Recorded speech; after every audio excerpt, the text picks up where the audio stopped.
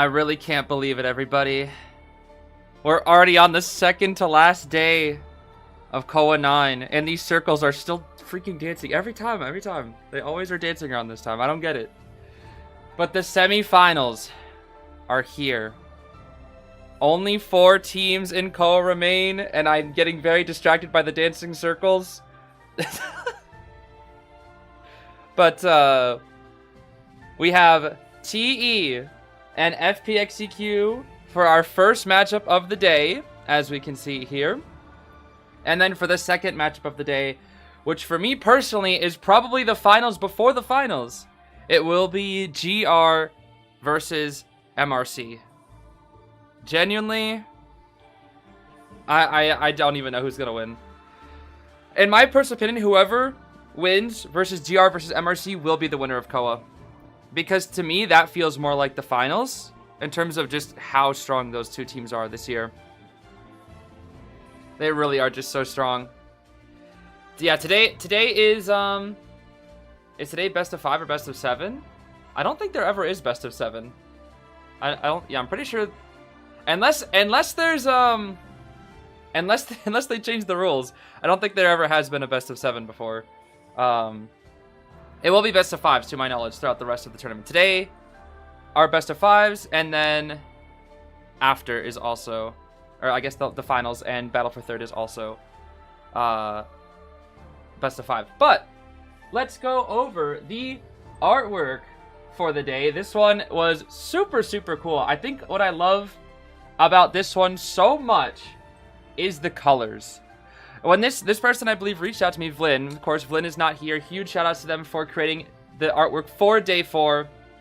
When I was looking at their artwork, because I think they reached out to me through email, they showed me all their pieces, you know, all their portfolio, and I was like, I have to commission them. The colors on their artwork are so good. Like, I don't know how to describe it other than the fact that it's just like eye candy. I don't know. It's very unique. I guess that's one way to describe it. It's very unique in the way that they use colors, and I really think it actually like specifically works well for thumbnails. Like if they became like a thumbnail designer for people like consistently, they'd be godlike at it, because these colors like pop so well and are so good for thumbnails. That's just my YouTube brain thinking right now. But they did so super good with this piece.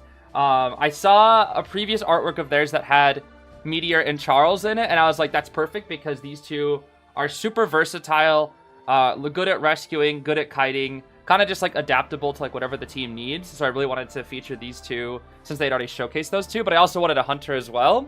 And they decided to rock the Sangria, which is, you know, absolutely perfect, because Sangria is super good in this meta. So I thought the characters fit so much for this Koa. And they also do have some whips here as well. Some nice work in progress. I think we can maybe, yeah, look into each one of these. So it was pretty cool. They actually gave me 4 different thumbnails to choose from. And it was really hard to pick, because all their ideas were really good for the thumbnails. They were all quite good. And so I had a hard time choosing. I think I was like, I had to use my thumbnail brain for this one, because all of them were good. I was like, okay, I think the one that would be best for thumbnails is either the first one or the fourth one. And so they kind of did like a little bit of a mix of the first and fourth one, which I thought was really cool in the sketch. And then, of course, figuring out with the line art. And then, as you can see, they have like a whole period where they do color testing, which I thought was really cool to see. I mean, it makes sense because of the way they use colors is so unique and interesting, and it just pops so well. So it kind of made a lot of sense to me once I saw like the color testing. Like, wow, they're actually doing all sorts of different styles, and it makes sense why the colors in the final product pop so well, is because they do all this color testing. So to me, I just think that's really cool. But of course, they also have a short message here, and they say, "Hello everyone, I'm Vlyn. I made this colorful piece featuring opera singer, meteorologist, and aeroplanist. In the scene, Sangria is holding her mask, and within it, Wendy and Charles are struggling in the sky, trying to catch Wendy's bottle as it slips away. Through this piece, I wanted to express a sense of hope even in the most difficult moments. Wendy's bottle symbolizes that hope. We've seen incredible comebacks in the past, so I wanted to capture that feeling players have when everything seems lost. Until the very last second, anything is possible, and no one can truly predict what's going to happen. I really enjoyed working on this, especially since it features some of my favorite characters, Wendy and Charles. Thank you, Zeez, for supporting artists and their works, and to everyone in the fandom who continues to do the same. So that's their short message. So very, very kind message. Thought it was a really cool description of the art piece. You know, how it's basically, like I've been saying the past few days, when it comes to so many of these matches, it truly isn't over until it's over. So definitely make sure to go follow and commission Vlyn if you guys are able to. I think they're just on Twitter/X. I'm not sure if they have any other social medias. I believe that's the only one that they linked. So go ahead and go ahead and support them as much as you can. And I believe their commissions are still open, so definitely make sure to go commission them as well. They are super, super talented at what they do. So huge thanks to Vlyn for making the artwork for Day 4. It turned out so well. I'm so obsessed with the way that they colored it. I don't know what the heck they did, but you know, I'm not gonna question the chef when they're cooking. Everyone was wondering what's the song countdown before the intro. I think it was called Narwhal from Punishing Grey Raven. I think. Okay, it's from a game. I've never played the game. I just know the song. I was sent the song by somebody in the past, but I've never actually played the game. I think after the finals, maybe after tomorrow, when I get some time, I'll probably go back and put all the music. I'll fill in like the streams with the music used section. I just spilt water on my notebook. Yeah, get off. Okay. It's not soaking, it's just kind of damp now. Whatever, it's fine. Stupid water. Do I still play Genshin? No, I played Genshin for like 2 weeks and quit. A long time ago, mind you. Long time again. Or ago. How long? Actually, I'm curious. Probably like, what, 5 years ago? Back when everybody was memeing on it and calling it Anime Breath of the Wild? Let's see. Back when I played it the very first time and I got stuck in the sky. That's funny. Let me see. Dang, it was a long time ago. Where was it? It was, yep, 5 years ago. And the first time I ever played it, I got stuck in the sky, and I literally have an entire thing that just says, help, I soft locked the game, and I just, yeah. I played the game for like a half hour, and I got soft locked in the cutscene, so cool. Pretty funny stuff. Very silly. So that was the first time I ever played it. And that was back when it was just, everybody was like, haha, Anime Breath of the Wild. And now it's like actually much more popular than that. Because it was heavily memed on because it just looked like a Breath of the Wild clone. That's about it. Yo, the Terror Shocks! The Terror Shocks against FL, bro. Enough to make a grown man cry. Truly. Enough to make a grown man cry. Pew pew! Oh, this was... the greedy, bro. The greedy Li Bao. With 2 pocket watches endgame. The greedy first officer. The greedy officer. AFK Journey is having a free run collab? I think I've heard of AFK Journey before. I don't really know what it is, though. But a free run collab, eh? That's pretty cool. Do they have, like, new artworks of the characters or something? I always love looking at new artworks for my favorite characters. Even if it comes from, like, random gachas. That's the one thing I like about Persona 5. Is, like, that Persona 5 collabs with so many random gacha games. And even if I don't play the gacha games, I like looking at all the artwork that they do of, like, Joker and the rest of the thieves. It's pretty cool. Jin, baby! I don't know why more Goatmans don't do that exact mind game. Like, it's... Oh, man. The unstuffable city! Finally getting... Yo, that's so sad. City's one stuff of the tournament, bro, and they showcase it here. Oh my gosh. City made every other rescue. Pretty much just like a godlike rescue every other time. Except one. I think that's the only time City ever got stuffed in this tournament. And it was against Jin. Against Jin, bro. Oh, man. What? At this point, what team are you rooting for to win this Koa? I don't think I'm rooting for any specific team, honestly. But my prediction is GR MRC. One of the two, I think, will win Koa. If one of the two doesn't win, like if ZQ or TE wins Koa, I will genuinely be very surprised. I will genuinely be so surprised. Do something. I miss RC too. I miss RC too. I really thought they'd make it to the finals. I miss RC. But man, it's just they all had to be on this side of the bracket, the right side of the. What the heck? Usually they like walk on. 那我打 WBG 小做了一下。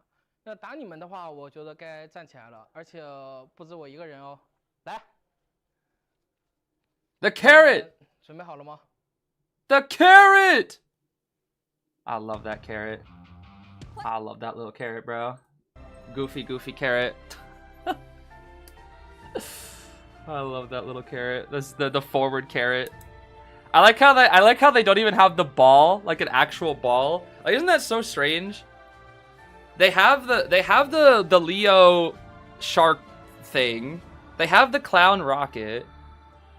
And then they have forward carrot, but not forward ball. They just have forwards carrot from the freaking pajama forward skin. I don't know, bro. It's pretty funny. It's so weird. So many people love that pajama forward skin. Whenever I watch, like, Spectate the Pros top level Asia server, I swear, like, most forwards are always rocking the PJ forward skin. Whether it's the blue one or the black one, they're always rocking the pajama forward. I do like that skin. It's a good skin. But I think the new best forward skin, if you ask me, is probably the Zeta one. I think the Zeta one looks pretty cool. But the carrot is honestly pretty hard to beat because it's funny. it is pretty funny. The next super chat will be a bit disturbing, but I believe it is serious enough to bring attention to, so warning in advance. Huh? What? That's scary. What the heck?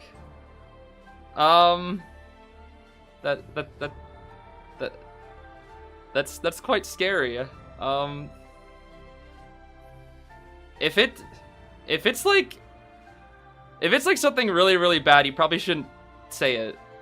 If it's like serious, sure, but if it's something that's like really bad, it might not be best to say it in a super chat, honestly. If not, you could always, like, if it's a concern or something, you could always send it through Discord or even like Twitter or something, or yeah, my email. I don't know. Vague post king.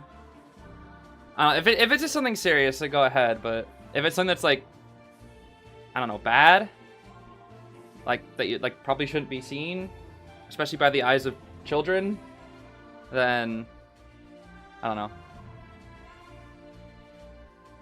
It makes me a little nervous. maybe I'm just anxious. I don't know. Maybe I'm just a bit anxious. And what the heck is that outfit? What the heck is that outfit? I don't know what that is. It feels like that's gonna be like an itchy outfit with the right sleeve, all the stuff on it. I don't even know what that stuff is, but how is the guy in the middle so frozen in time? That takes talent to be that like to stand that still. I thought he turned into a PNG. He was standing so still. That's not Patroller? No, it looks more like a panda or something. I don't really know what it's supposed to be.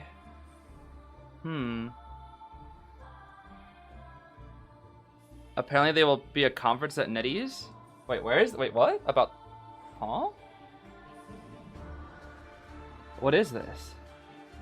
I mean, I know NetEase has like some presentation that they're gonna have what later in the month, like on the 20th, but I think we're talking about two different things. Again,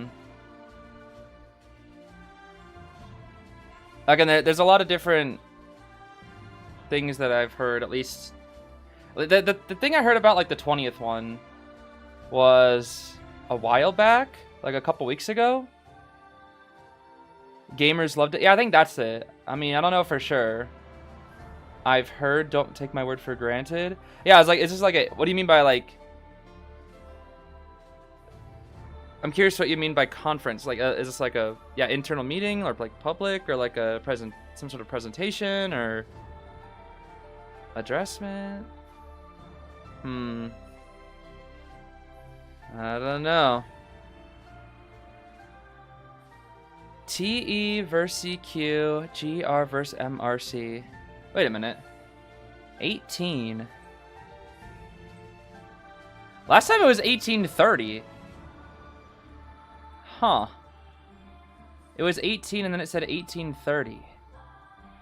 Weird. I mean, I'm already expecting the fact that we're gonna have to wait 45 minutes again because they've done it the last 2 days. I don't know. Is that a Coco PFP? Yes. We love Coco. We love Witch Hat Atelier. Ooh, Darkwoods. Okay. Yeah, it's been a minute since we've seen Darkwoods. Been a minute since we've seen the Dankwoods. That's for sure.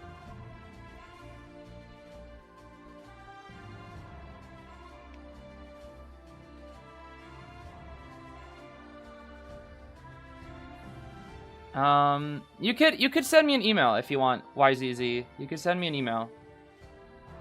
I think that's the biggest thing if you want. I don't usually accept DMs on social media because I think if I were to, I would probably it would not be good for my mental health, for one, because there'd be a lot of very cruel people, and two, you'd have like 100 pings per day. Yeah, I already get a lot of messages in general, so it's... I mean, one thing that I'm really bad, at least, with even like Discord and whatnot, is that like I already get a lot of pings and whatnot in the first place, and I already feel bad because a lot of the time I'll like briefly look through a message and I'm like, okay, that's not like super important. I'll come back to it later, and half the time I forget about it and I feel really bad about it. But it's just because I have so much stuff. At least with Discord. And on Twitter, I don't even accept DMs like at all. But there, I'm sure. I mean, I know you can attest to it, Dulce, where you'll send me a message and I won't respond for like 5 days. Because I usually will just, I'll briefly see it and be like, okay, I'm busy. I'll look at that later, and then I forget. So it's a little tricky. But anyway, we saw... What the heck? Hold on, I have to go back up. Wait a sec here. Sorry. Ghost, thank you so much for the donation, saying, will you ever play Roblox or Minecraft? I'm not really crazy about Roblox, honestly. Minecraft is more something that I would do very rarely. I don't really like Minecraft that much. It's more like... I'll have like a Minecraft phase like once a year where I get into it for like maybe a week or two, and then I kind of get bored of it again. And then Creamy Michi, thank you so much for the 2 donations, saying, hi chat, bye chat, I'm going to bed. Well, thank you for your brief support. I do appreciate it. Earvet, thank you for the donation, saying, you saw NetEase Billy vids where CN players were spamming NetEase stop using AI. Let Juker Studio be independent, so there's hope maybe. Also, here's $2. Ah, thank you. Thank you. Yeah, that's... I think I saw somebody mentioning that in the server or something. I forget where I saw it. And I think I saw a brief clip of like the Billy messages of people saying like stop using AI, which I thought that was really good. I thought that was quite good. Creamy again with another donation saying, Vin, stop clipping me, and then Shrimpish Loser, that's quite the name, with a 5 saying, guys, I think B4U is winning this Koa. Oh, I wish, bro. Oh, I wish. I really do. Audio crash? I think we're okay here. Unless I just... Am I dead? Sign my petition to get me to play Overwatch? Overwatch doesn't look that interesting though. I don't know. I mean, I can't really say it because I've never actually played it. But like I've watched some friends play it and it just doesn't really... I don't know. Doesn't really intrigue me too much.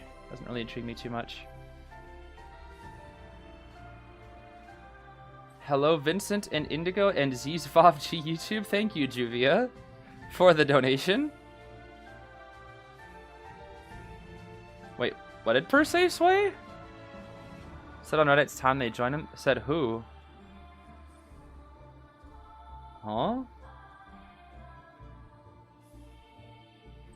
I don't know. I didn't even know Per was on Reddit. I used to use Reddit a little bit in the past, but I don't think I've used Reddit in like what? A long time? At least like a year? Probably like 2 years actually at this point. Yeah, probably like 2 years. The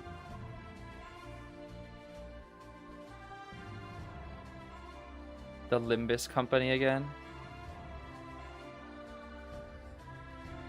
He said on IDV Reddit, it's time B for you join him in retirement. Yo. Yeah, he must miss B for you. That's kind of funny. If you lock in on Genshin Trust, you'll like it. I mean, when I tried it 5 years ago, I wasn't super into it. Like, I had a brief amount of fun, but I couldn't really get interested in a lot of the characters. Most of the characters didn't really intrigue me too much, and a lot of the plot wasn't really that intriguing. And yeah, I don't know. It wasn't super intriguing to me. There were only like a couple characters that I thought were kind of cool. Like Kaya. Kaya was like the main one that I thought was interesting. And then everybody else is just kind of like, eh. Oh, and Venti. I thought Venti was like someone interesting as well.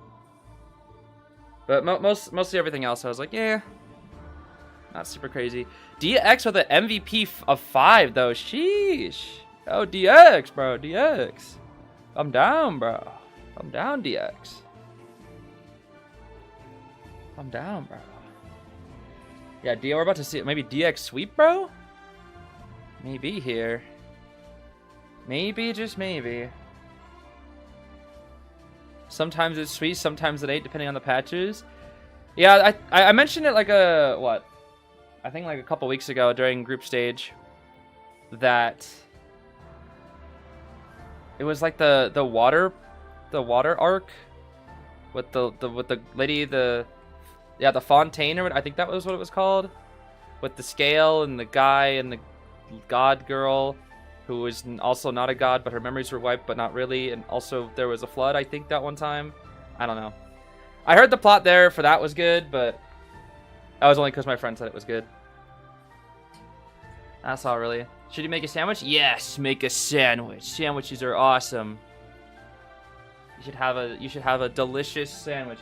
You should have a Scooby-Doo and Shaggy level sandwich where you put on like 5 billion ingredients. Something like that.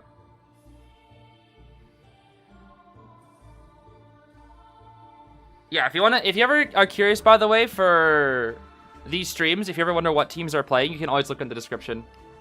The description will always have the teams that play, no matter what. I always put the teams that play. I never really like the timing because the official stream has the times for it, but I usually don't put the times because they're not really that accurate, especially when it's best of 3s. Yeah, DX is like meditating right now. He's like, ooh, it's time. Inner peace, inner peace. Inner peace, Poe. Master inner peace. And you will get the 4 kill. Inner peace.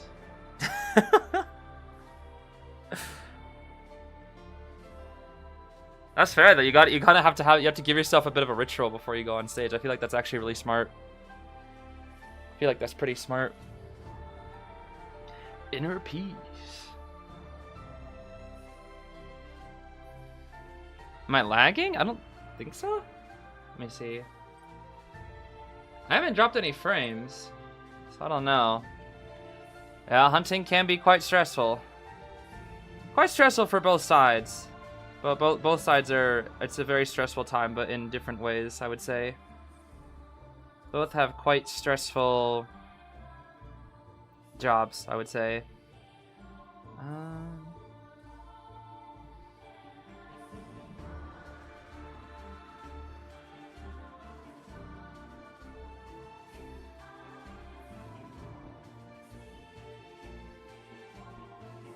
Oh, okay. I just read your email, ZZY.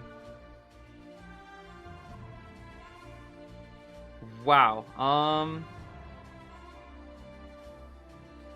I mean, I think NAU is. I think a lot of people here are smart enough. Yikes. Yeah. That. I mean, that's a. Ugh. I'm glad I told you not to send that here because that's. Yeah. Oh dear.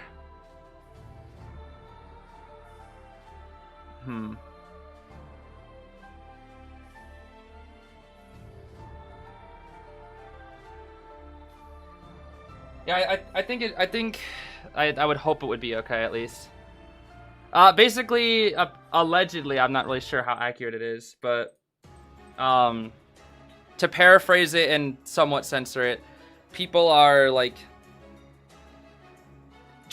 I guess like to get votes for Nymph Awards, people are like selling images of themselves in the CN community apparently, and they were nervous that like it might happen to people in EU, and so yeah, I don't know. Allegedly, that's what they're saying. So I would say, yeah, don't ever do something like that over a video game, please. And don't ever encourage something like that. Oh my goodness, yeah, that's Is there proof of this? It's just they just summoned something that was alleged. I don't know. I have no idea. That was the first I've heard of it once I saw that email.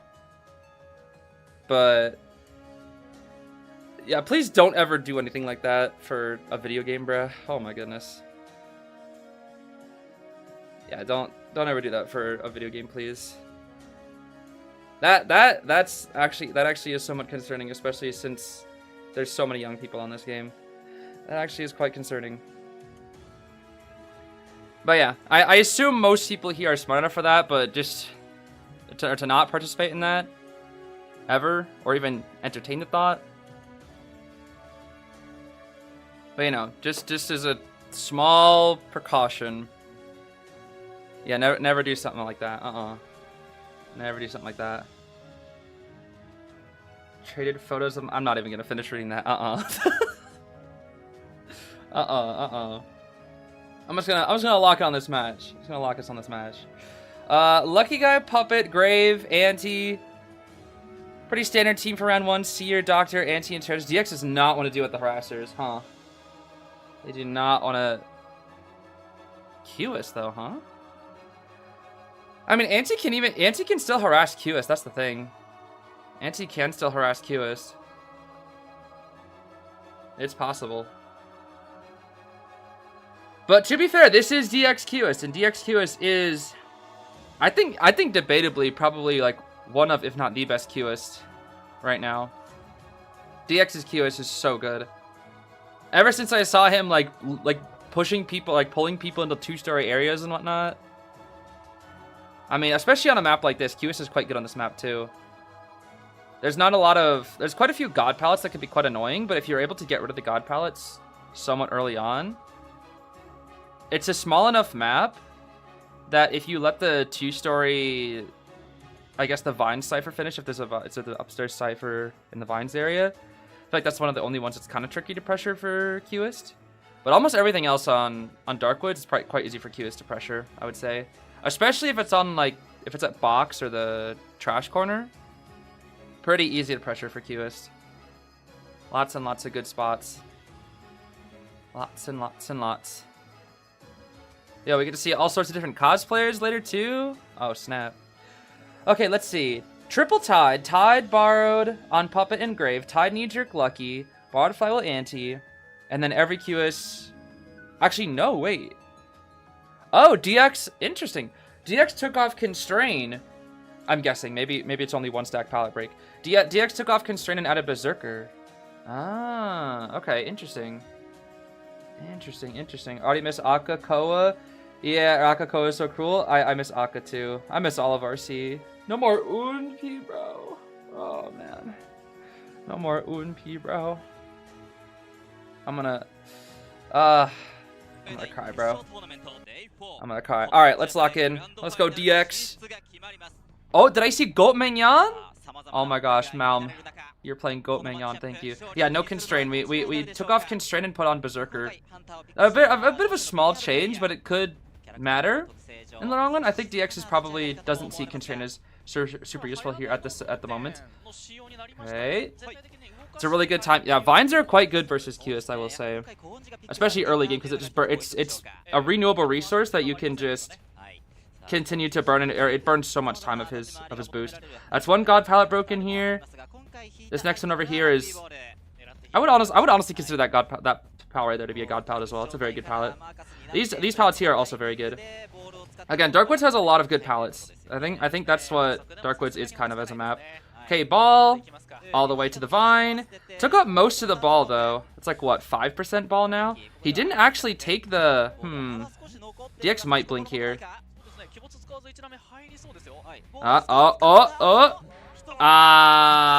It's a bit rough. Yeah, that's a bit rough. That wasn't blink. Okay, watch for ball. Dodge the ball. Ooh, we'll have this to delay the blink here a little bit. Please don't jump into his loving arms. Please don't jump into his loving arms. Thank you. Oh my goodness. I was about to say, if we jump into the hunter's arms again, I'm gonna scream. Oh my gosh, blink here. Nice. Okay, we got the blink out. That was a pretty solid kite. 250%. This is the standard versus QS. This is the standard when a kite is pretty solid. Okay. We're kind of in a like guaranteed tie position here right now, but DX can always push for more. Let's see. Lockdown middle. Yeah, lockdown middle. Cue ball. Yep. Stall it out. Li Bao. Are we gonna be greedy with our resources again, like we did last time with the officer? We are greedy, baby. We are greedy. Oh, scary. Yo, Li Bao with the full 2 shovels right now. Super greedy. Lockdown anti-cypher a little bit here. Mind game that window. We have no contact point, no cue ball, so drop can live for a little bit. However, we do have full presence now with DX, and the cue ball will come up here once again soon. Tide Turner will run out. We're technically cutting out Tide Turner here, which is pretty solid. Okay. Mind games? Okay, that's fine. As long as you can force out 2 of them, you're fine. As long as you can force out 2 contact points, you're fine here. Okay. Pick up Lucky. Ciphers are, what? 360? These are still pretty solid. They're definitely going to get 4 ciphers done before endgame hits, that's for sure. We finished up middle, which is very good. L-Confid here. If we get this rescue, unless DX stuffs this rescue, I feel like that's the only way. Okay, we don't stuff. We're probably trying to conserve resources. Need to conserve resources here. Ooh. Ooh, greedy. Force the... he's... No. Doesn't want to get overly greedy. Okay, blink in 40 seconds is fine. Cue ball here. Dead. And go for the guaranteed hit. Look, you guys scream. We're gonna... Oh! A little bit of greed here. A little bit of greed. There's no God palette. You're gonna have to use Lewis. Yep, I think that's all he wanted. He just wanted to force the Lewis. Although the thing is, he'll get that Lewis back. He will get that Lewis back because he'll heal the grave. Yep, he heals the grave. Yo, I saw Lewis healing there, bro. That's so ugly. Lewis healing, bro. They're gonna actually try to get the Lewis healed up all the way. Interesting. They can't finish it. Yeah, they can't finish the heal. If they finished that heal, that would have been kind of huge because grave... it wouldn't really matter much for grave, but the puppet would get that extra health. And it would also mean all of DX's next boosts from his speed would be a little bit longer. We have a lot of contact points here, though. Lots and lots of contact points. I think the biggest thing is now, can we preserve our last shovel for endgame here? Let's see. We're going to lock this Cypher while also going for Malm. All the 3 Cyphers in a row are quite somewhat easy to pressure. Are we going to lock that Cypher? Yes, we will. Okay. Nice work from DX. Oh, 1, 2. Beautiful swings. Lock it down. I love that anti-accessory. The scroll looks so cool. Ball. Fly will pass ball. That's fine. Honestly, worth it just to force another contact point. They're double rushing. Okay, they are double rushing that Cypher so far away. We could blink down anti, but thing is, Ah, the Grave did get healed up. He's gonna leave. Yeah, he's gonna leave. Force the anti back into the Cypher. This is the correct play. Always leave here. Go to the Cypher. Let them scatter. Especially, this is one of the good things about having this Cypher for later. Is that when you leave a 2-story Cypher, it takes a long time to get back to it as a survivor. A good example of this is like 2-story middle on Ever Sleeping Town. If you vault the window, think of how long it takes to run back up to get to the Cypher. It takes a long time, which makes leaving this Cypher to be one of the last ones can be quite effective. And on this case here, you'd either drop down or take the Vine, and you can't take the Vine back, so you have to go all the way around if you do take the Vine. Can be quite good leaving it for later. Okay, we do have Blink here soon. We're gonna go Blink. No cue ball. Ah, unfortunate. I don't know for sure if that was a tolerance moment or... Oh! Okay, we just want the boost to drag her as far as possible, I think, right? I'm assuming we're not going to chair her here. We're going to drag her more to middle. Yeah, that's why. We want the boost to drag her. Yeah, no struggle. But the Cypher is primed. Okay. Nice Terror Shock DX. We do have the Blink. We have no Flywheel. We're just trying to prevent the down for as long as we possibly can. 1. Okay, nice swing from Maum. Very nice swing. No Blink forced. No Blink forced. That's kind of important. But Puppet and Grave can both deal with this. Puppet and Grave can both deal with this. Puppet can just walk out. He doesn't have to count. This should be a tie, yeah, actually. Too far. Simply too far. Simply too far. Simply too far. If he had more contact points, maybe. I think he would have needed more contact points in like another 5 seconds. I think what really was the diff there was Anti's flute. If Anti didn't get that flute, I think there's a chance. Because he had to use up a lot of contact points to go for the ball. When he maybe could have tried to just blink instead? I don't know. He was pretty far. It's quite tough. Okay. That was a pretty solid game. I think the biggest, most important thing that game, if you ask me, it was the kite. The first kite was really good.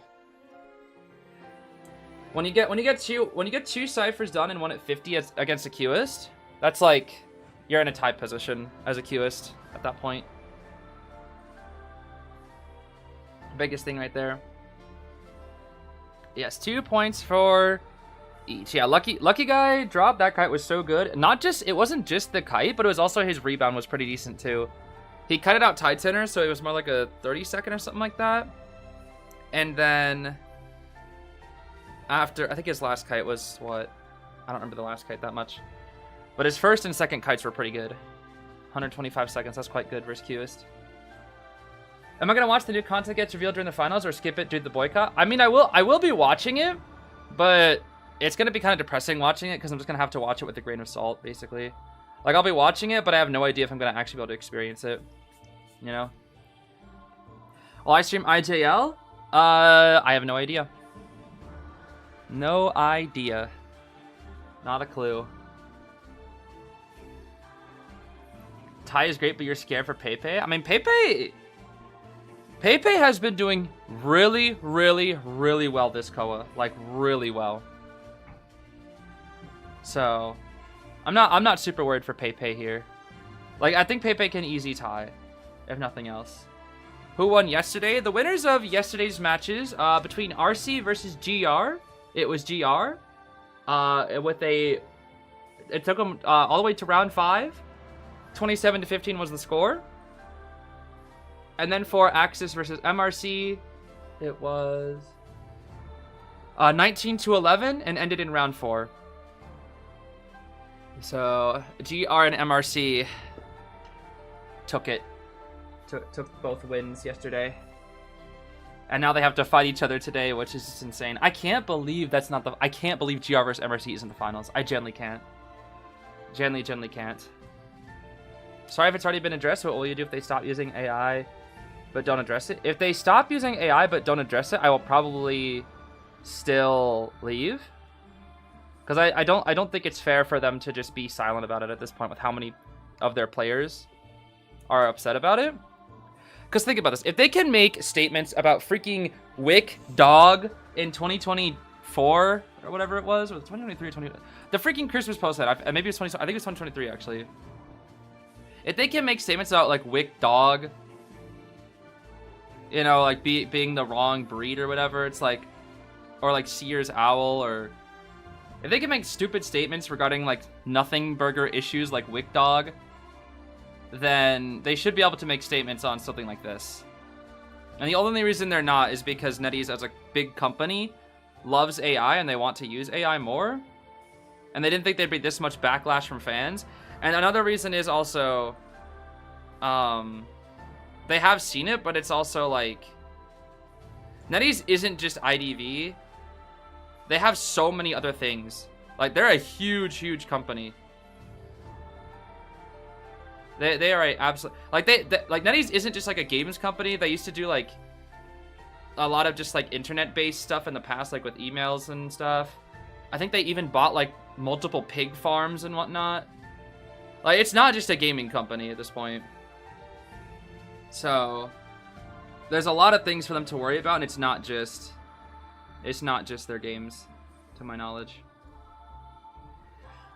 So pig farm? Yeah, they bought like a pig farm. Yeah, that's why if you look up if you look up the guy, the CEO,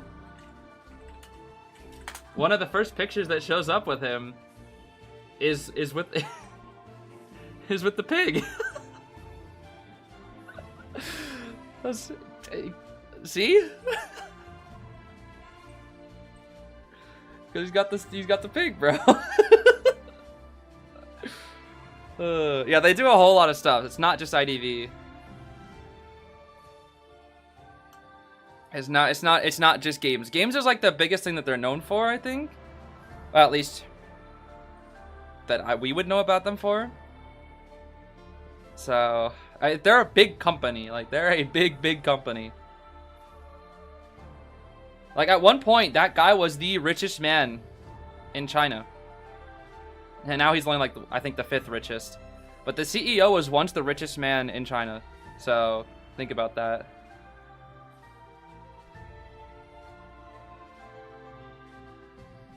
China has some anti-AI protections now, and that NetEase had to hire back the artists, but I don't know if it's true or not. Well, what did happen is they created a law that made it so companies are not allowed to fire artists by, like, through generative AI. Like, they either have to say you have to work with it, or they can't fire it. That can't be one of their reasons of fire, right? That cannot be, because it's not very humanitarian. That's one good thing about China laws. They try to make, like, companies human friendly, I guess, in terms of newer technologies like AI, which is good. But there's also the problem that is they can always find, like, companies can find loopholes. They'll find ways around it. That's the thing. They'll find ways around it. You know, they'll fire, like, they'll fire you, but they won't say it's because of AI, right? They'll give you a different reason. They'll say it's a different reason or something. I don't know. They'll try to find a way. If there's any way to cut costs, this is an evil team comp. If there's any way to cut costs, companies will give it a try. They will try. Companies are greedy, greedy, greedy.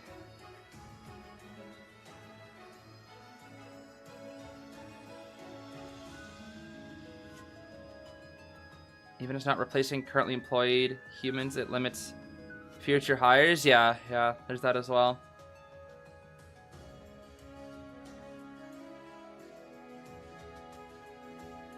Yeah, there is that to consider as well, Dulce. It definitely is a step in the right direction, though. It's good that the law, at least in China, is starting to catch up to this, because even in the US, it hasn't been caught up. Like, for example, in terms of AI creations being available for copyright, they actually aren't, at least solo AI creations. AI being used with, like, including in things, it's like a bit different. But if you have like a full AI show or full AI cartoon, like, courts have denied that being, like, copyrightable, because they're just like, oh, that's not made by a human, so we're not going to allow that to be copyrighted. The problem is there's no law forbidding it.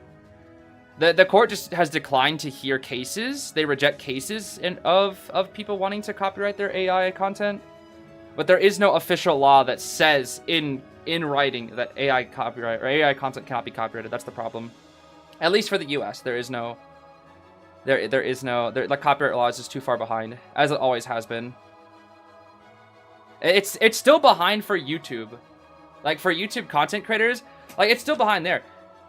I'm sure you guys are well aware that if you are on YouTube and you put in like 5 seconds of a copyrighted song, the entire content that featured, the entire video, the entire stream, whatever it is, the entire thing that featured that content is copyrighted. All the revenue goes to the copyright, the one who owned the song. That's what sucks. Like if like for example, the other day, day 1 of this KOA of finals, I got hit with a copyright, right? And there was only copyrighted content used for like 1 minute. So the entire of that 9-hour stream, all those 9 hours of content, all that time, every ad you watch in that is going straight to the copyright owner. Not to me, none of it. Not a penny. Wax is fine here. Wax is actually quite good here. You only need a tie. Wax is good on Darkwoods. Only need a tie. Counters Doctor. Counters Enchantress Harassment. Can be good against Pumbaa because you can hot wax off Pumbaa. Lock off ciphers, which is very good. Just it's very easy to lock off ciphers for Wax on this map. So yeah, when you only need a tie, Wax is good here, especially since it's best of 5. Wax is really good here. I cannot blame Pepe for going Wax here at all. This is why going second in round 1 can be very helpful sometimes, because once you know the precedent of the result, you don't have to go meta, and you can go Wax, and now Wax will be global banned, which means they have Opera and Sangria for round 2, but DX lost QS, which is a much stronger hunter generally. Especially for maps in the future like Arms and Hospital. Having no Qs for a map like that can be rough. Did I say Opera and Sangria? Opera Ivy, I meant, sorry. Opera Ivy. Oopsies. My bad. My bad. My bad on that one. This guy Wax here. Oh man. Wax, wax, wax, wax, wax, wax, wax, wax. Wax artist, wax artist. Yeah, hopefully I'll at least get to see Pepe fish today. I want to see that Pepe fish. Everybody's gonna, and I'm telling you, the crowd's gonna pull out that weird Pepe fish image again. Trust me, dude, they're gonna do it. They're definitely gonna do it. Has Koa changed your thoughts on Wax? No, I still hate wax artist. I know his strengths and weaknesses objectively as a commentator, but I still hate fighting him. He still makes me miserable. And he's also not that entertaining to watch, personally. He's like very cheap, but those are my opinions. Let's see here. Flywheel borrowed Enchantress, Full Kite Mech, Flywheel Tide Daunch, Tide borrowed Pumbaa, Legendary card Warp, Destructinous, sorry, Addiction. That's not Rage, that's Addiction. Yeah, these are fine builds. Fine builds all around. Wax should easy tie this. Wax should very easy tie this. Oh, Wildling's dangerous here because Hot Wax forces him off of the boar. That's why it's quite risky. If he gets Hot Wax, it'll immediately force him off boar and he'll take damage and he'll instantly die. So that's what makes the Wildling versus Wax matchup somewhat dangerous for Wildling. Going straight for Sans the Enchantress. The problem here is Waxars versus Enchantress is really annoying for Enchantress at times, because you can try to use the stuns for distance, but then you're just gonna give yourself Wax every time. You just literally give yourself Wax by stunning. Like, the whole thing about Wax is tight cutting, and Enchantress is very good against that. But to use her ability, she has to stun, which will put Wax on her, because of Wax's passive ability that has no reason to exist. So we might want to go for 3-stack here instead, but 3-stack would also trigger the ability, and he's dead. Because you can't transition versus Wax, baby! You can't transition versus Wax! It's too hard! Wax is so good on this map, dude. Oh my gosh. Wax is so good on this map. Let's see. On the bright side for ZQ, the ciphers are quite far, so we can't really Wax bomb anything right now. He might try to, he's gonna Wax bomb, no? He wants to wax bomb something, but he doesn't know where any survivors are. Because he has like vague tinnitus, but doesn't know if they're coming in. It's gonna be after half. I mean, they can. The thing is, like, even with that fast down, it's still probably gonna be a tie because Mechanic Cypher is out there, and we're rushing it. We're rushing to Cyphers. Okay, Pumbaa. Pumbaa, do your thing. One smack. He's trying to stall for as much time with his Pumbaa. But that's going to be one hit on Wilding here. Yup. He won't go for double down. And then he'll just kill Sands, which will be full presence. Ah, Wax Artist. Ah, Wax Artist Gaming. He's going to try to kill without warp is my guess here. He wants to kill without warp. Can't take the Vine with Tide. Let's see. Oh my gosh, Wax Artist Gaming. Maybe we'll see a flywheel. Okay, nice fly. That was a good fly. This rebound is actually cooking, but problem is it's still a tie. Could even be a 3 actually. Ooh. Oh, we were just barely out of the range. Dead. We'll probably wax bomb the Cypher here, maybe. Okay, I would have wax bombed the Yuan Cypher first before chairing. That's what I would have done. Yeah, I would have wax bombed that Cypher. Okay, 4 Cyphers done on first death. That's pretty standard. Thankfully, due to the mechanic, they actually have Cyphers. We do see the bot. Gonna just kill the bot here real quick. Spend a little bit of time, kill bot. Yo, hype wax the bot, bro. Yo, bye bot. Oh, bot dead, bro. Wax bomb, Wax Artist, Wax Artist, Wax Artist. Wax Artist Gaming. Wax Artist Gaming. I mean, it's all but guaranteed to tie. He has DT. High key, if he wants to play it super safe, he could just hold on to his trait here forever, and then just only use it endgame, not make it obvious. They really don't need to. Mechanic gets a perfume. That's not bad. There actually is a chance of There actually is a chance of a possible 3 kill. The dock has no borrowed. That's the thing. There's no borrowed on the dock. The Donch. Yo, Pepe is playing so freaking passive, dude. Oh my goodness. So passive, so safe. Yeah, I know using warp has crossed his mind like 10,000 times at this point. Oh, med booster Donch moment, but it doesn't matter because haha. Hype! Hype! Oh, he knew. He knew the flywheel. The speed boost! The speed boost! Ow, my name Wax Artist! Where the wax at? Where the wax at? Oh, wax bomb miss. Ooh. Doc dead. Chair. Ooh. Ooh, hold on. Wait a minute. The injury and mechanic on gate. Does he greed? Is he greed? He greed! Wait, where did mechanic go? What the? How'd she get over there? Oh, was that an elbow pad or something? Wait a minute, he's gonna go back. He's letting mechanic leave, but the Pumbaa is gonna save. No, this should still be a tie though. This should still be a tie. There's no way he has no mobility to get both of them. There's no way.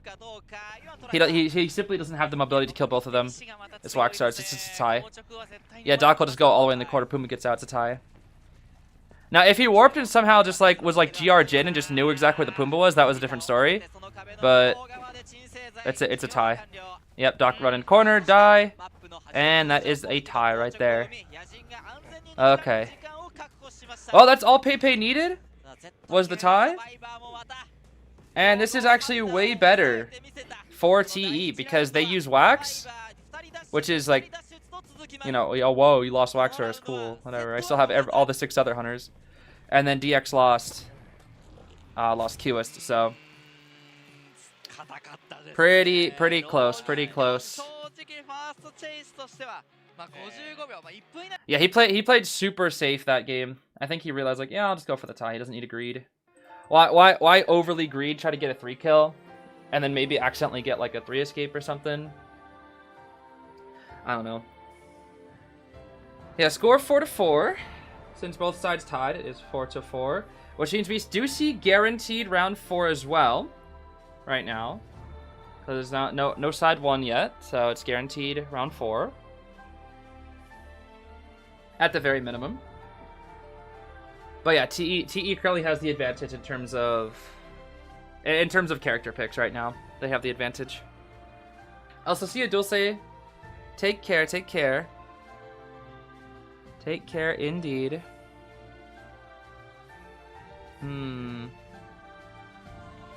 86. Santa's rebound was pretty good. I will say, Santa's rebound. First kite was definitely not the best, but it's also like not a good spot versus Wax. Not much you can really do. But the rebound was solid. I see. Okay, thank you, YZZ. I cannot really read the Chinese, but thank you. Yeah, and they have Doctor gone too. That's right. Yeah, no Doc and losing QS. That's pretty huge actually, because now TE, like normally, as we've seen, it's C or Doctor all the time. So now instead they're gonna be. Wait, they lost Doctor and Mechanic. Ooh, Mechanic is super good for late round too. Yeah, the character picks wise, I would say TE is looking really good here. And ZQ burned like some really good characters. Doc, Mech, and QS. Yeah, Enchantress is also quite a good character, but there's also Anti and Archer. As long as you have one of Anti, Archer, Enchantress, usually like early on, it's pretty good. They're not usually played as much in the late rounds, but Anti, Archer, Enchantress are just like round 1 and round 2. They're just so good, especially round 1. Round 1, almost always there's at least one of them, almost always. You know, the clothing shop to the commentators, yeah, especially the person on the right, or our right, I should say, their left. But I do really find that whatever, I don't even really know what I would call that. That like, what is that supposed to be? I don't know. I really don't know. What do you call like the little things that are like sticking off? I don't know. Abstract art? Stand user, yeah, the stand user might be anyone, guys. It could be anyone. Watch out. Watch out now, guys. Oh, Goat Mignon. I miss playing Goat Mignon. I miss playing Antiquarian and Archer and Melee and Nightwatch. Aw, man. We couldn't flip, yeah. I was like, why didn't we flip there, actually? But no stick. 'Twas no stick for the antique dealer. If that's me, I'm getting Terror Shock right there, 100%. That was a really good fly. I think that was what it was. That was what made Sans Rebound so good, was that flywheel. Such a good flywheel. Is Joseph getting buffed? Apparently? Apparently he's getting buffed? I don't really want Joseph to get buffed, though. Joseph's so annoying. He's so annoying, bro. Like, even if they buff Joseph and Tourney, he'll still be buns. It's just in rank, he's just gonna be more of a gimmick. Just too much. Too gimmicky for my taste. Okay, we banned Sacred Heart from the side of TE, which means we're going to Lakeside. ZQ choose Lakeside here. Which means we have what? Both sides have Goatman and Sangria. Like, one of the two. But they can also ban one of the two. They're probably gonna, like, both teams are probably banning Goatman. So we might see a battle of Sangrias here. We may just see Sangria battle out here. Sangria is quite good on this map. Sangria is very fun to play on this map too, actually. What the heck am I smelling? Weird. I think my roommate's cooking something, but it smells really strong. They're picking Nightwatch, trust me. Yo, Nightwatch. Yo, I wouldn't even pick Nightwatch if I could get a 1 kill in tournament.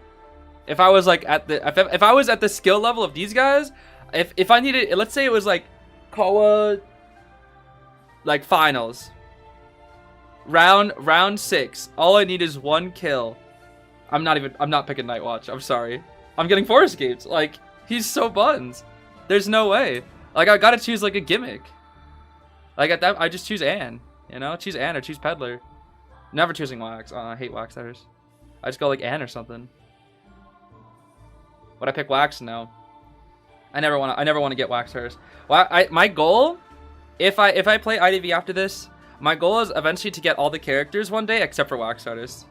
I want my entire book to be Phil, except you scroll all the way to the back book and you just see Wax Artist unaccepted. Just character unlock. Wax Artist? No. No Wax, bro. No Wax. Is Goatman just the Lakeside Hunter? He always seems to be played on it, save for occasional Ivy Opera if the map is picked later in the game. I mean, I think it leans to the fact that Lakeside is usually picked very early in these sets, as opposed to later. And Goatman is always played earlier as well. But Goatman is quite good on Lakeside. I mean, Goatman is pretty much good on every map that isn't... Pretty much, yeah, Goatman's put on every map that isn't Arms Factory, Hospital, or Church. Those are like the 3 maps that Goatman doesn't like that much. Church especially, because there's just too many walls and little pallets that it's hard to cage on the map for Goatman. Hospital's also not the best either. It's okay, but it's not the best. And then Arms Factory is also not the best. It's just a lot of pallets, a lot of loopable pallets to work with.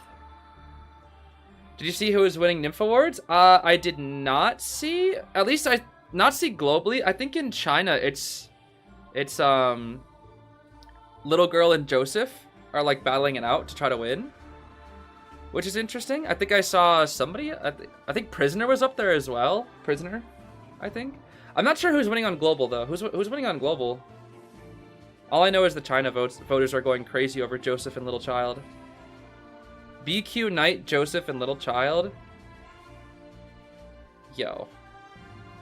Knight already, bro. That's crazy. Knight already. What was that, Toy Merchant? Oh, yeah, it's Toy Merchant. Oh, wait, Prisoner dethroned Little Child? So what is it? Is it Prisoner Joseph? Prisoner Joseph BQ Knight? Is that it? I think that's it. Why is Knight popular? Knight is like dummy popular. When Knight released, everybody loved this guy, dude. He's super popular. Like, I think of the newer characters, he's probably the most popular. And I think like the new Knight, you could say, is Hernando. Matador is so popular, bro. Considering why he won the deduction star for this year. I think Knight was the most popular character released last year, then is Matador this year. Okay, Lucky and Meteor. We better see Wiggins, bro. We better see Wiggins. Okay, no Antia or Archer, so they lost their Powerpuff Girls. We're gonna go Merc. We might just play dummy safe from ZQ this side. Aeroplanist would be good here. They bet on Goatman. Oh, yeah, Acrobat works well here actually. If we're expecting Sangria, Acro does pretty good here. Yeah, this is a very safe team. Very safe team. Very safe comp. Quite safe. Pepe probably just go Sangria. I think we just go Sangria 100% of the time here. I mean, Sangria, every one of these characters can make distance, but Sangria can still just rush them down. Ivy might have a... You could Ivy here, actually. Could you Qist? You could Qist as well, but I wouldn't. I would personally... I just think Sangria is best here. This is the time. Sangria is usually like... If you're not gonna... I feel like you've got to just go Sangria because... Otherwise, she's just gonna be banned later on. I don't know. Maybe it's just my bias toward Sangria being broke. Is today semifinals? Yep, this is the first semifinal match. TE versus ZQ. What do you W and D mean in the score? W means win and D means draw. When teams draws, they both get a draw, so nothing really happens. But if they have a W, it means they have a round win. And if you have a round win, once you get to 3 round wins, you automatically win in a best of 5, since these are BO5s. Oh yeah, Leah. That's right, Leah. Yeah, Sangria. Sangria got the win. Yeah, Leah winning deduction. I thought that was pretty cool, actually. Honestly, I don't think they will be able to, but I think it would be cool if they somehow made him match with Gardner, kind of like what they did with the Once costumes. I think the fact that Leo and Gardner's Once costumes match is so cute. The father daughter duo. I don't think they'll be able to, but it would be cool. It's Lakeside. I miss Nightmare. Do something. Yeah, we didn't even get to see the Nightmare in finals, dude. He didn't go for the Nightmare. I think it was because both times there was no Gravekeeper. The officer was probably just too annoying. How many more days left in the tourney? If you don't count today, then 1. There is today and tomorrow. That's it. Tomorrow is the final day. So we have the rest of today, which it's still pretty early on in the day, so you can consider it 2 days. We have today and tomorrow, and that's it. That will be it. They do have Ada and Emil as Romeo and Juliet, so it is possible. I guess that's true, but I don't really know much about what the Gardner skin is all about. I don't know what the movie it's from. So let's see. We got a full kite lucky, borrowed knee jerk on Mike Gaming, tied borrowed on Meteor and Merc. Detention trump card blink, opera, destructiveness, berserker, overwhelm. Okay. Pretty standard builds across the board here. Sans, of course, rocking the lucky guy with that versatility.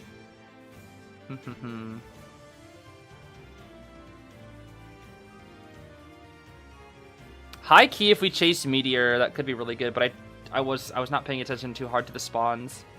I was too busy thinking about Leo and Emma matching skins, which would be very cute. Okay. Birds, send us into this match. What are we gonna get? What is Pepe gonna get? What are we gonna get with the Sangria here? Going straight for the Acro in Shack. Okay, we have seen this matchup plenty of times. Not as many times as Patient at 4th, and he just left Shack. Okay, bye. I guess he already burned up the pallet, so kind of checks out. Ooh, okay, we're already entering mind game territory. What? Okay, we're in small boat though. This is the best spot to kite opera on the map. Best spot 100% of the time. If you spawn Shack and you are fighting against the opera singer, even if your teammate is small boat, it is never bad to go small boat because this right here, these 2 pallets, opera has to break them. She has to break them. There's nothing she can do about it. She has to break both. And then here she'll probably go for a flip. And then Acrobat can go for bomb here for distance, which means we will make it to the window, but we blink here. Yup, blink, insta blink to make sure we don't get the knee-jerk speed boost. Instant blink, force that out. Ciphers are a bit slow because of the rotation Sans had to do, but we did pick up a gun to trade. So we traded about 20% Cypher progress for that gun, which is probably worth it if you ask me. Lucky guy is nearby. Will he save? He might actually get the first save here, yeah. Let's see. Yeah, Lucky guy's gonna get the first save. He does have the gun. And the flashlight too. Oh boy. Oh boy, hold on. Sans. Okay. Uh-oh. We're gonna... Oh, this is dirty. And then gun. And then again. That is dirty, bro. That is dirty. Look at the distance. Oh, it's just you now, buddy. Yeah, it's just you now. That is so dirty, bro. That is so... Woo! What a flywheel, Sans! Oh my gosh. What the heck? Pepe? Pepe.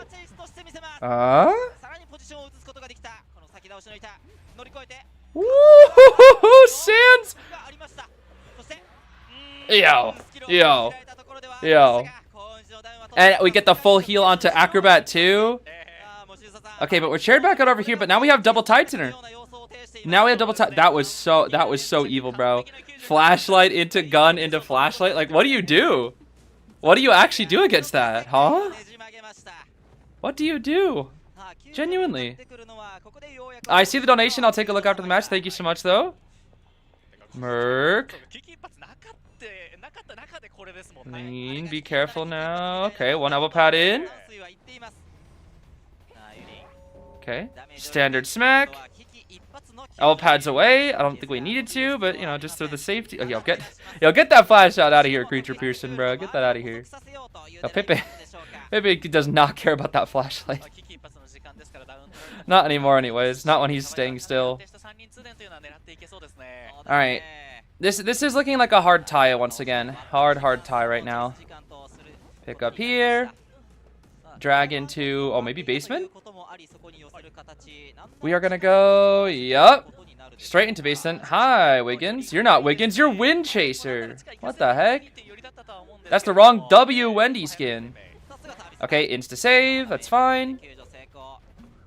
Whoa. They're trying to rebound?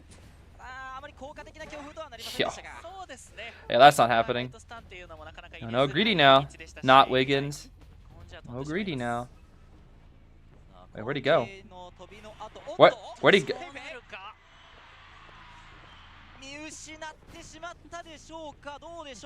Wait, did the scream from Lucky Guy reveal him? Oh my gosh. Bro is me for real in my rank match. He lost the Lucky Guy! The dead on share Lucky!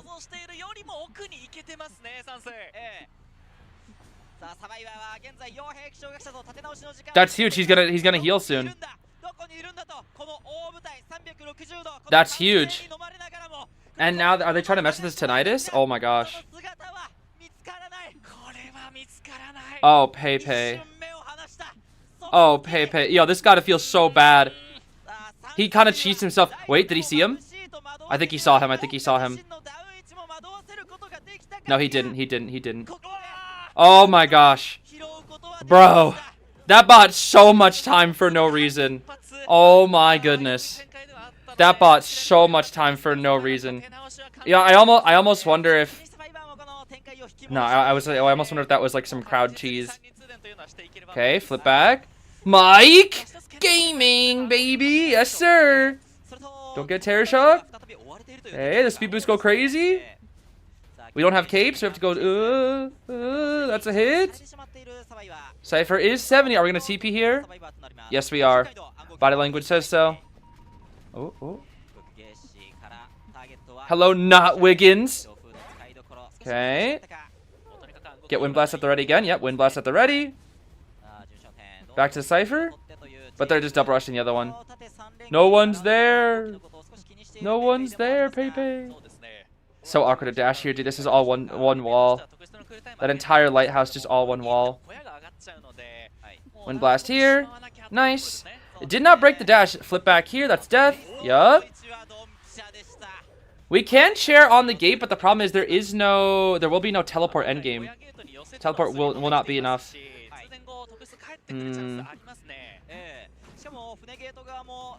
I think the bet, yeah, I'm not really sure what we can do here. The one good thing for Pepe, actually, it's still possibly, sorry, Zeus, possibly 3-killable, dependent on how that trait recharges, because Yuan is very far from the gate, and it's going to be Acrobat on gate. That's the thing. It will be Acro on gate, which means he has to travel so far to first stop and open the gate as Acrobat, which is a bit concerning here. So there actually still is 3-kill potential possibility.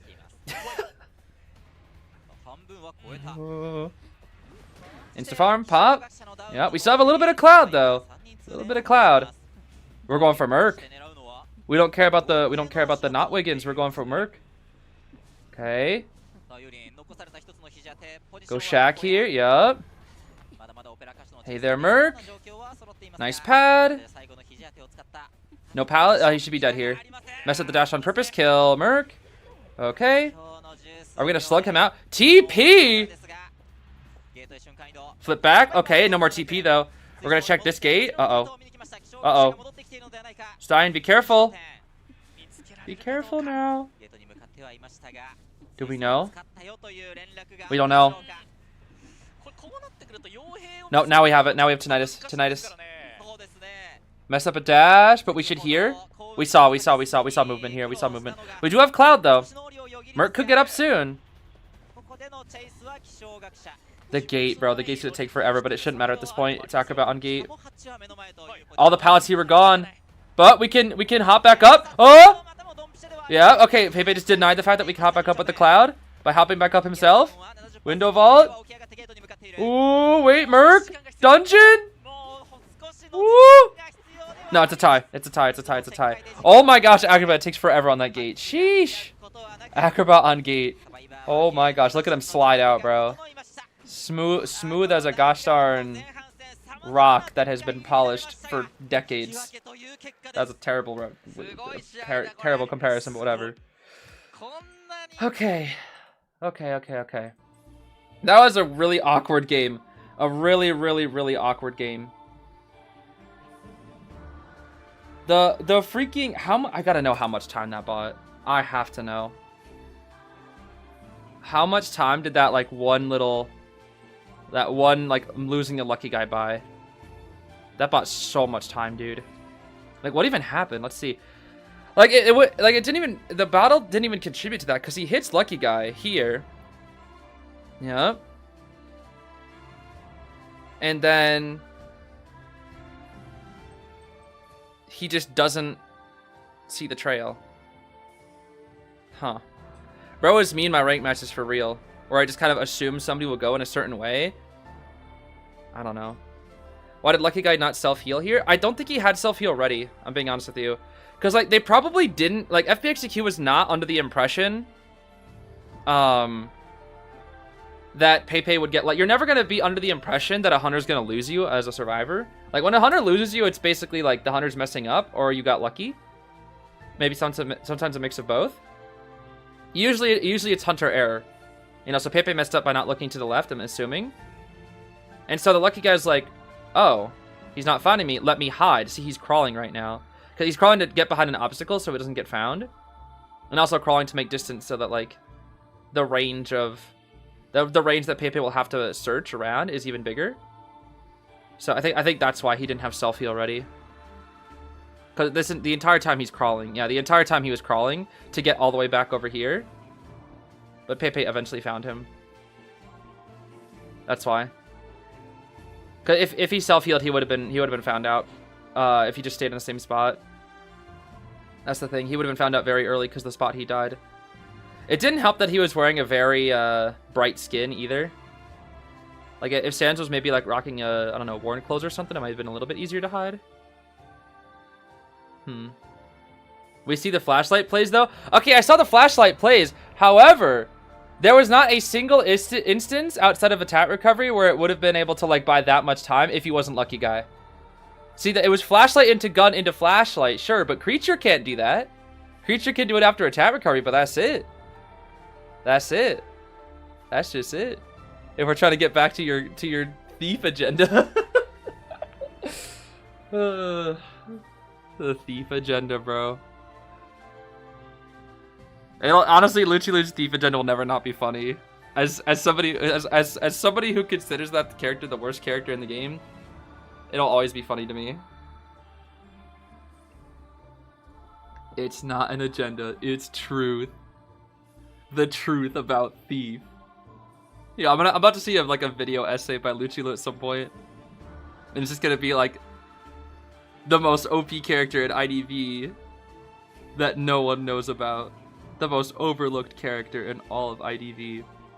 And it's just like Thief on the thumbnail, but it has like a black box over his eyes, like the stereotypical YouTube thumbnail. The secret top tier, Nettie's wants you to forget. Or something like that. And it's just like a whole 30-minute essay about why Thief is overpowered. Even though he has next to no tourney results. I would watch that. I think that'd be funny. I would watch that.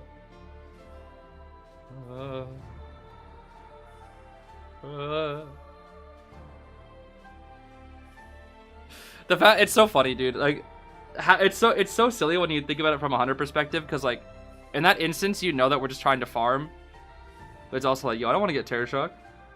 Getting Terror Shock there is like really awkward for Merc because they have to delay the pop, so he doesn't die. You need one dude to give him a chance.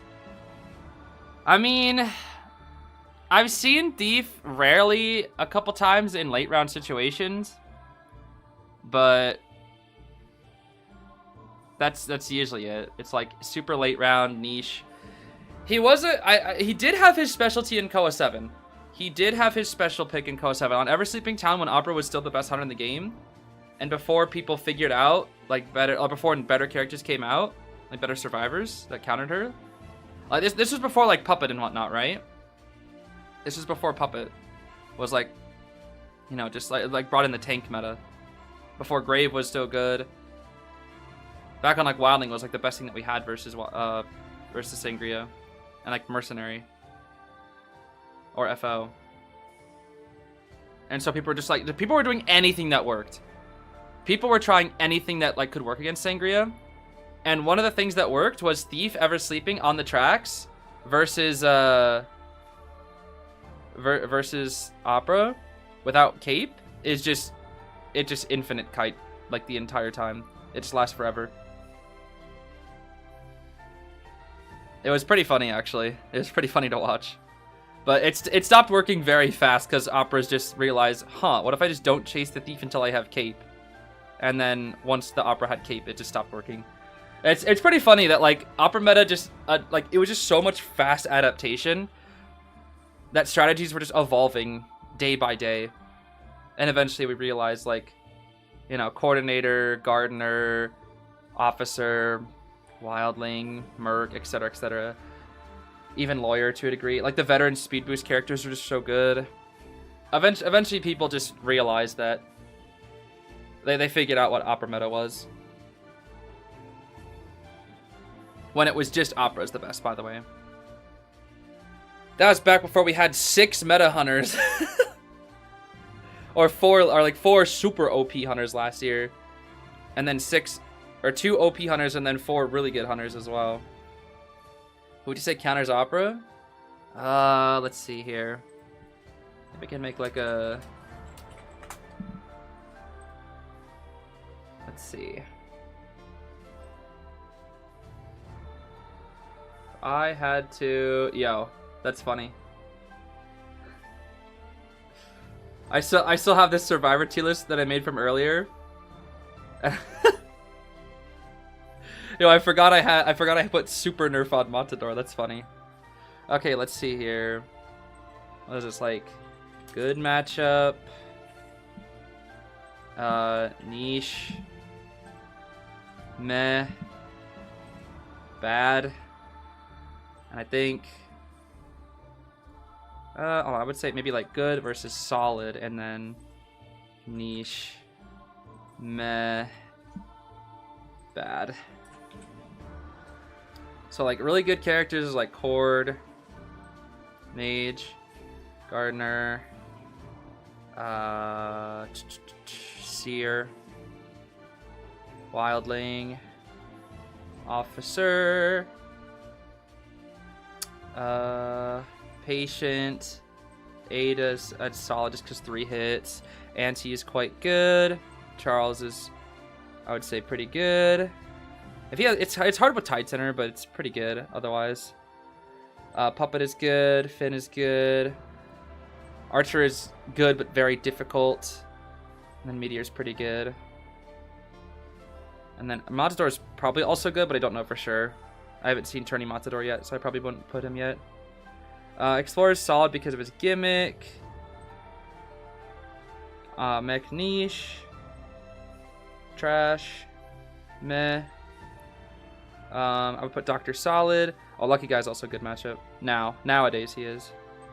Forward I'd put his niche. Priestess also a niche. Cheerleader a niche. Farlady's probably... Actually, before this bad. Meh. He can work, but it's hard. This is Opera matchup. Opera matchups, I would say. Weeping is a niche. Trash. Oh, Nalvis is also quite good, yeah. Niche. Map dependent. Niche. Bad. Meh. Niche. Painter was one of the most popular niches against Opera. Prisoner is under the right circumstances. I would say Prisoner, Postman are okay here. Melee, as much as I hate to say it, is pretty bad against Opera. Grave is solid. Just 60 seconds. Acrobat, probably pretty good matchup, yeah. Cowboy, bad. Meh, actually, maybe meh. Dancer, pretty bad. Perfumers, I'd say solid. It's not the best. Merc is solid. Embalmer, solid. Pros, bad. Enchantress, meh. Barmaid, pretty bad. Bald, I actually don't know. Meh. Lantern is niche. Mind's Eye, bad. Matador's, I'm guessing Matador's a good matchup. I would say this. That's my guess anyways. Yo, Sangria, bro, what the heck? Yo, Sangria. Oopsies. Yeah, I locked in too hard for the tier list. Okay, what a betting. Seer, Doctor, Cord, Archer. And, yo, speaking of Barmaid. There she is. There she is. There she is. Matador is probably Opera's number one counter? Number one?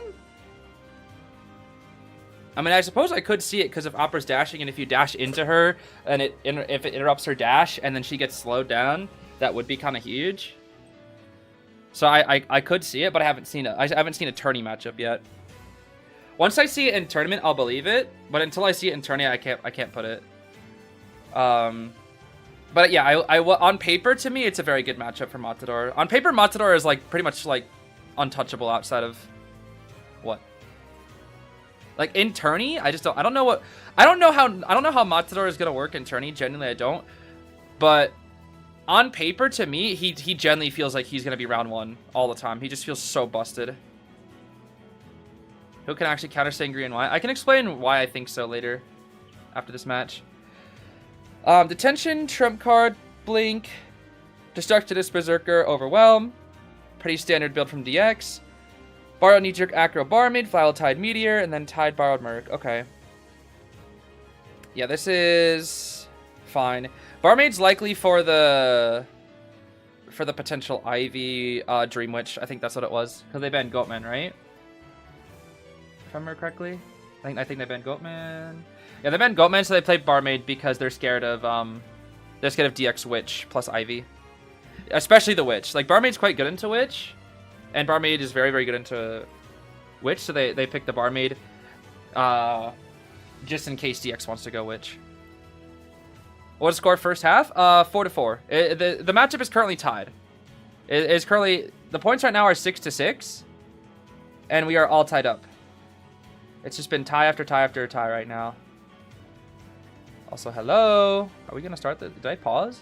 No, I did not. I did not even pause. What the heck? I did not even pause. Well, 100% see Unpi's Matador since he has S badge. Oh, I imagine Unpi is gonna be just absolutely destroying hunters with Matador. Like, I would not be surprised if I were to ever like watch a Unpi stream or something, which I think he streams on Bilibili or something. But if I saw Unpi stream and he were to just 5 Cypher Kite like half the hunters in the game with Matador. Matador, in my opinion, is the best kiter in the game right now. Until I know he got the little nerf, right? Did that nerf already go through? I forget. To me, I would put him as the best kiter right now. You've made a scoreboard to answer questions better, and you've made what? And I've drawn an Emma to manifest seeing her today. Aw, that's sweet. Ah, that's nice. That's nice that you got the scoreboard as well. That way you can update people that are curious if I ever miss it. I appreciate that. Yeah, Matador should be in IJL, IVL in summer. I don't think Dentist will be. Dentist will probably not make the cut because he's simply too new for IJL. He'll make the cut for autumn. At best, he'll make the cut for playoffs. If he might make the cut for summer playoffs, IJL and IVL, but no guarantee. Will be if you're playing IVS still. IVS is not happening this year, unfortunately, thanks to Asian games. But there's talk of a IVC potentially happening for NAEU, which B4U might want to try into, but also B4U will not continue as a team unless they find a sponsor, because, you know, they've been doing it so long as a hobby that they can't afford to do it much longer as a hobby. They need to be sponsored, otherwise they can't continue. Looks like Meteor's taking Kite, L-Confid taking Kite here, which L-Confid stats pretty crazy when it comes to these kites. However, this ain't no Wiggins, so I don't know. What can I say? I'm a little disappointed in the sheer lack of Wiggins gameplay here. Not quite a hit. L-Confid, yeah, this is a really good spot to like just mess around with Opera here. Kind of just like the fact that you can just abuse the fact that she has no cape right now, which makes it very hard for DX to get good hits here. We mess up the dash here on purpose, which is interesting. We're gonna go to the back. Woo! And the cloud, baby, that's huge. And the cloud back into Big Bo. Oh, but the flip. How? If that's me, bro. If that's me, that's hitting. Okay, what a kite from L-Confid. Flywheeling the blink, clouding, and then being extra cheeky, going back into Big Boat with the cloud. If DX didn't have the flip back, whoo, that would have been tricky. The only thing that would have made that kite better it needed to be Wiggins, bro. I stuttered like 5 billion times trying to say that, but you know, it's because it's not Wiggins. I'm telling you, bro. That's why I stuttered, because it's not Wiggins. Okay, elbow pad here once again. Try to prevent double down. Merc leaves off over here. Vault's the most useless window in the game. And we're out of bottles, so we probably just die in the corner here, right? Just to go off to the left. Yep. Die corner. Buy all the time in the world. Crawling. Grab a little bit of presents, because why not? No real reason not to. Okay. Ciphers are quite good here, actually. Quite good. Quite good. Yeah, Meteor has no rebound potential, but it doesn't. We don't really need rebound potential when you have double tide turner. But I guess there is no. Yeah, Meteor was the tide. So at this point, yeah. So I mean, I guess that burns out the barmaid bottle, which burns out a resource, but health states are still fine here. Health states are still fine. Rebound.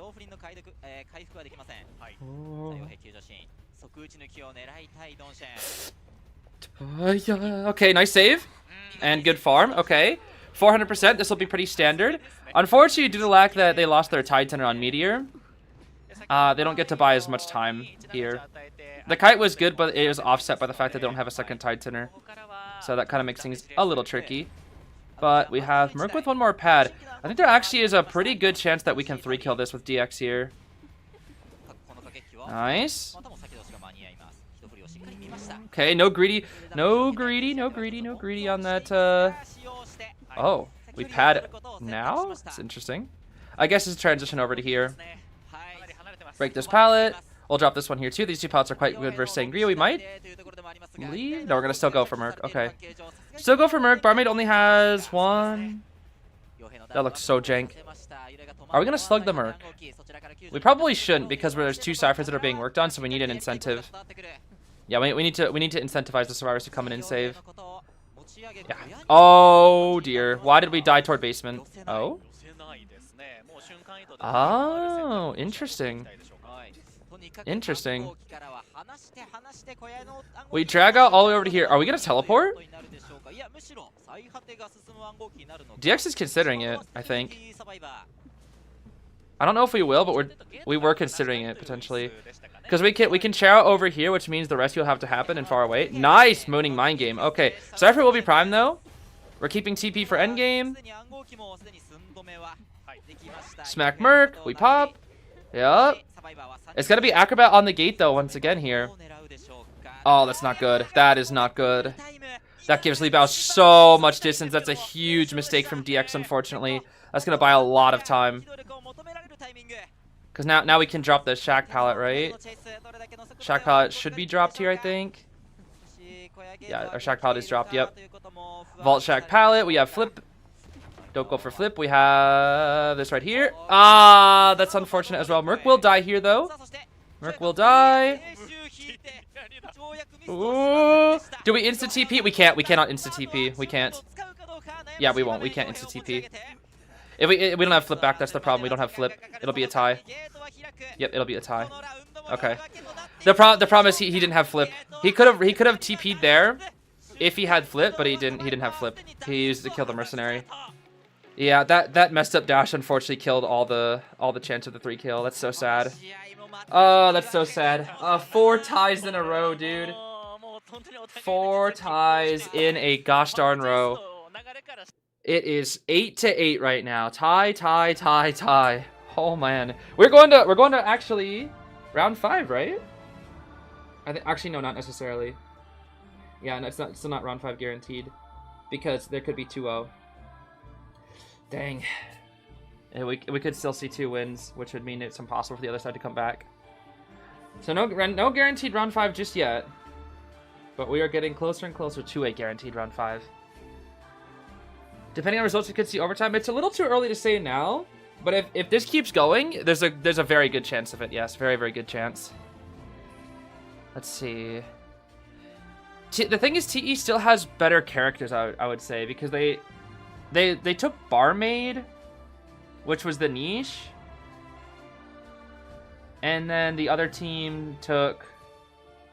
What did the other team take again?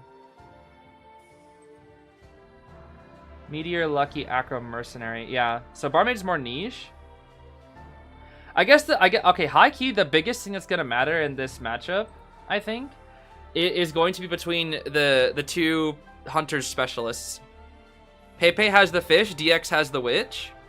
I think it's gonna come back to it's gonna come down to those 2 characters. It's gonna come down to the specialties.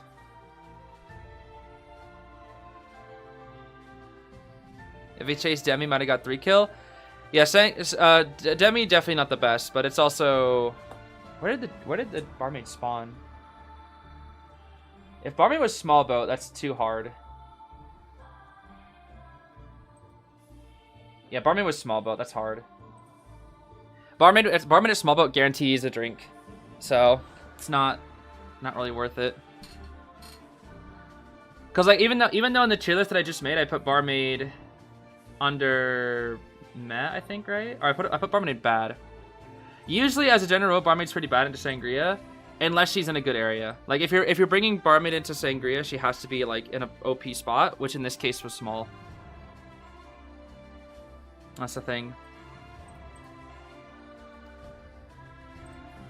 Oops. There we go. Oh yeah, it's two sets today. 2 sets. TE versus FPX.ZQ, and then GR versus MRC.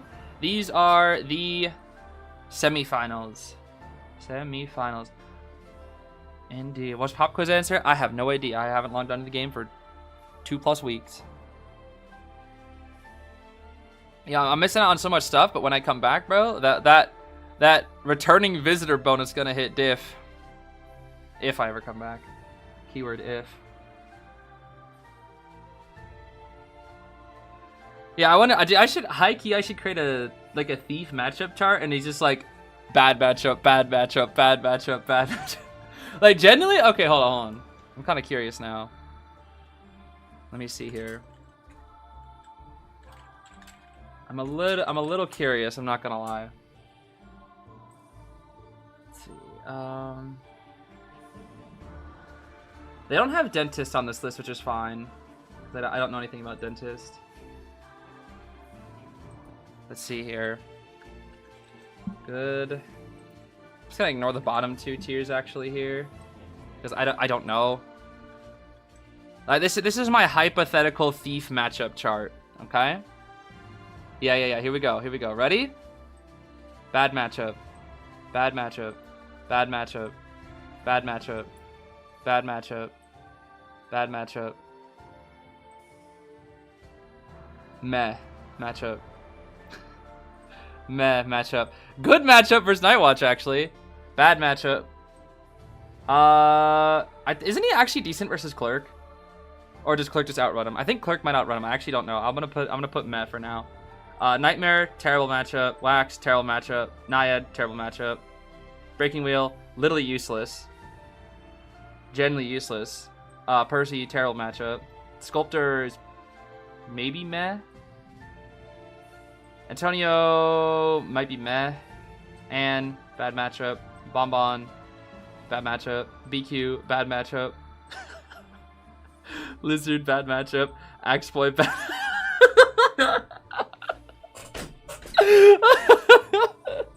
Yo, Twitch, bad matchup.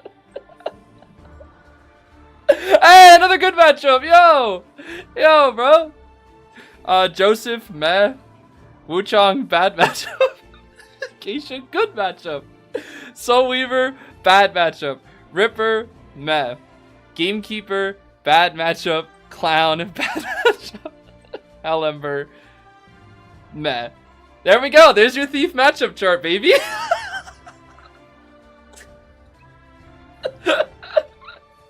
Who is this to? This is the thief matchup chart. my hypothetical thief matchup chart. I don't play thief, so this is just theory crafting. It could be wrong, but for me, on paper, this is this is my thief matchup chart. Oh my gosh, only 3 good matchups. Clerk might be there too. I don't actually know. I don't know enough about thief. I'm sorry. He's so irrelevant that I just don't know about anything other than theory crafting. That's my thief matchup chart for you, though. There you go. On what paper? A tissue paper? Oh my gosh. That's so funny. Yeah, I thought he would have at least a couple more, but I really only put 3 good matchups, dude. Night Watch. Mata is in... What else? What did I say? Oh, Geisha. Oh my gosh. Yo, Thief is so buns, dude. Thief is so buns. My chair is so loud, but Thief is so buns.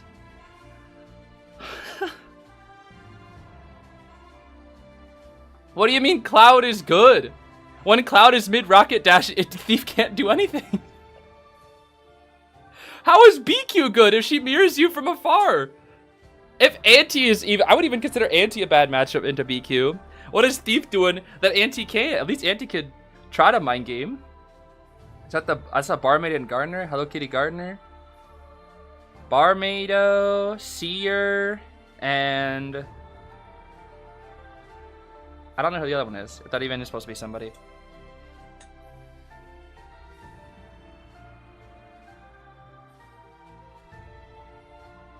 Flashing the mirror. Okay, but like a good BQ, I'm telling you, good BQs, if you have an ability that counters their mirror, they're just gonna mirror you from far away. My secret technique is keep the flashlight on. But what if she mirrors from out of range? Then what? He die. Like, what is a Thief doing to against Balu BQ? Or Hasha BQ? Or who else plays BQ? It's mostly those two, right? I don't really know other BQ players. Those are like the 2 most famous BQ players. You run after her, but then she'll run away from you. Nah, bro. Yeah, Thief buns. Nah, Thief buns. All right, round 3 here. Round three. Let's see. It is time for round 3. Seer, Doctor, and they ban the Dream Witch on Moon River Park. The respect ban on DX's Witch once again, which does open up a couple more options for DX to go for. We have Hulla and Ivy are the 2 biggest ones here. And it looks like TE is going to play Dummy Safe. We got the Arrow and the Cordy. 2 pretty strong characters to lose here, but it is Moon River, so we need to go heavy rescues here. Heavy rescue.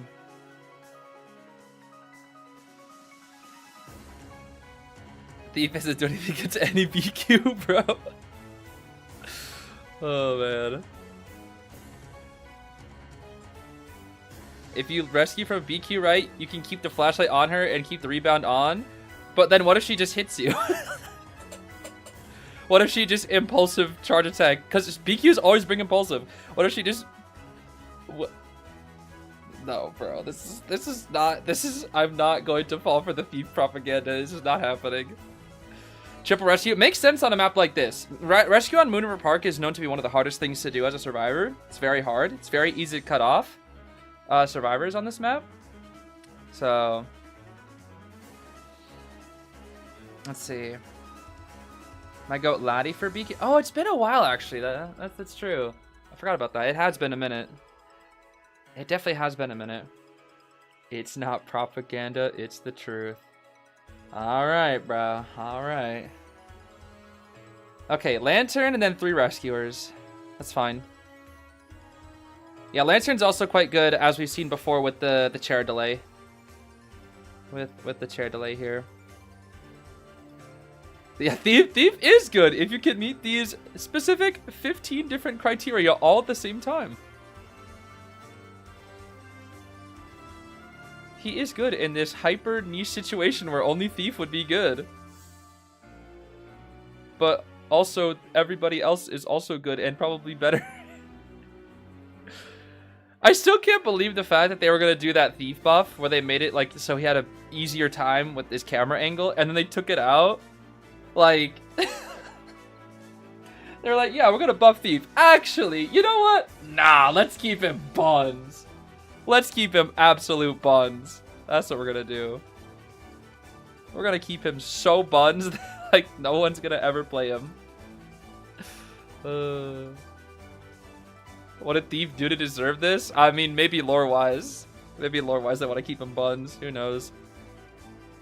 Ooh, the DX Gamekeeper. Okay. DX does like his Gamekeeper, and it is Bane's best map, Moon River Park, for those that don't know. This is Bane's best map.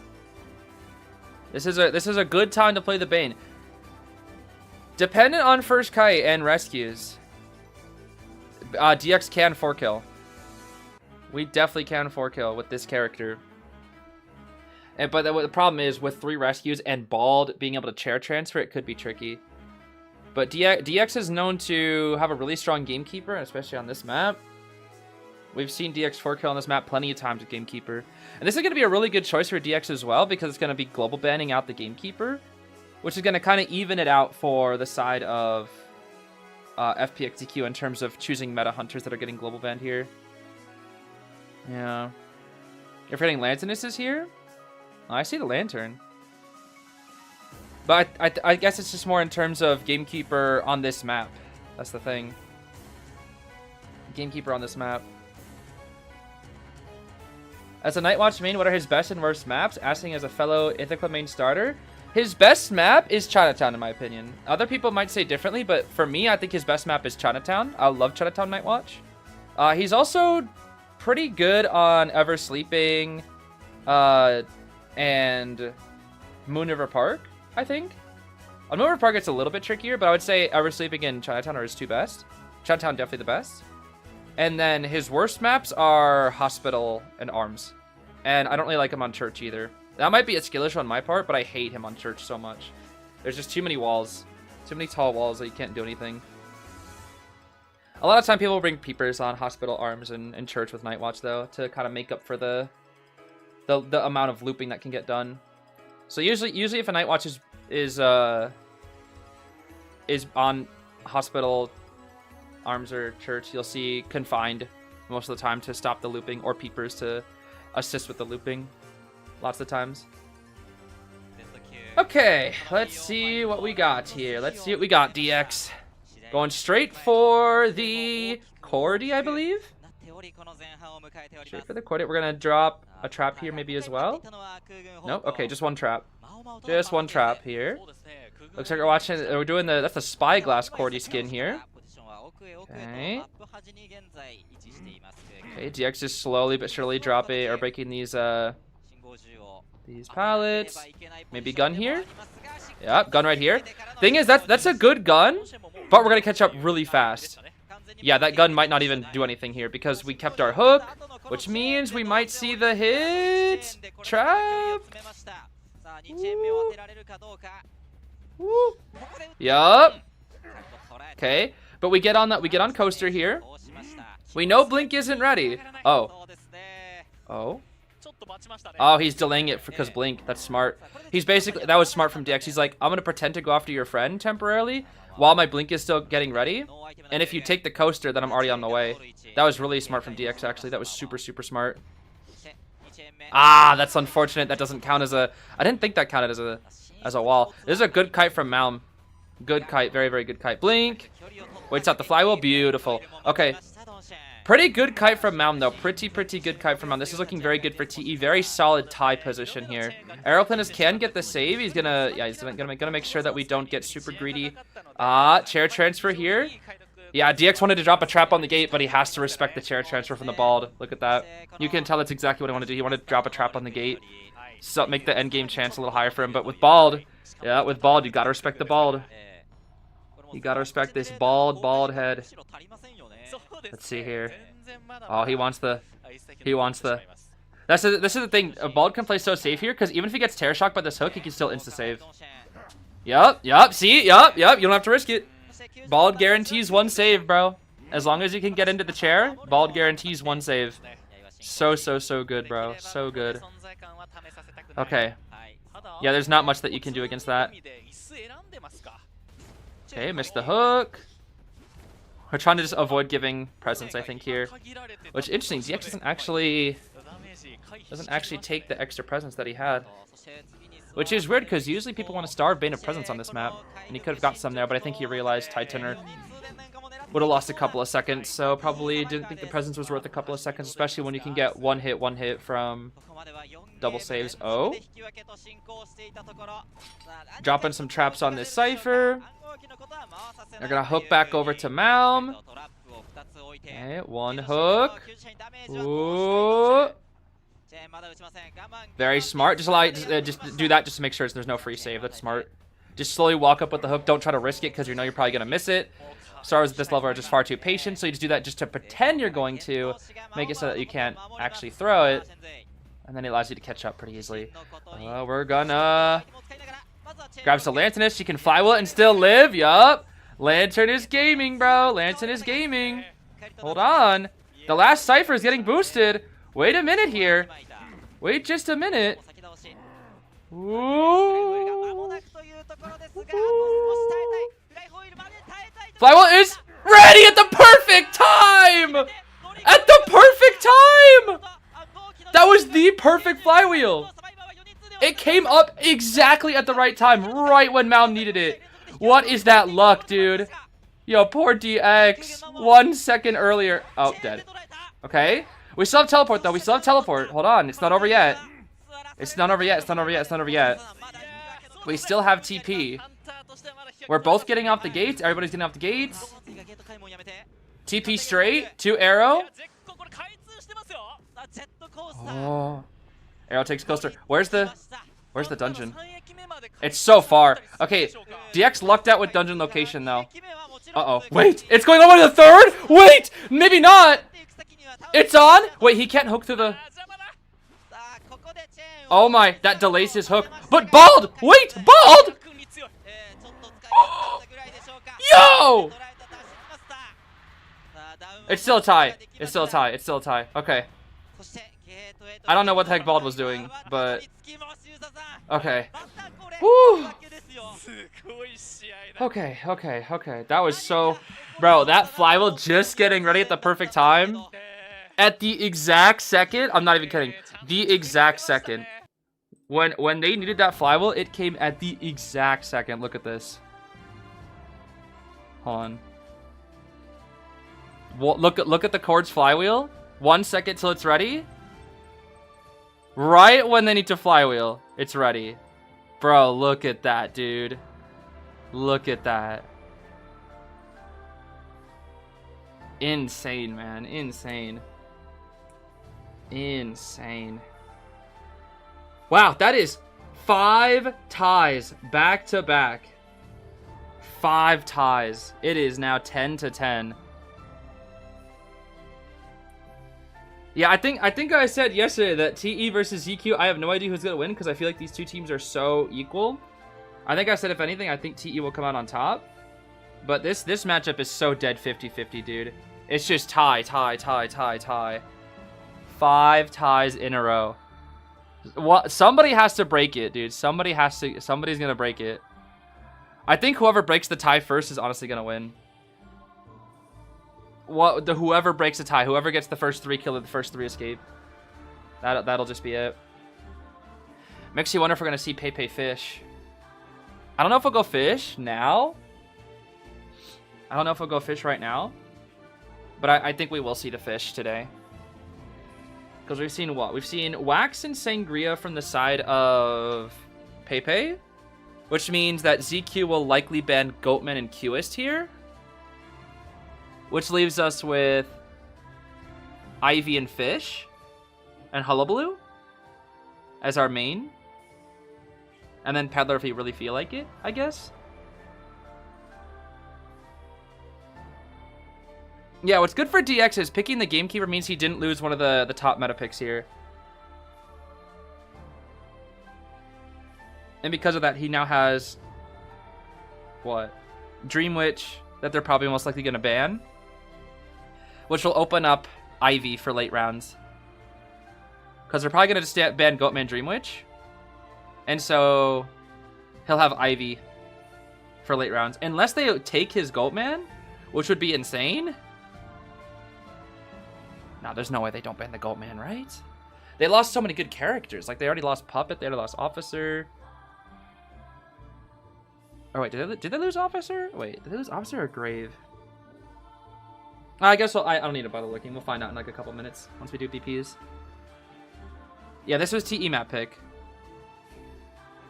TE's map pick. TE versus ZQ is just the matchup of ties, dude. No, please don't talk about Clerk. Please don't talk about the DX Clerk. Oh my goodness. Yeah, I wonder what the ref is spinning there. Not really sure what that little gadget is. Don't mention DX Clerk. Not now, dude. Don't give him ideas. Not now. Not the Clerk. Alright, Pepe, is it fish time? Are we finally going fish? I don't think he's gonna go fish. Not in this round. I don't feel like he'll go fish. Not yet. The prophecy of the DX Clerk. Dude, could you imagine if ZQ wins and then DX goes Clerk in the finals? Oh my. And then Clerk, and then they win and then DX picks Clerk for the skin, bro. That would be so funny.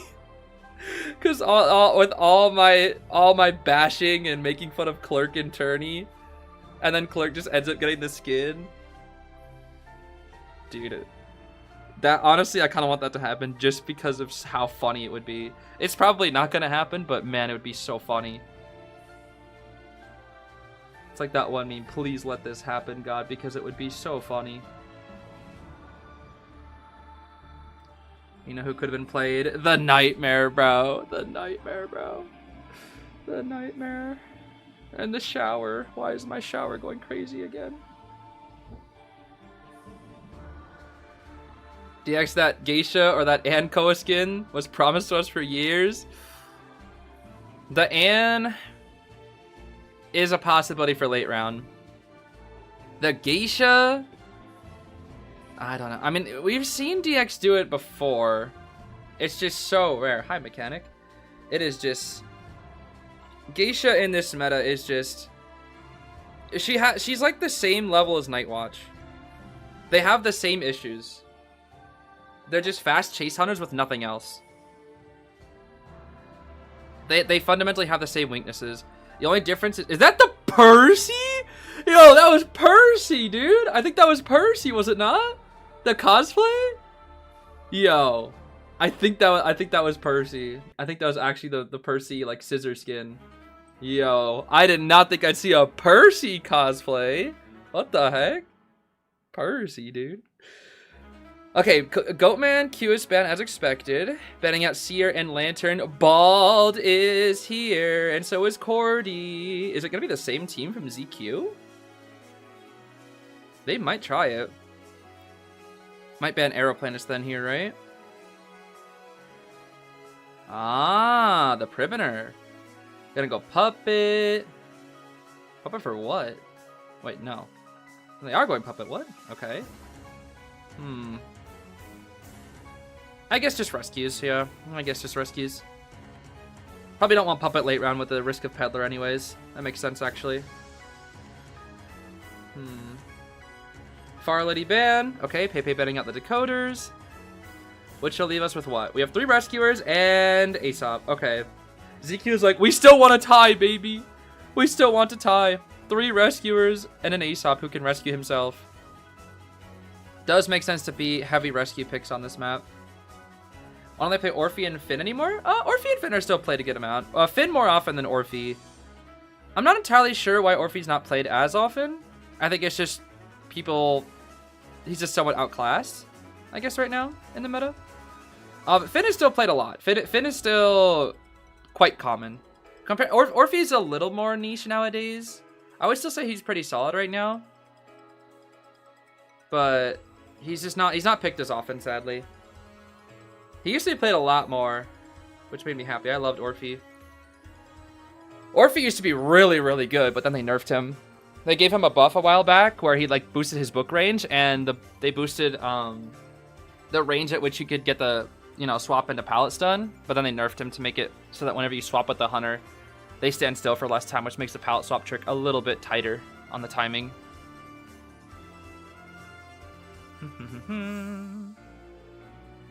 Pepe go fish? You're not gonna go fish in all these rescuers, surely not. Yo, Pepe actually might Gamekeeper too. We might see a mirror, like a mirror matchup Gamekeeper. I could see it actually. Hala instead. Hala into Bald? Really? Okay. I mean, we're probably gonna go Insto Detention Warp is my guess here, and potentially go for... Sorry, Zeus. Potentially go for a 3-kill. Because it is possible. We have Embalmer, Warp counters Embalmer. The biggest thing is going to be Bald. Bald is quite annoying for Hala. Bald is quite annoying. It's quite a good matchup for Bald. Yeah, Bald 2-story. Oh, Cordy taking chase. Embalmer's safe at first. And Puppet just chilling at the bridge. He's hard committing to the cord, though. He's like, whoever is here, I'm hard committing to. And I guess that's fine. Thing is, it usually a lot of the time first chase is Embalmer. They usually do chase that Embalmer just because not the best kiting. But I guess in this case, it's just like, who cares? They'll just chase the closest thing to you, which is Cord. The Cordo, the Coordinator. What are the builds, baby? Let me see. Tide on Embalmer. Tide Flywheel Embalmer. Tide Borrowed Bald. Knee-jerk Borrowed Puppet, oh boy. And then Full Kite Cord with Detention, Inso, Warp. Okay, the 3-kill build with Destructiveness. Gotcha. Does Bald counter Hullabaloo? Yes, Bald counters Hullabaloo. Because if you're chasing him, first off, if you're chasing him, you're gonna have to get 9 hits with all the different colors. Because with his little Bald Smoke ability, Hullabaloo has to hit him 1, 2, 3. Like, he has to hit with all colors just to get rid of the smoke. He can't just tap him once. He has to get rid of the smoke on Bald. He has to hit him 3 different times, or like apply all 3 colors, right? Which makes him super annoyed at Bald because he has to do so much or so many extra hits with like double surprises and whatnot to actually down him. So when you're trying to rescue, like a Bald comes in to rescue against Hullabaloo, which mind you, Hullabaloo really wants to double down most of the time. He's actually going for the Embalmer across the map. Interesting. But Bald can very easily save against Hullabaloo as well because Hullabaloo has to get so many extra hits, and even then it makes it really difficult for Hullabaloo to double down Bald. And Hullabaloo's win by double downing. And it's quite hard. Since it's quite hard to do against Bald, it's seen as a counter. Let's see, Mr. Aesop. It is time to... It is time to die, apparently. Oh, that is not good. That was so greedy. So greedy. He's saying, help me. I think he wants to get rescued before using Coffin, because if he gets off here, the Coffin is way too close. We're going to chair transfer here. Bald sets up the smoke. Yep, Bald smoke time, baby. Bald smoke. Even though he's not even in the smoke or even close. That's funny. Yeah, Pepe's like, where's he coming from? Where's he coming from? Is he in the smoke? Nah, bro. Who needs the smoke? He's Bald. Okay, nice. Boom. Look at all the extra time he has to spend. Look at all the extra time. See? He has to spend so many. Whoa, he's like fully committing. Whoa, whoa, whoa, whoa, whoa, whoa. Whoa, we're just target swapping?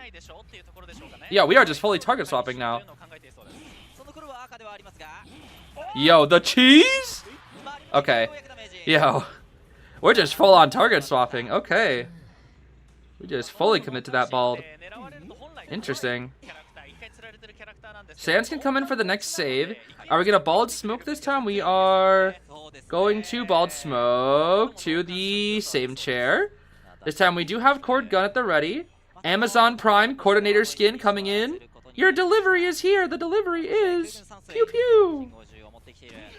Your delivery is here. Thank you for ordering with Amazon Prime. That'll be $5 million. Okay, there's the bald smoke here once more. And he just leaves the bald smoke? What? Okay, interesting. Dead. Ah, they have the coffin for the bald now. Okay. Can go all the way across the map.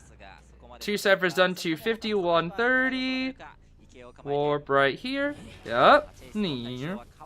Hey, bald. Hey, bald, old buddy. What are we doing today, pal? What are we doing? 1. And... not quite. Oh, that's a dead bald right there. Dead bald. Okay, surprisingly, the ciphers are still in favor of Pepe here, but we did just burn the trait, which makes this a little. It makes the late game a little bit slow. We're gonna go for Puppet here next. Puppet finishes the cipher. What's the other one? I think 2-story will finish here. Yeah, 2-story from Cordy finishes, and now we're going for Lewis. Okay, this is now a much better spot here for ZQ. Gonna look like yet another tie here. Attempts a Undaunted, doesn't get it unfortunately. Okay, we're just brute forcing through this Lewis. Brute force through the Lewis. Okay. Yeah, more Hulbos need to do this, by the way. I don't know why Hulbos don't do this versus Lewis. They just like wait when you can easily, just as easily brute force through Lewis. Yep, there we go. Okay. Close off that. We have DT with warp and basement. There still is a good possibility of a 3 here. And since Embalmer's seeing the chair, he gets another coffin. Wow. I forgot about that. Get another coffin here. Cypher's primed. Ooh, carefully now. Carefully. Get these reds. 1 hit. We have an elbow pad to escape if we so need it. What the? What is going on? Why are we... pick up? Oh, the coffin! They coffin the Cordy! Huh. Okay, that's kind of huge, actually. That is huge. All that time she bought... Okay, no, we're committing to the tie here. I guess? Yeah, this should be... no one's at that gate. Oh my gosh, Sheds is so fast! No, the elbow pad. Alright, we're just trying to die away from everybody else. Yep, this should be another tie. Oh my goodness, it's gonna be another tie. Somehow Sans is... never mind. Okay, somehow Sans is kiting so much, but it's a tie. Yo, high key, the Embalmer pick was kind of big here. The Embalmer pick was kind of huge. 6 ties in a row. 6 ties. 12-12. This is all we're seeing. It's just ties. It has literally been nothing but ties. That's all we have. And now it is guaranteed round 5 actually, since we have 3 rounds that are tied. It is now guaranteed round 5. Who will break the tie streak? I mean, there is a chance that we may never even get the tie break. We might just go all the way to round 6 overtime at this point.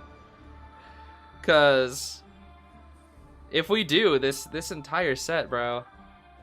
This entire set is just... it's just gonna be nothing but ties all till the end. Make something interesting happen. I mean, I'm just hoping that we get Pepe Fish soon. I really am. The thing is, a lot of the meta are gone now, which means we're gonna be either focusing hardcore on just peddler gameplay for the rest of the games, or we're gonna have to go for some specialty picks here, such as Fish, or if they don't ban DX Stream, which we'll get DX Stream. The problem is, I think, for people that don't like Ivy, we're probably gonna see Ivy from DX, because they're probably gonna ban Goatman and Ivy. Depending on map, though. They might let the Goatman come out if there's like a hospital pick or something like that. They very well could.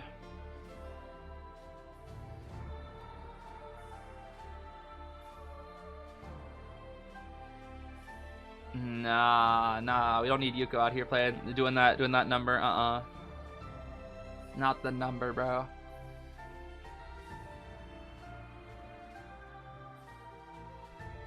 A Nightmare and Witch pick? I really want to see a Nightmare, but I think with Akka gone, the chances of Nightmare showing up in this Koa, I think are all over.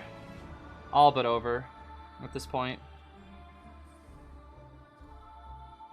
Which is a shame. I really wanted to see that Nightmare at least once. Why did they have to pick Officer? They should have picked Grave so that he could go the funny bird. I wanted to see my Kakakiki. Let's see, what was played? We had Moon River, Lakeside, and Darkwoods, right? Those are the maps. Which means we have Arms, Hospital, Church, Leo's, Chinatown, Ever Sleeping. I mean, if they want, basically right now is if whoever has map pick, they're gonna either want.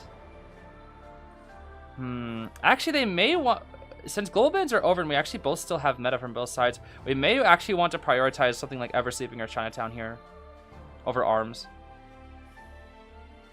There actually might be a chance. Do I use Liquidpedia often? The site with all the stats from like the esports players? I've been on it a few times, yes. I wouldn't really say I'm on it often though. I would say occasionally, yes, but not too often.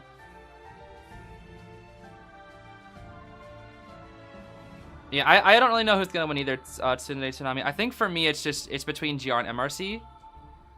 I would say. Those two teams, once again, just like in IVL, have showcased themselves to be just pretty much unstoppable. It's gonna be... Ooh, it's Arms Factory. They're choosing Arms Factory. And DX is coming out here first. So DX has what?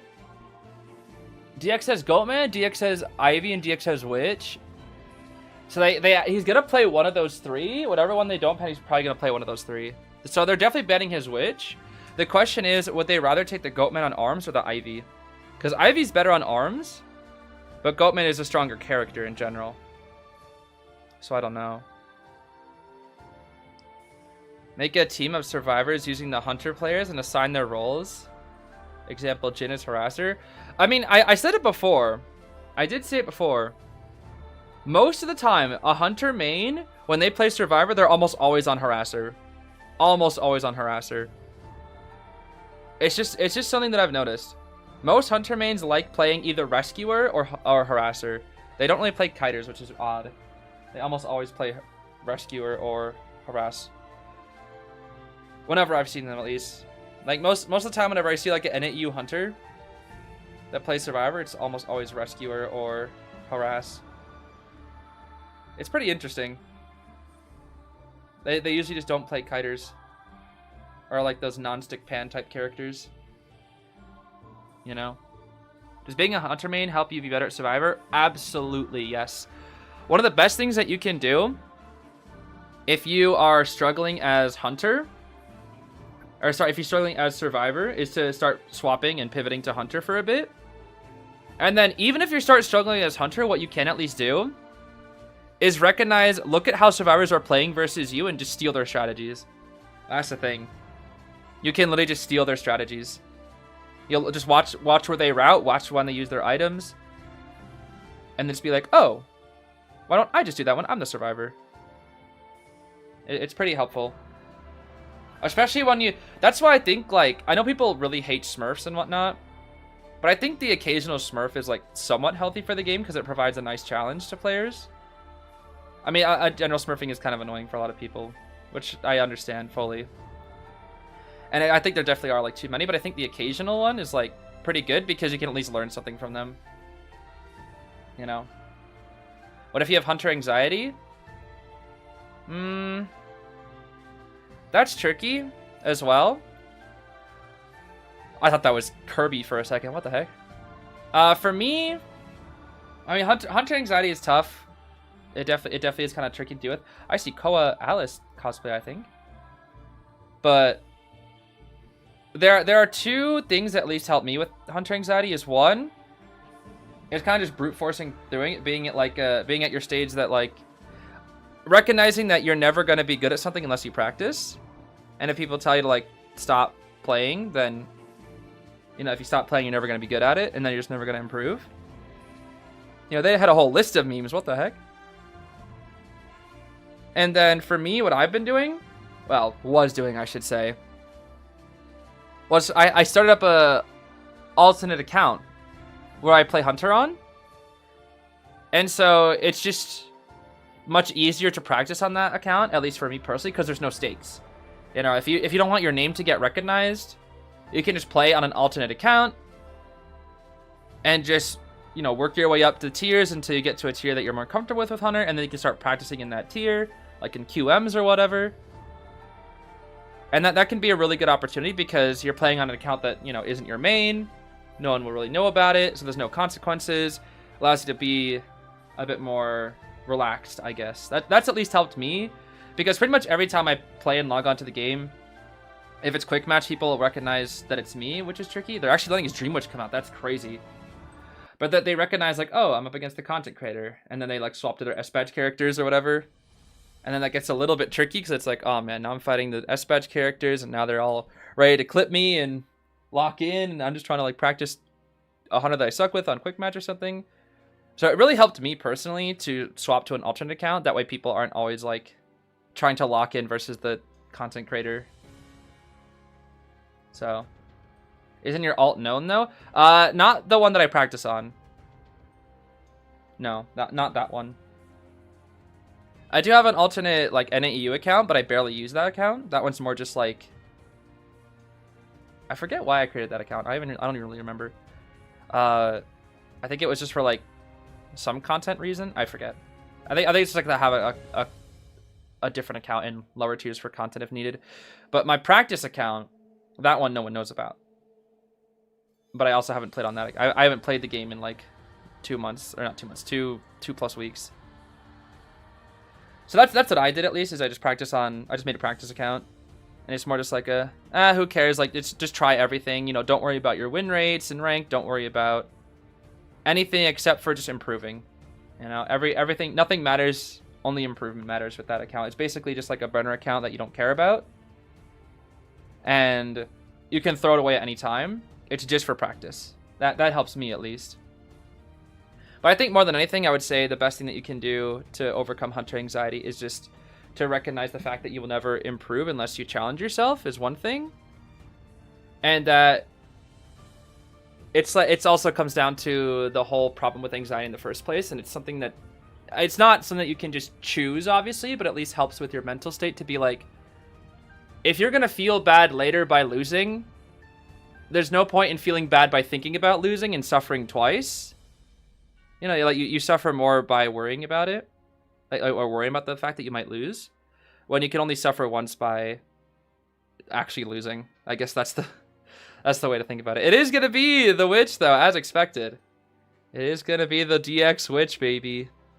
Witch on arms. This is what could break the ties. Now, of course, this is a very, very tricky tie comp because Mechanic Postman, those ciphers are going to move like crazy. Forward with the harassment if needed, and then Gardner's just there to be, haha, funny. It's time for Titan to rescue. That is definitely the case. Do you think if you get back to the game, you feel your skills suddenly all gone like kiting? You know, it's funny you say that. I actually feel like I play better when I take breaks from the game. Because I feel like when I play the game, in a loop, like over and over and over, like multiple days in a row, I start getting into my own head and overthinking everything. Whereas when I don't play for a while, then I come back to it, I feel like I think better. I feel like I use my brain more, and I don't just unga bunga or like overthink everything. Oh boy. So what you mean to say? The chance I face my alt account in QMs are low but never zero? I suppose so, yeah. My practice account was like high Cyclops by the end of last season. It was like Cyclops 2 or something. There's the bow. And we have Patroller. Yep, the 10 trump card Patroller. Standard Witch build. Hunt, Berserker, Overwhelm as well. Maybe Impulsive too. We have Borrowed Flywheel Postman. Full Kite Mechanic with Snooze and Will to Survive. Borrowed Flywheel Forward, actually. Only one. Tide? Wow. And then Tide, Borrowed Gardener with Empathy and Healing. Okay. Did I ever play Nightmare in rank on that account? I've used that account mostly to practice a lot of different hunters, mostly the meta ones. I don't think I own Nightmare on that account, though, no. I've mostly used it to practice Qist and Queen Bee, I think. Qist, Queen Bee, and just more Night Watch, I think, was the top 3 that I were practicing. Oh, and a little bit of Fool's Gold, actually. Those have been the main 4 that I was practicing on that account. Hi, bot. Gonna set up the leech to kill the bot. We have letter given to the... Oh. Where'd the bot go? Oh. This is where things get awkward because now Mechanic has to try kiting with 2 different bodies, which is kind of funny because that's Mechanic versus Dream Witch, huh? This is... Oh, no, there's a leech now. Okay, that's a leech first hit. The bot is safe, though. The bot is safe. I was about to say, that'd be pretty interesting if we had to kite with 2 different bodies here. Wait, is forward gonna... Wait, forward stun the... Huh. Wait. The distance.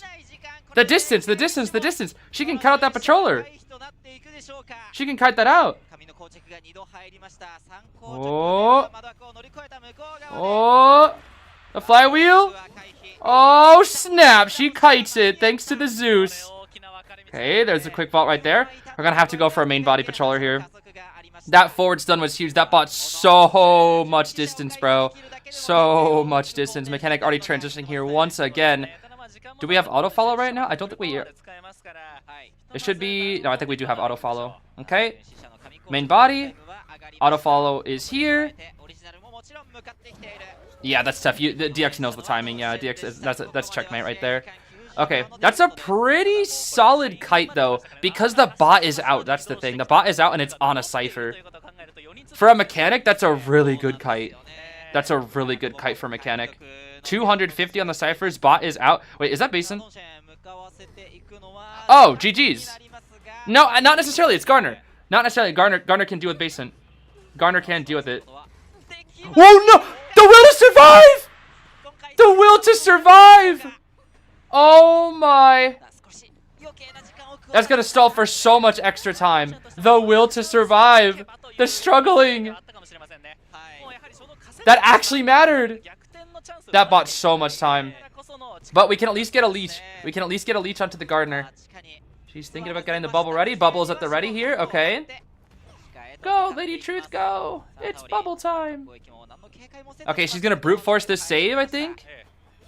Oh. Oh. Okay, we're cheeky and sneaky with it. What the heck? These jukes? Okay, Li Bao. Gonna try to pressure Postman here a little bit. Hit that. Hit the Gardener, not the Mechanic, though. Hold on. I don't know how I feel about that. We're gonna guard this Cypher with our life, because otherwise it's gonna pop. Mechanic is running toward the forward, though. That makes things a little bit tricky. Gardener goes down. We're gonna probably chair the Gardener here to force in probably the forward to save. Postman's kind of just stuck.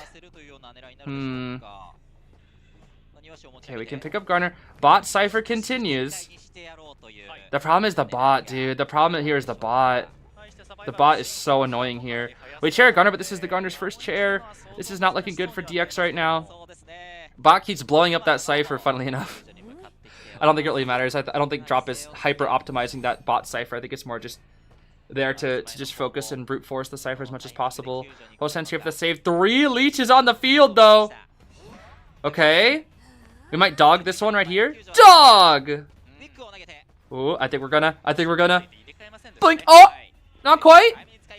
Shoe letter's not enough, baby. Bot should finish the cipher though. Bot should finish the cipher. Even if we try to chair on that Arms Factory cipher, it should pop. Bot will pop. Bot will pop. But the problem is drop cipher. The mechanic cipher is going really, really slowly. But this we're switching targets so many times here. Only forward can come in now, which he is coming in. The bot is here too, just in case. Bot's gonna get put on the gate. Oh, this is looking really tough. DX is getting spread really thin. What the heck just happened? What? What just happened? What? The Garner? What? I don't know what just happened with the Garner. Okay, mechanic deleaches. Ooh. The bot is here to stall the save. Oh my. Okay, bot dead. This allows the Garner with the bubble. Okay, bye-bye Postman, but they pop. Oh, this is not looking good for DX. They're taking on DX's Witch on a map like Arms. And they're winning thanks to Mechanic. Oh, Mechanic is so broken, dude. We don't have Blink. But we're kind of trapping two characters here. This is not a bad strat for DX. He can't let the 3 escape happen. He cannot let this happen.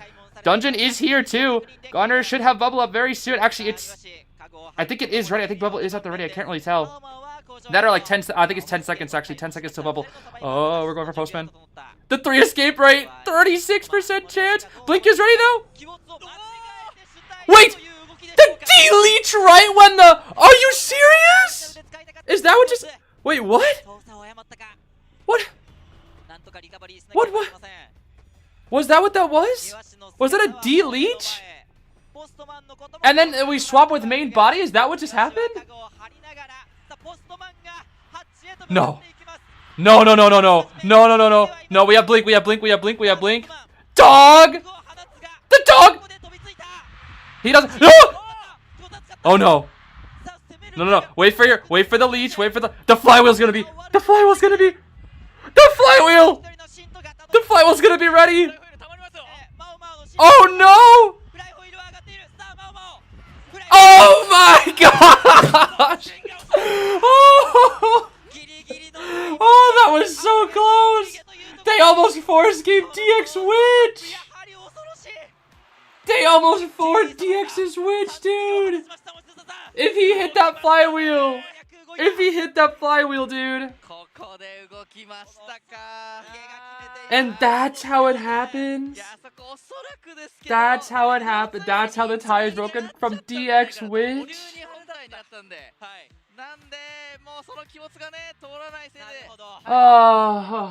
Oh my gosh. Dude, that was way too close. The 3 escape. They finally did it, and it took 7 matches. 7 matches, but finally the tie streak has ended. 15-13. TE is now in the lead. And all because Mechanic, dude. It's mostly because of Mechanic. Oh my gosh, Mechanic is so dumb. Yo, the longest kiter still decoded 100% because Mechanic diff. Oh my gosh. Oh, that is so crazy. And that's why we banned Mechanic.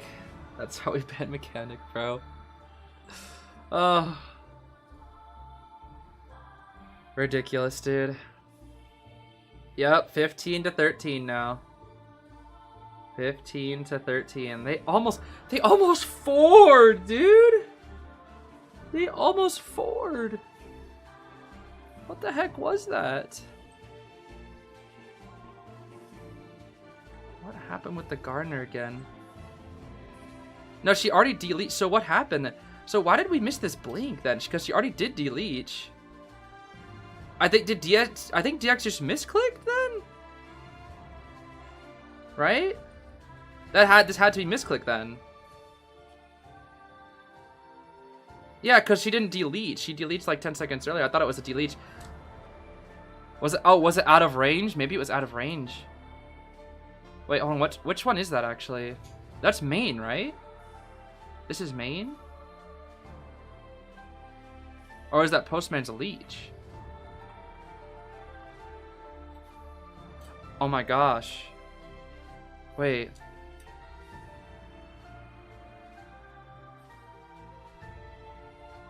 No, that was the bows.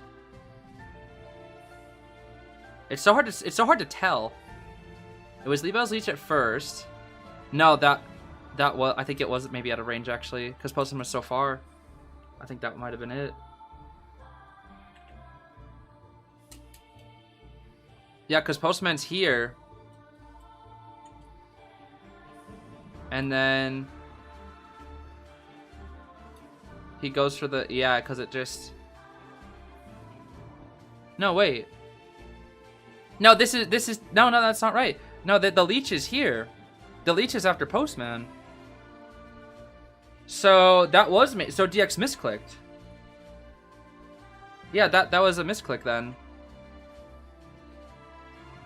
That wasn't an out of range because yeah, that's Maum's leech is getting chasing Maum. This is DX's main.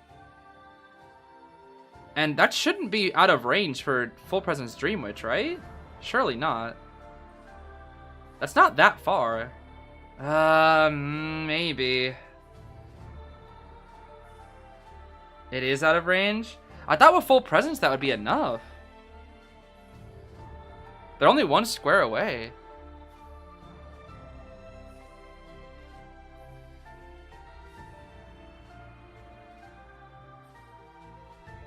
It did start, yeah, I guess it was out of range because it did start auto-following. I thought Full Presence range was a little bit longer than that. Maybe I'm underestimating how big Arms Factory actually is. Actually, now that that actually does check out. You know, Arms Factory is a small map, but it's funny because every single square on Arms Factory, because I remember I tested this, because this is something, that's why, if you guys remember in the AI video, I had like Mechanic running in a straight line. I was testing that for B4U because I wanted to know exactly why, or like how long it would take to go from square to square. Like how long each square was. And I think on Arms Factory, every square was like 11.5 seconds of running distance. Whereas other squares on different maps were like 9 seconds of running distance. So maybe that has something to do with it as well. It's just my underestimation of how big Arms is. Because it feels like such a small map, but... yeah, that's definitely out of range then. That's definitely out of range then from main. How crazy is that? Yo, hi! Yeah, they are so excited to be on camera. Koa Finn. What's up, Finn? And Lantern, I think? Yo, Zeta-kun? What the heck? Zeta mention? Zeta mention, bro? Oh, that was Painter. That's not Finn, that's Painter, that's right. That's Painter. You right. I forgot because they're both blue. Hold up. Oh, I need to play the right thing. There we go. Yeah, they're both blue. I get them mixed up sometimes. My fault. Okay. Forward Seer. We lost Merc. We lost Wilding. We still have Grave and FO. Wait, that's kind of crazy. We have Grave and FO for round 4. That's actually wild to me. Toy Merchant Prospector, Sans Prospector. Ooh. The Sans Pros. Lantern. Are these fish bands? I don't know if these are fish bands. Cheese. Okay, Cheese. Cheese quite good here. What's the last band? Lucky Guy? Arrow. Oh, they still have Arrow play. Dang, ZQ actually kept their rescuers like crazy. They have Grave, FO, and Arrow? That's actually wild. Gardner. Okay. 2 solid rescuers. Toy Merchant can even be a supplement rescuer if we need to. And then the harassment with Prospector. Okay. I don't know if we can fish this, Pepe. I really don't. I don't know if we can fish. This may have to be... you know, I'd say Ivy. Actually, yeah, Ivy. I just go Ivy here. Ivy will, like, the Prospector will be annoying, but the Grave, the Gardener, and the Toy Merchant are all doable for Ivy. They're all very doable. I would go Ivy.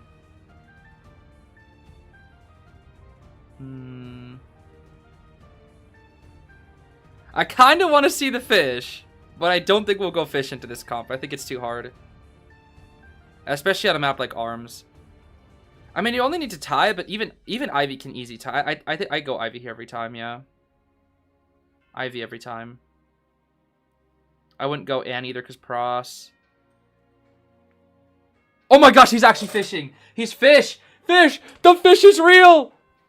Yo, who cares about Ivy? It's fish time, baby. It's the fish. The Pei fish. And we can go fish 2 times if we really want to. We can go fish twice if we really, really want to. That's the thing. Because now there's no more global ban. Yo, it's the specialist versus specialist. Did I not say it would come down to the specialist picks? The DX Witch versus the Pei fish? Yo. It actually is coming down to their specialties. I love that, dude. I actually love that so much.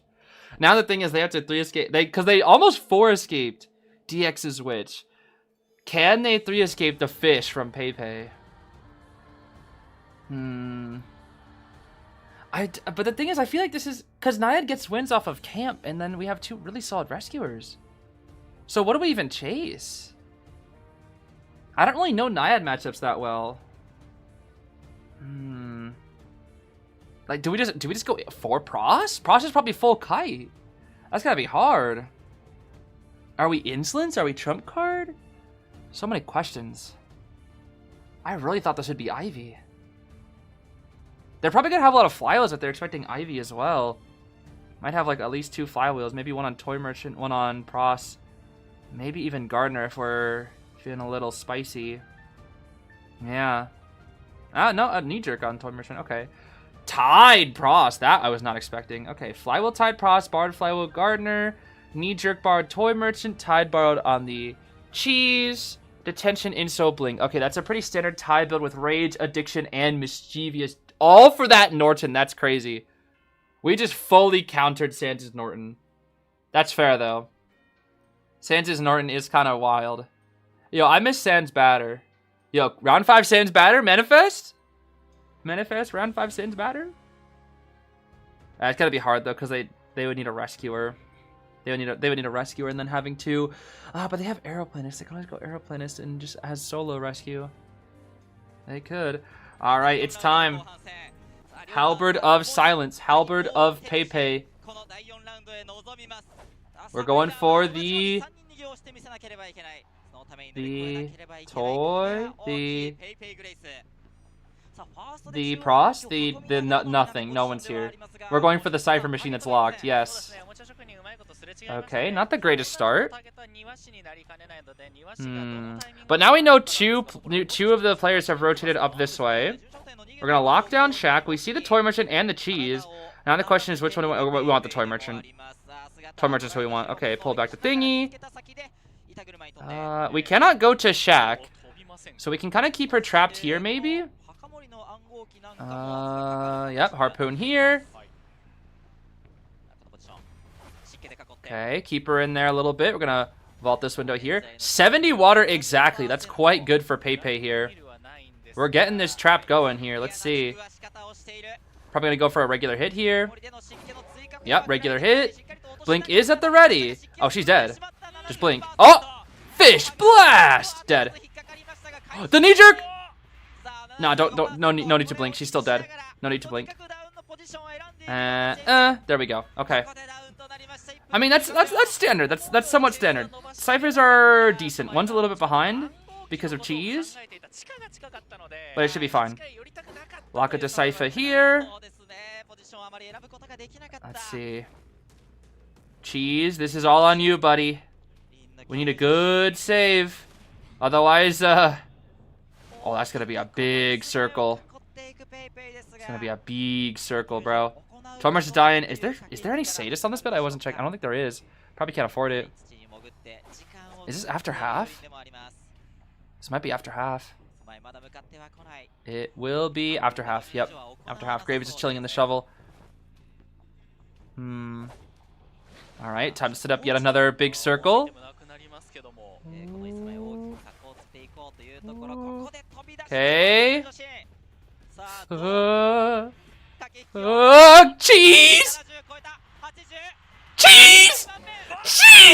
jeez! Oh, jeez! And it's basement! Oh, the Pepe fish! And this is already a tie, which means now... Okay, this is already guaranteed tie. It could be more, but it's already guaranteed tie now. Sans, do something, bro! Do something, Sans! Go, Yo, do something, bro! That got him? That counted? That's ridiculous. Pepe Fish is just... The greed! The greed! Flywheel! What?! Whoa! Nice magnet. Oh! Nice Sans. Okay. That's something. Alright, time into shovel time. Nice, that was huge actually. Dropping the pallet so that Grave can get, that was huge. Oh my gosh, FPX.ZQ is not going out without a fight, bro. Oh my goodness. That recovered them a little bit. Hey! We recover a little bit. Oh, dodge the fish blast. Okay. Okay, we do just hit. We still have Blink, that's the thing. Ciphers are catching up though. Ciphers are significantly catching up.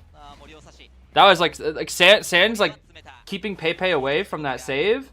Huge, bro. No, okay, we basically have no Blink endgame. Gunner's gonna have to come save. Okay. Sans cannot save. Sans is in too much danger. Sans will leave. Okay, no, Sans' Cypher's gonna be the last. Are we going to? We're gonna go to... No, we don't make that. We don't make that. We don't make that. We don't make that. They'll just pop. Yeah, we just pop. We just pop. Okay. Bro. But if I'm the hunter, if I'm the... Wait. Wait. No way. No. Pepe. The greed? The bubble? Ooh. No way. No. Gunner still has Flywheel too. Gunner still has Flywheel. She's in a really good kiting area. Really good kiting area here. It should be a 1 at least. This area is so good versus Naiad. It just buys so much time. Oh, Flywheel, nice. But the vault is so slow. No, there's no way. It should be a 1. It'll be a 1. Too much time. That was a good kite. Okay, so it's 3 kill. It's 3 kill though. It wasn't a slow vault, but it looked like a slow vault because when Naiad has one, you vault slower. That's why it was like looked slow. Okay. A 3 kill with the fish, bro.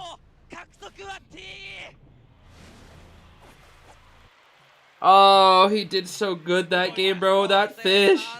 The Pepe fish, dude. The Pepe fish specialty. What the heck was that? The stuff onto the cheese, dude. That was what did it. That was what did it, bro. The stuff onto the cheese.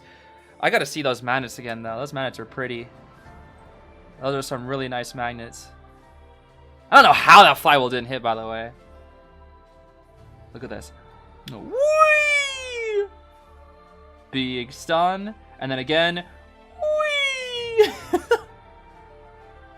I love it, dude. When a hunter's using a speed boost and you magnet them back, oh, it's so satisfying, dude. Because they get pulled back so far. They get pulled back so far, dude. It's so fun. Especially like Night Watch dash or Naiad dash. Anyone with like a really long dash ability, even Anne. Oh man, they go fly. They get sent back so far, dude. So funny.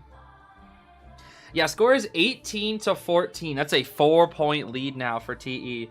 Now, let's not forget, 1 4 kill from the side of FPX.ZQ. You know, DX could bring it back with a single 4 kill.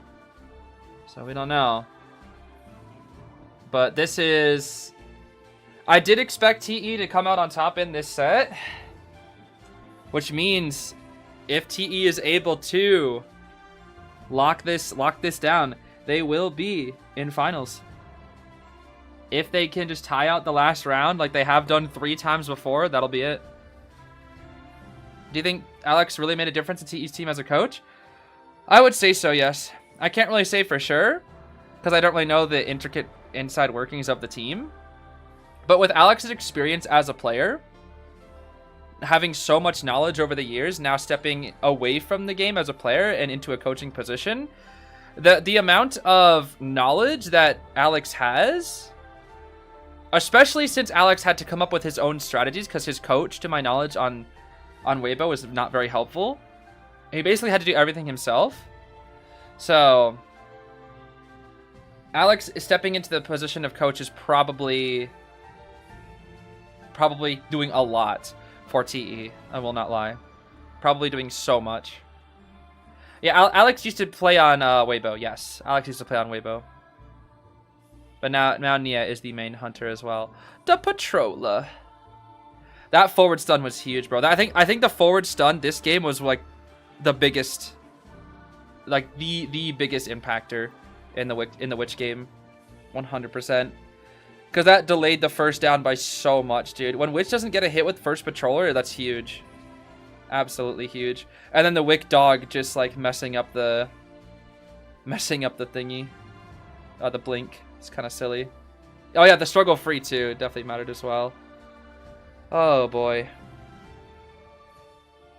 Have I ever played Wolfsville? I've never even heard of in the Wick game. Yup, the Wick game, baby. Ah, Wick. I've never heard of that actually. Wolfsville? I can't say I've heard of that before. Sorry to say. Cannot really say.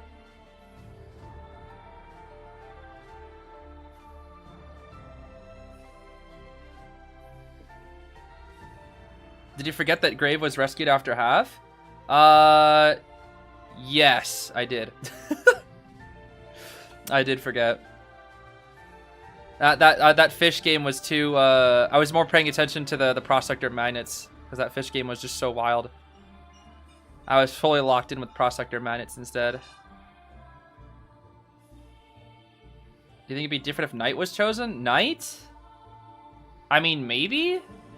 But Knight wouldn't not have been great for other options, like Ivy and whatnot either. I'm not entirely sure.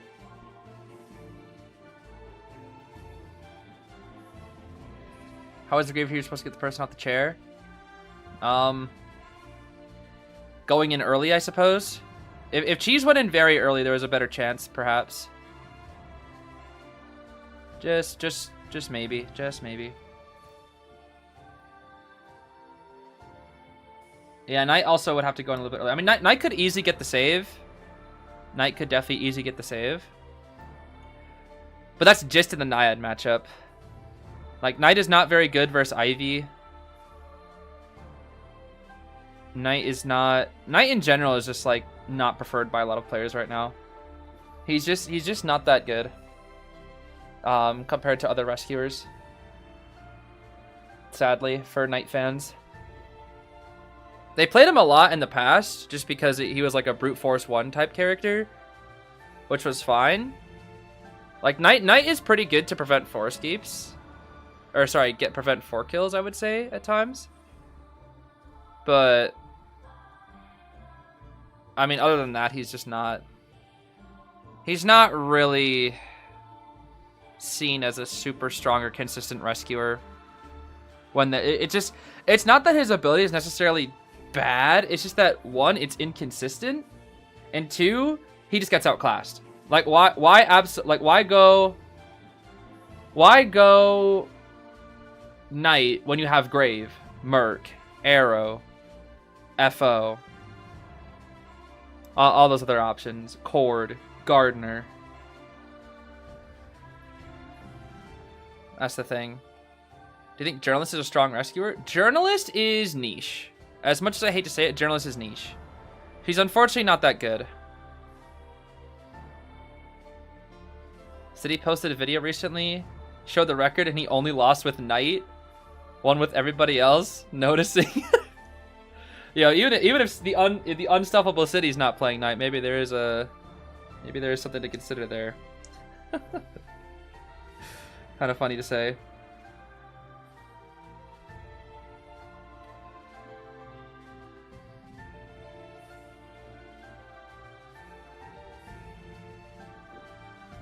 And this guy Schmitty, bro. He's like, well, man, we did so well in scrims too, and I was like, it's okay, bro. It's okay.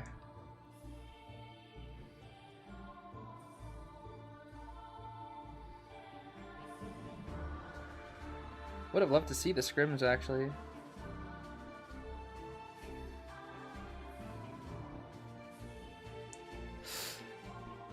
Yeah, Knight is fun. I think Knight is really fun to play, but he's not really the best for tourney. Not really the best for tourney.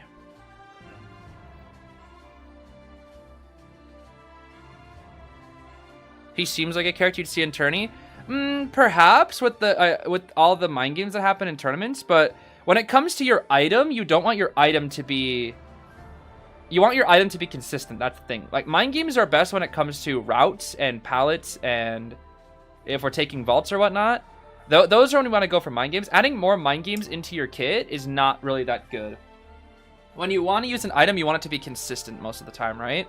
Like, if I have a patient hook, like, let's say I want to go for a patient hook, but it's a 50-50 if I vault or not, you know? Or it's like, the only way I can actually vault the obstacle in front of me is if the hunter, like, swings while I'm hooking or something like that.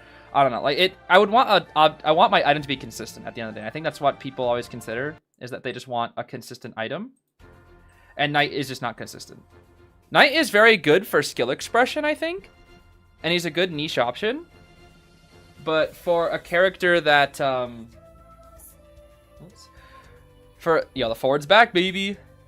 For a character that has such a low decoding debuff, it's just not considered worth it by a lot of players. What makes Arrow good rescuer? You don't really get it since it doesn't have a specific ability that helps in rescuing. He does, actually. Hover is super good.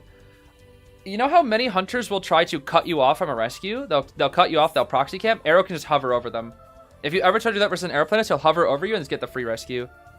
Aeroplanist also he can also do hover tricks where if you're able to get in to the chair without too much trouble, there is tech where he can guarantee an instantly use his hover, cancel his own hover, and use like a thing. It's a technique called hover cancel at chair, where you can guarantee a free save.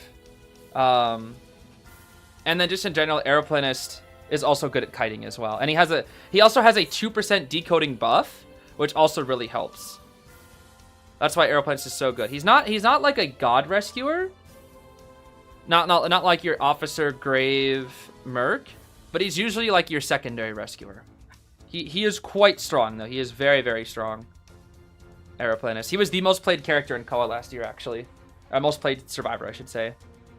Because he was just like putting an Aeroplanist on your team literally is it always will give you something. It only adds to the team. It does not take away from the team at all. Like when you put on something like a priestess, you're adding on support, but you're taking away decoding and kiting potential. When you're adding on a Ford, you're putting on like heavy rescue and harass potential, but you're taking away decoding. When you add an Aeroplanist, you're having a kiter rescuer all in one, who is also like a pseudo decoder with a slightly fast decoding speed. And like the only thing, and he can even hover with his like, he can even support with his hover to like push a hunter back slightly. So he has even niche uses like that. He can't really do any balloon rest or anything like that, but basically he's just for the Dream Witch again. Really? The Dream Witch again? Okay, but this time the decoding is way worse. Yo, DX said not this time. The run back, huh? Does that mean we get a second run back? Wait, do we get a second run back? Could we get another witch versus fish battle? No way, right? Wait, that would be so cool. If it's double witch, double fish? Yo. That'd be actually so sick. No Rickies. Yeah, no Rickies today. Richard's plan has basically been written off. Richard's plan was not accepted this year, apparently. Why can you play Witch again? Global bans no longer take place after round 4 and 5. So if you play something in round 4, you can still play it in round 5. That's why. Global bans only go up to round 3. Anything past, it's only selective bans. No more global bans. Does DX play Naiad? He does play Naiad, but I don't think he really plays Naiad in tournaments. I think the Witch here is still better. It's going to be Blink Witch instead, so we're switching it up a little bit. Detention trump card, Blink Witch. So now we can't go for the forward cancel Patroller strat again. Hunt, Berserker, and Overwhelm. This will be a little bit more consistent from the side of DX this time with the Blink. Tide Knee Jerk on Priestess and Embalmer. Borrowed Flywheel forward once again, and then Borrowed Knee Jerk Postman. Okay. I imagine first chase is either Embalmer or Postman, because Priestess can be quite frustrating for Witch. I know that for sure. Definitely can be quite frustrating. But this is Ever Sleeping Town, and Witch can do well on this map as well. We will see. Yeah, Seer's always been a consistent ban just because 3 hits. 3 hits globally on any survivor is just so ridiculous. Okay. Let's see what we got here. Let's see what we got. What would he switch to? Abnormal? Abnormal, TP niche is possible. Pretty much, I think the thing is, DX is a player that really likes Trump Card. He likes the versatility of Trump Card. We've seen it with Ivy, we've seen it with Witch, and just so many other situations, so... There was that one time when he went Trump Card QS as well, so... I think DX just really likes the versatility that is Trump Card. Okay, let's see here. We're breaking a few pallets, breaking some pretty strong pallets versus the Postman. Mal, of course, is first chase here, which leaves us with the Wick! Yep, the dog, baby. Wick Dog Gaming. And we're staying at these pallets, huh? That's a hit. That is a leech hit, though, so it doesn't really matter too much. Blink will be ready soon. Okay, auto-follow, auto-follow. Nice patience. Ooh. He doesn't have a flywheel. We vault that death. Huh? DX? I think DX thinks he has flywheel. But the thing is, there's no flywheel, so he's just making this last longer than it needs to. Oh! Zeus! Zeus, bro. Give free hit versus Dream Witch. Sprinter taught me well. That's not good, buddy. That's not good. Can't be giving those free hits to Witch now. But then again, if you're making forward your new chase target, forward is also the one with flywheel. Basement's here too. Uh-oh. Forward has flywheel, and he's also the one with the lowest decoding, so it's actually not even bad for the survivors for forward to be chased here. Oh my gosh. Bro pulled a Schmitty! Okay. Cyphers are still somewhat slow. I'm not really sure why. Oh, wow. Wow. That's funny. Thought the blink would come, but nope, no blink just yet. Alright. Chair our forward. Right here. We have Priestess who can come save. 300% on the Cyphers. That's definitely fine for a Dream Witch. We have 1 injury on the Postman too. The 2 rescuers in quote, Embalmer and Priestess, can get to this area. Oh my goodness, never mind. That is way too hard. Is Embalmer coming? Embalmer is here though. They sent both. They sent both in. Okay, that's smart. They sent both. Terror Shock? No, okay. No damage on the... What the heck? No damage on the Embalmer? Okay, the thing is about Priestess also heals dummy fast. So as long as Priestess gets healed for the side of TE, they're actually still in a decent spot. We'll break that portal here. She is healing really quick. She did try to go for the global, but it's gone. And we heal up our Priestess. Forward dies off in the corner over here. Cyphers are slowing down here, though. DX is getting quite a few good hits in. Would have really liked to get a hit on the Embalmer. I think the biggest thing is not getting a hit on that Embalmer is quite tough. We do coffin the forward, actually. Okay. Forward coffin, pretty far. Moving in now toward our Embalmer pal. We need to get back on these Cyphers, though. These Cyphers need to start continuing here. Forward coffin is not really in the best spot here, though. He doesn't really have anywhere to go. We'll break this pallet right here. Still pursuing after our Embalmer, who has no flywheel. Once again, does he make this pallet? Ooh. Okay. We really want this hit on the Embalmer, huh? Okay, we do get the hit on the Embalmer. But forward is being chased by his leech, which I guess... Where is he? Oh, he's getting healed? Oh, the leech is on his way, though. Hold on, the leech is on his way. Did they finish that heal? I think they do. Oh, dear. The Didon share forward getting healed? What is DX planning here? He let the forward get away. He is pressuring the Cypher very well, but at the cost of the forward getting away. That's the problem. We do have Blink, but that's forward's leech. That's the problem. That's not enough. TE is playing really well. They're slowing the pace of the game down right now. It doesn't even matter if forward eats the hit here. He has flywheel. He has the knee jerk letter. We're starting up 2 new Cyphers. We're not even bothering with middle anymore. We realize it's too hard to do. Now it's time to go back for the Embalmer. Forward's leech is almost deleached. We leech our Embalmer buddy here now, as once again he's seen the just to die to leech. Oh, that's smart. Yeah, break the pallet here instead. We want to preserve this leech for as long as we can. We want to down with main. Okay, nice down, nice down, nice down. Final Cypher 60 though. Ooh. We do have no borrowed on this Embalmer, which means we can still tie, and we do still have Trump card. I don't know how he's gonna use Trump card, but we do have it available. How will he use it? I have no idea. He's gonna start sending in one of the followers to the Cypher. It won't be ready though. Sorry, he won't make it in time. Cypher will be ready to pop. Ooh. Oh my gosh. Yo, I saw that random dog. What the? Okay, he drops the coffin. I can't even drop the coffin right in front of DX, even though he doesn't have borrowed. That's kind of funny. 4-person endgame, they pop. We do have Blink. We do have Trump card. What is the plan? 2 leeches onto the field. Where are we headed to? We're just kind of moving out with main body. Just try to get. I just try to get our bearings here, I think. On gates 50. Oh, this is not looking good.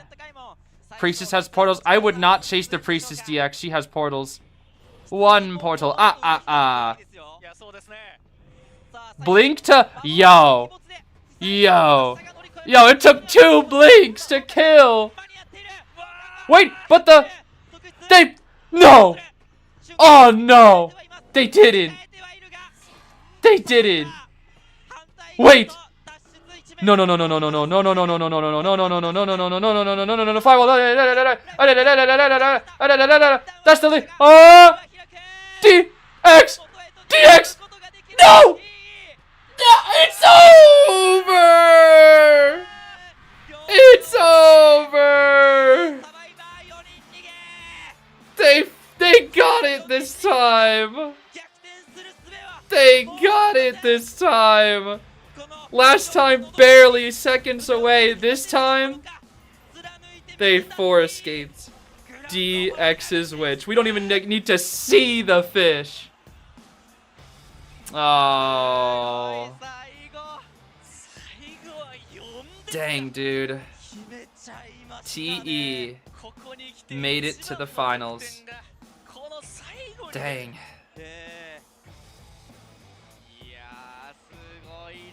Oh man, DX, bro.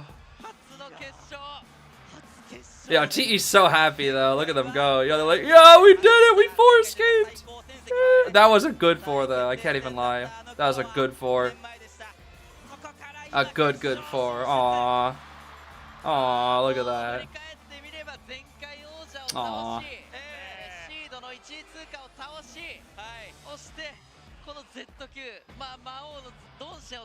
What a game, dude. What a game. They really got the 4, dude. They really got the 4. They really got the 4.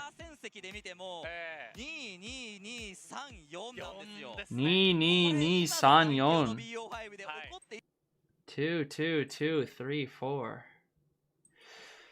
Sheesh, dude. No round 5. We don't even get to see the fish, bro. I really was kind of hoping we would see which fish.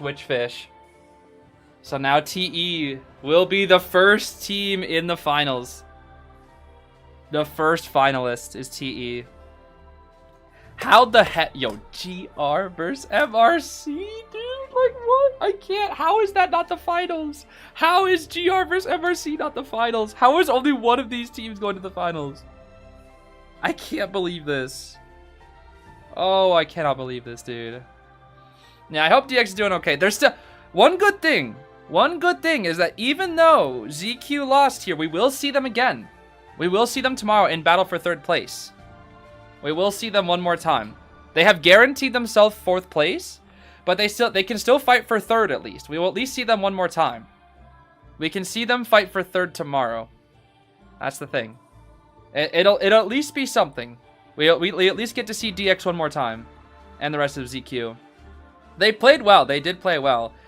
I mean, it was just tie city up until round 4, when Pepe Fish just decided to lock in, and not to mention TE serves just went insane that game.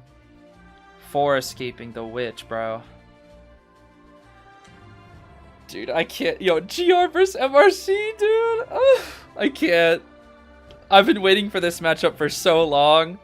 And it's not even the finals. That's the thing. It's not even the finals, dude. How is it not the finals? How is MRC versus GR not the finals, dude? Only one of them gets it. I can't believe that. I genuinely can't believe that, dude. I genuinely cannot believe that. How? How is that only one of... I genuinely can't. GR versus MRC is going to be so much fun. I want it to go to round 6. I'm not even lying. I want it to go all the way. I want it to go all the way to round 6, dude. Yeah, I'm smiling just thinking about GR versus MRC. Oh my goodness. Oh my goodness. And then whoever wins between that goes up against TE. I can't believe TE got to the finals. Like, what? I can't. I would have never guessed. I never would have guessed TE made it to finals. Never, bro. Yo, what if TE wins? Like, what? They really have been the dark horse. Axis and TE to me are like the dark horses of this tournament. I can't believe they made it as far as they did. I genuinely can't.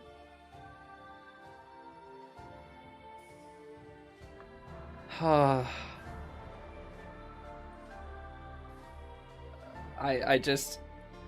mean, I think GR and MRC. My prediction is that the winner of GR versus MRC will win KOA. Whoever wins that will win KOA. That is my prediction. But TE has proven me wrong every step of the way. Every time I haven't betted on TE, that they've won. So who knows? Maybe it'll be like last year. You know, maybe it'll be like last year where it's like with Wolves. It'll be like another Wolves situation where Choi was insanely dominant, and then the finals, like Zeta just 3-0'd. I still can't believe that, dude. Zeus. That's a Zeus type ball right there. That is a Zeus type ball.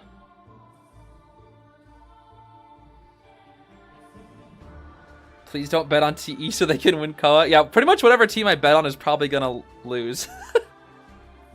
I think that's usually what happens. Maybe TE will find a way, just like GG used to. Yo, GG, yo, no, somehow GG gonna win. I know. Yo, somehow GG gonna find a way. They're gonna win KOA. They've already been eliminated, but somehow GG gonna find a way, bro. This just in. For unknown reasons, GG has been re-added to the tournament. Don't ask why. Don't ask questions. They're here now.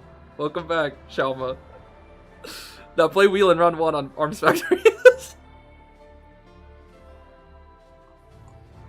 Yo, I wish, bro. Yo, GG always finds a way somehow. Goodness me.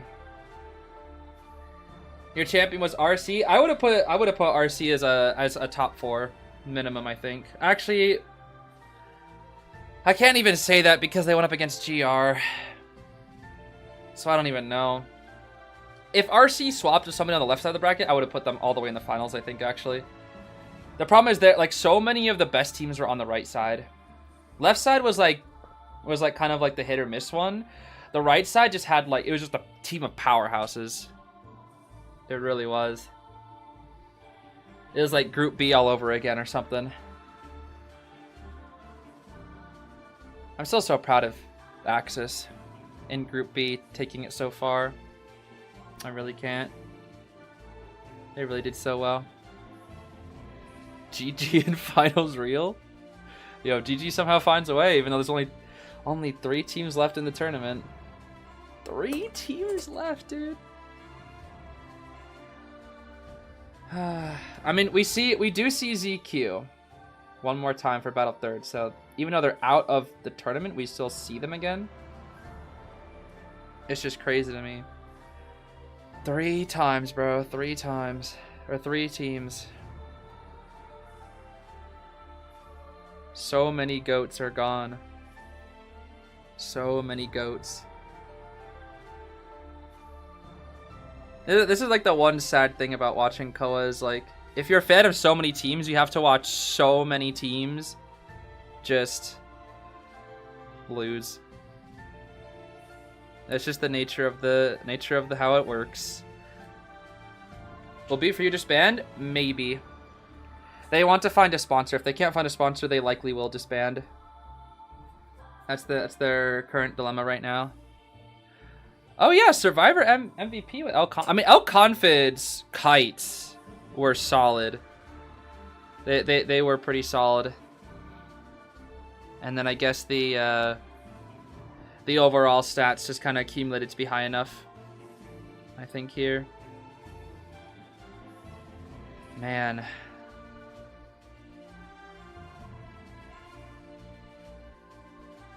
I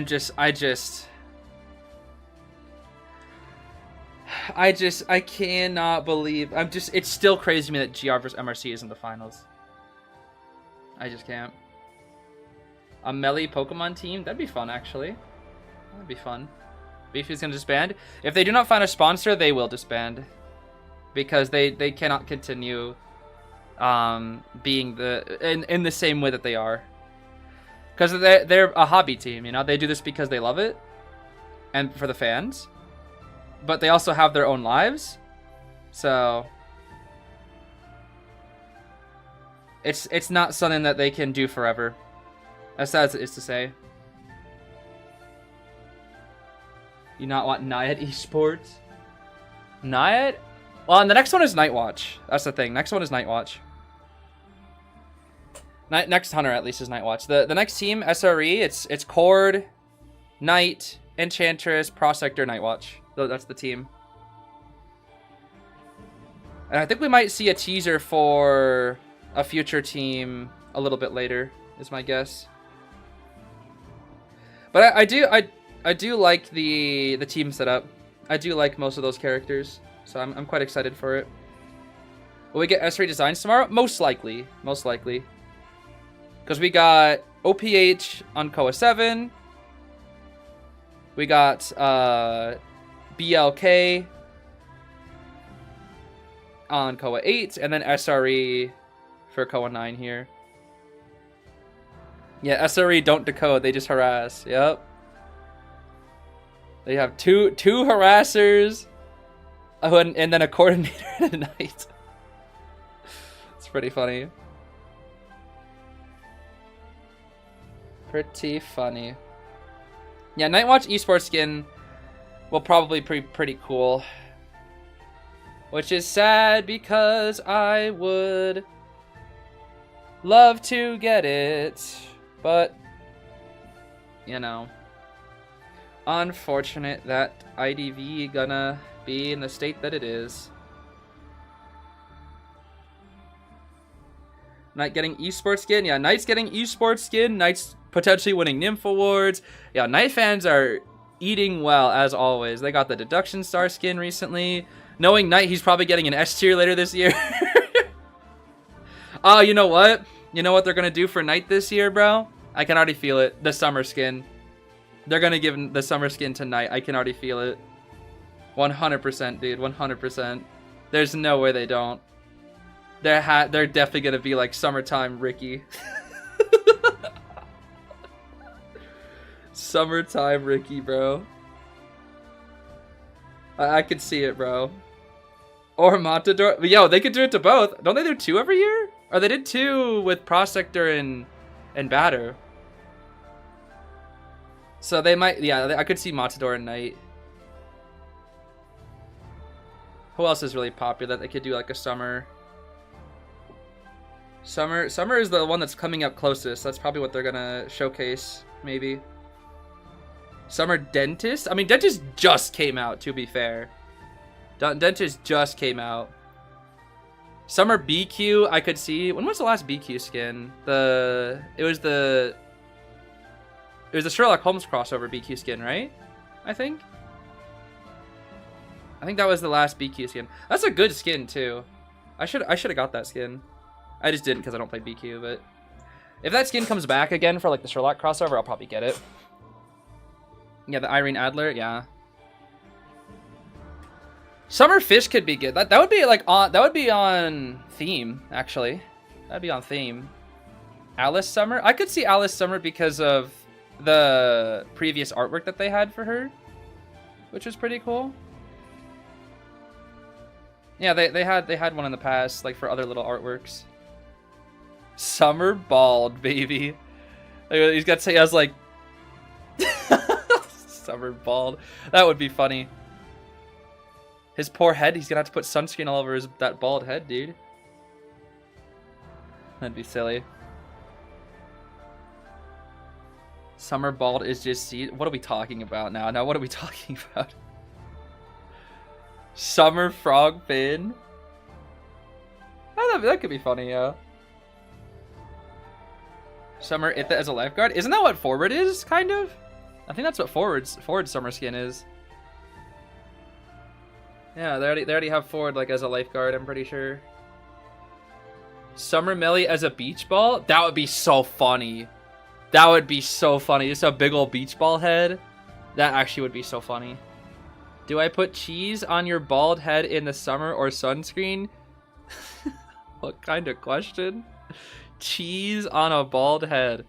Now, why would I do that? Because if that happens, it's just going to melt and get into my eyes. Why would I ever put cheese on a bald head?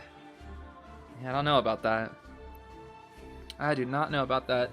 Thank you, Irvet, for the 1 gifted member. Thank you, thank you.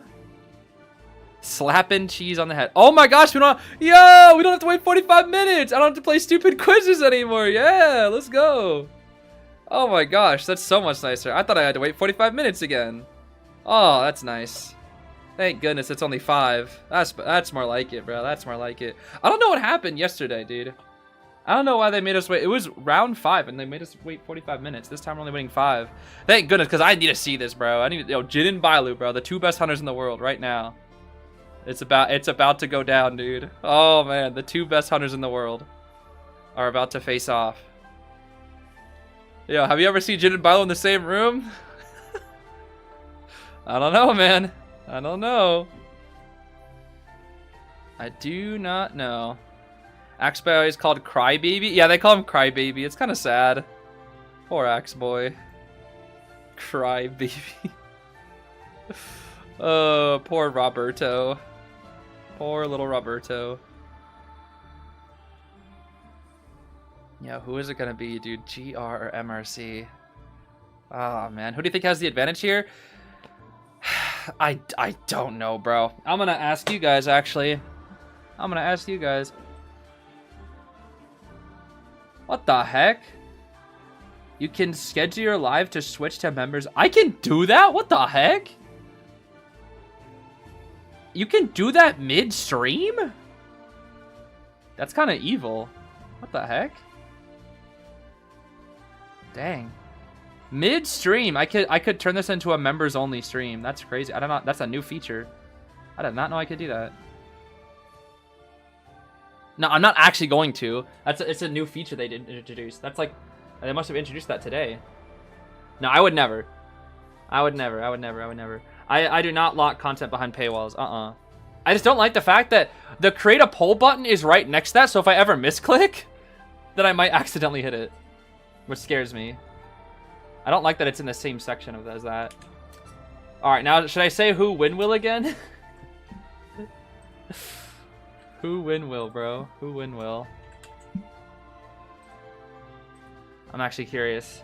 I have a theory, but to me, to me, this is nearly dead 50-50 between these two teams, but I do have a theory who will come out on top.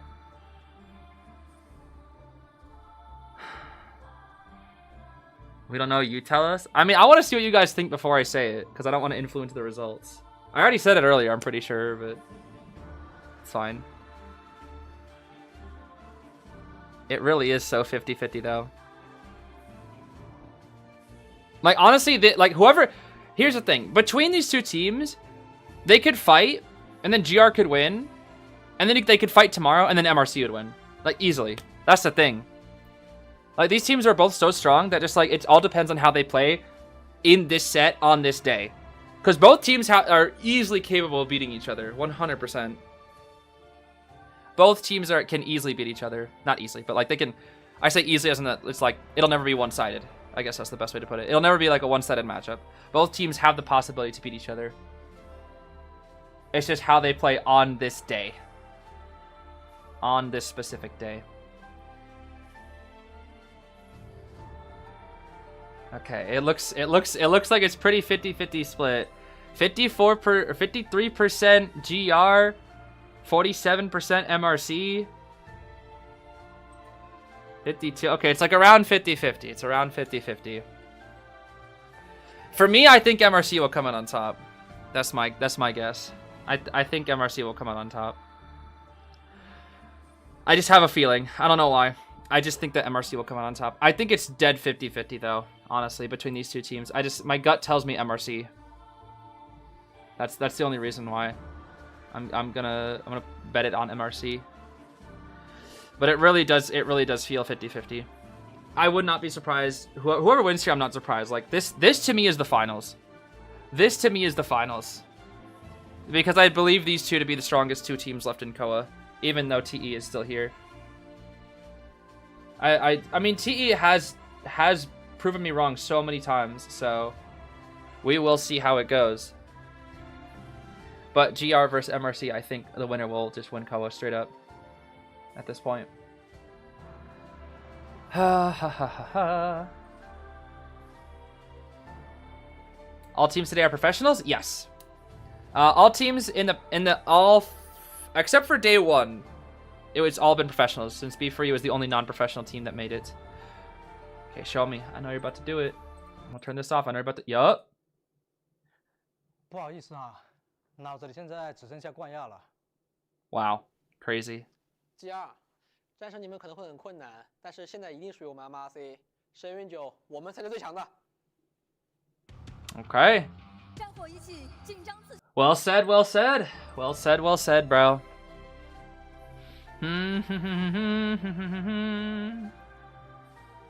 Jin and Bailu, where are you guys at? I need to see. I need to see these matches immediately. You miss Peter's fried rice? Yeah, me too. I love fried rice. So funny, dude. It's just so out of nowhere. Team GR. The greediest team. The greediest team known to man. Should I make some fried rice? Yeah, go for it. Make some fried rice. Fried rice pretty good. Yeah, I think it's quite fitting that MRC has like the white jerseys and then GR has like the black/gray jerseys. That's pretty fitting, dude. It's like a chess match or something. I should play some chess. I haven't played chess in a minute. Or any other board game that features black and white pieces, which are a lot of them actually. Yeah, here's the Schmitty. We will beat you again, Peter. I love fried rice. So funny to me. Chess stream? What? Okay, I suck at chess though. I love chess, but I suck at chess. Chess is so fun. But I'm so bad at it. I really am buns at chess. Oh, I forgot to show it. Did you guys see the... Where is this here? Let me see if I can find it. Do you guys see the cosplays this year? Let me see if I can find them. I think IDV Logic posted them. They showed like the official cosplays. They look pretty cool. Let's see here. Yeah, like multiple days of them too. Let's see, day 2. Where was it? Oh yeah, here we go. I think they do these for like almost every single major tournament, but they have all like the these are like the pro cosplayers, like the professional cosplayers that they like work with netties, I think. And so they do really good with the official cosplays. I think that's is that the Halloween geisha, I think.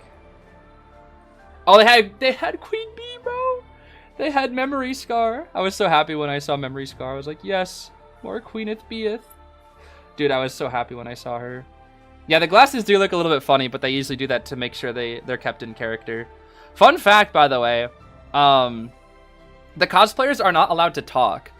It's a fun little fact that I learned while I was in Japan. The cosplayers cannot talk. They actually actually have like a lot of rules to follow. One of them is that they're not allowed to speak when they're in cosplay, because they think it will ruin the image that people have of the character if they hear their voice. So they can't actually speak. It's pretty interesting. Got the Soul Sweaver, the Orphe, the Gimmick Lady, the Prisoner. I was surprised how they did the little staircase thing. That's kind of cool. Hullabaloo, the new skin, the new Hullabaloo skin. The Lucky Guy. Dude, this one was cracking me up, this Lucky Guy skin image. Because he has the little... He is wearing glasses, but he's wearing glasses underneath the glasses. Like, he has the little survivor eyes underneath it. It felt so extra. I don't know, it was pretty funny. And then they have like a whole group photo. And they have more. They have ones for day 2 here as well. They had the Hullabaloo again. The Melly one is so good, dude. The Melly one is so good. It really is. Qist, the Lucky Guy, Geisha again, which I think they did better with the eyes this day, I guess. The Soul Sweaver again, Ada, Emil, them together. She got the little whistle too. Orpheus writing in his book. The Prisoner, the Merc, the Gardener again. They didn't have all the nymph skins, but they had quite a few. So those are day 3s, and then that was day 2, and then day 3 they had Orphe, Soul Sweaver, Melly, Gardener, and Merc, and then Michi, Luca, Evelyn, Ada, Emil, Mike Gaming, and then they had a lot more group photos, it looks like, today. Yeah, there it is. I like how they did the wings in this one. I don't know how they did the wings for Queen Bee, but I really like how they did the wings in this one. I know, it's pretty cool. It's pretty cool getting to see the cosplays. It's pretty neat. Do you have an idea why the alt hunters lose their button eyes? I feel like they should keep them. Like Lizard should keep the button eyes from Prof, maybe. I think it's just a design choice. I think it's simply just the design choice, because the survivors are dolls, whereas the hunters are just, they get to be a bit more out there in terms of design. All the survivors kind of just follow the doll theme, though. I think that's the reason why. I don't really think any of the hunters really have the button eyes at all. It's just for the survivors because they're supposed to be dolls.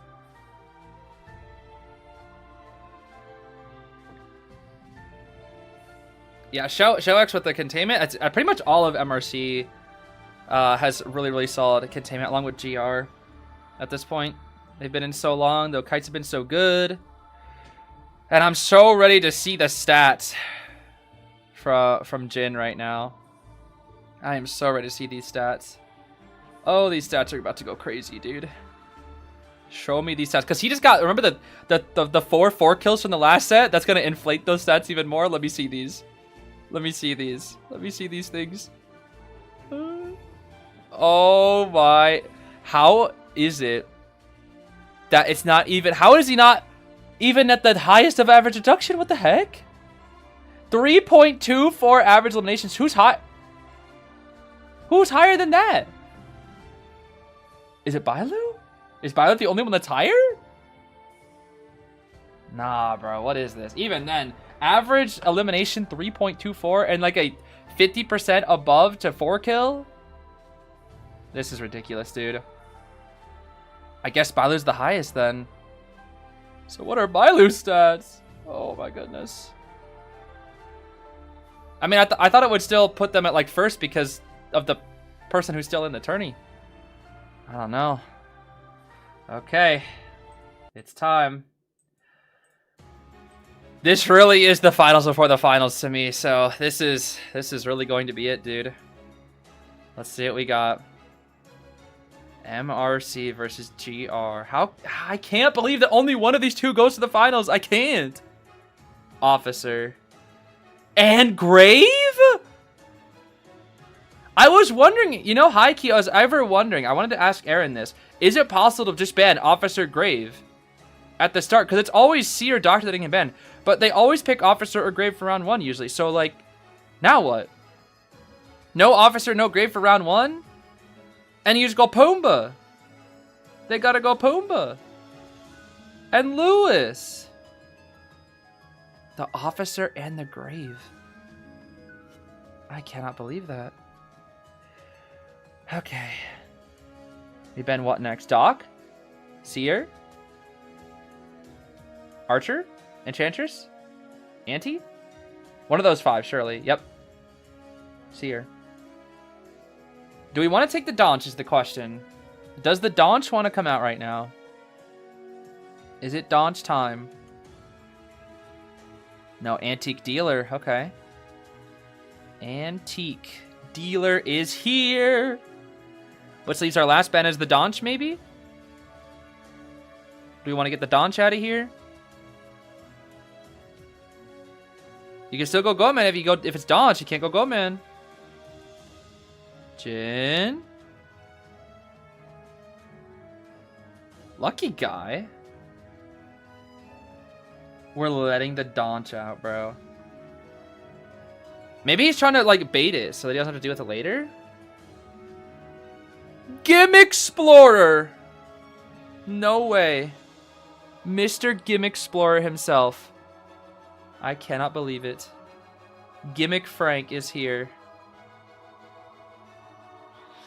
Okay. I mean, the synergy between Explorer and Wildling is not bad here. I'm not gonna lie. Explorer and Wildling have some pretty decent synergy because Wildling can whistle to cover up the tinnitus from the Explorer.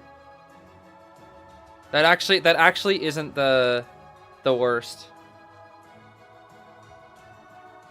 These two characters have really good synergy because they're a Decoder Rescuer combo when Explorer can also save. They balance out each other's decoding and their weaknesses. It's actually not a bad combo.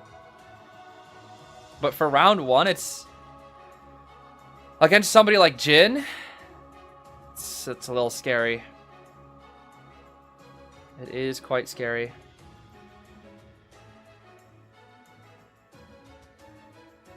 So what the heck does Jin go? Go... Probably not Sangria, right? Could go Ivy. Ivy's actually not bad here. I think I would go Ivy. Or just Goat Diff, because you're Jin. No, it would be Ivy, yeah. It'll be Ivy. Ivy does have the best matchup into this team. Yeah, Blink Percy. Yeah, Jin, what do you... Get the Ivy off the stage. Go Blink Percy right now. Blink Percy immediately. Oh, gosh. What were the songs earlier in round 4 and round 5? Round 5 song, the song was called Confronting Alpha from Xenoblade Chronicles 3 Future Redeemed DLC. And the 5th song was called Destroyed Skyworld from Super Smash Bros. For Wii U. Okay, ISO Spawn, Explore Big Boat. Okay, this is fine, this is fine. Relatively standard spawns for the most part here. Okay. I do like this matchup for Ivy. But who do we chase first? We can send out Yith and main body toward Puppet and Anti respectively. But which one will Jin decide to go for? It's so hard. It's so hard to get a read on Jin. That's the problem. Same with Bailu. They're just at such a high level that I can't predict what they're gonna do. I just have no idea. They play so fundamentally like at a higher level that it's just like no matter what I try to think of, they always go one step ahead. Okay, Detention, Inso, Blink, Hunt, Berserker, very standard. From Ivy, Borrowed Flywheel on Ante, Full Kite Explorer, Tide Borrowed Puppet Wilding, very standard across the board. A couple audience effects, Healing Doctor, Airwalk Explorer as well, okay. Yeah, this is... I don't even know who we go for, bro. Now, you can send the Yith out to the Explorer if you want. But will they even bother trying to hide? Will Jin even bother going for it? I just don't know, dude. I just don't know. He's just him. He's just at such a high level. I just can't predict what he's gonna do. Normally, I feel like I have a pretty good read on what's gonna happen in a match, but right now I have no idea. Yith go middle. We go for Puppet for now. I guess the biggest thing is make sure that middle cipher takes a while to get done, right? For Wildling? Force initial board timer, maybe? No? Or maybe just for distance to find the Explorer. Ah, and there we go. Now we can, yep. Wildling covers these tracks of the Explorer with the whistle. Very solid. We're going to go for Nanako here now. Nanako crazed with that harassment. Go for the Spook. 61. Pretty early Spook there. I almost wonder if we need to go for early Spooks like that, just for like the potential delay of it all. Look at how fast that Jin swaps between Yith and Ivy, by the way. Oh my goodness. Look at that. That's some insane micromanaging here. Let's see. Yith Scare is ready. Is it time for Spook? Yup. There we go. Just take the hit right there. All right. Explorer does have 50% page right now. It's not bad. We're going to send out the Yith towards Shack. Continue walking toward the Ante. So grab a little bit of corrosion here, but it's not that much. I'm gonna go for the blink here. Can we flywheel Jin's blink? Will we ever actually successfully flywheel Jin's blink? That's the real question here of the day. TP right here. Whoa. Okay, baiting. There's the flywheel used. Boop. There we go. Okay, nice. Nice. Scaring first just to shield in case Nanako went for a swing. Like a swing bait there. Okay, ciphers here are fine. I would actually argue they're pretty good. These ciphers are pretty good because they have a 49% page with Explorer here. Okay, pull back here. That Explorer, careful greeting for that Explorer. Careful, we might. Nah, Jin won't greed. Okay, Jin won't greed. It's fine. I thought Jin might greed here. Oh my gosh. Oh. I'm expecting like Terror Shock every time, bro. I really am. I'm so scared of Jin. Nice flip. Okay. Nice flip. Got another possession right here. Not quite at full presence. 87. Okay. Explorer. Put a little bit of page into the cipher there. Not a ton. About 20% here. This is looking really standard right now. This is looking quite standard. Nanako is kiting out the Titaner. We do have Spook at the ready. Break of the pallet. Go for Spook. We dodge the Spook. Okay, full presence. Not quite, though. Might want to go for Flutes here. Ah, main. Yeah, we actually did try to swing, but the main scare Spook. Main scare Spook made it pretty tricky there. Okay. Next rescue, Puppet can come in. Wildling does have the injury, but we'll finish the cipher here. Their ciphers are actually above average because of the Explorer right now. Explorer is really going to help them out in this late game. Will be very helpful. Gonna kind of watch down that Explorer here. Where's the Lewis? Hiding behind a tree, I see. Okay. Just to find near Explorer. Oh, hey, Explorer, hey. Stalling. Okay. Stalling. We're both kind of stalling each other. That's all we're really doing here. Full pres. Boop. That's a dead antique dealer right there. We're getting more page. That should be about what? 69% page, I think, right there. Nanako will die corner. This is gonna be quite good for MRC. Oh, but the Puma's gonna harass? No way. And now he's got the Puma glitch. Well, it stopped because of the corrosion. Wow. It literally halted the re-stopped itself because of the corrosion, dude. Okay, but once that Cypher over there hits like 30, they can just pop. Oh, 97? 90, oh, okay. Now we just. Oh, Lewis is tapping. Lewis is tapping. He's getting it primed. What we're gonna get is time for endgame now. It's endgame positioning here. Explorer is gone because we don't want to risk the Explorer. Wait, what? What? Why did he leave the Cypher? What? What? Is Explorer going back to it? Hello? What?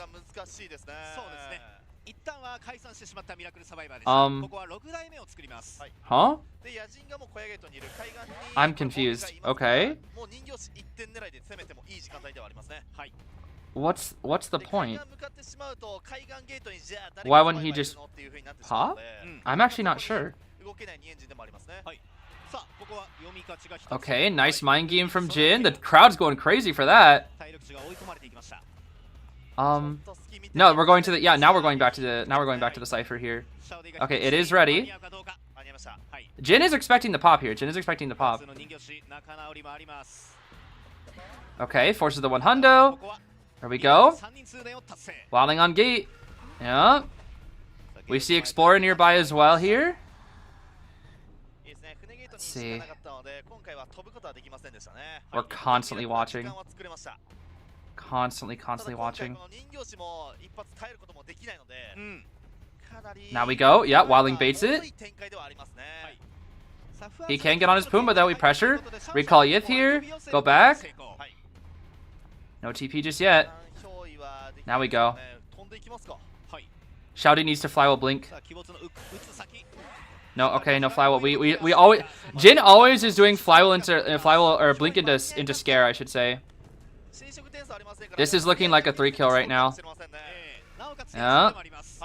Yeah, he's looking out for where Puppet is as well. Oh, he's letting the no, okay. I was about to say there's no way he's letting the Puppet get the save, right? He knew where Puppet is. He knows where Puppet is. He's very mindful of it. Very mindful. Yep, he sees where Puppet is. He knows. That information is so good here. Wilding is still at full health though, so we can't really do much with the full health there. Okay. Lewis. He will 3-kill this. He will 3-kill. It's likely not going to be a 4.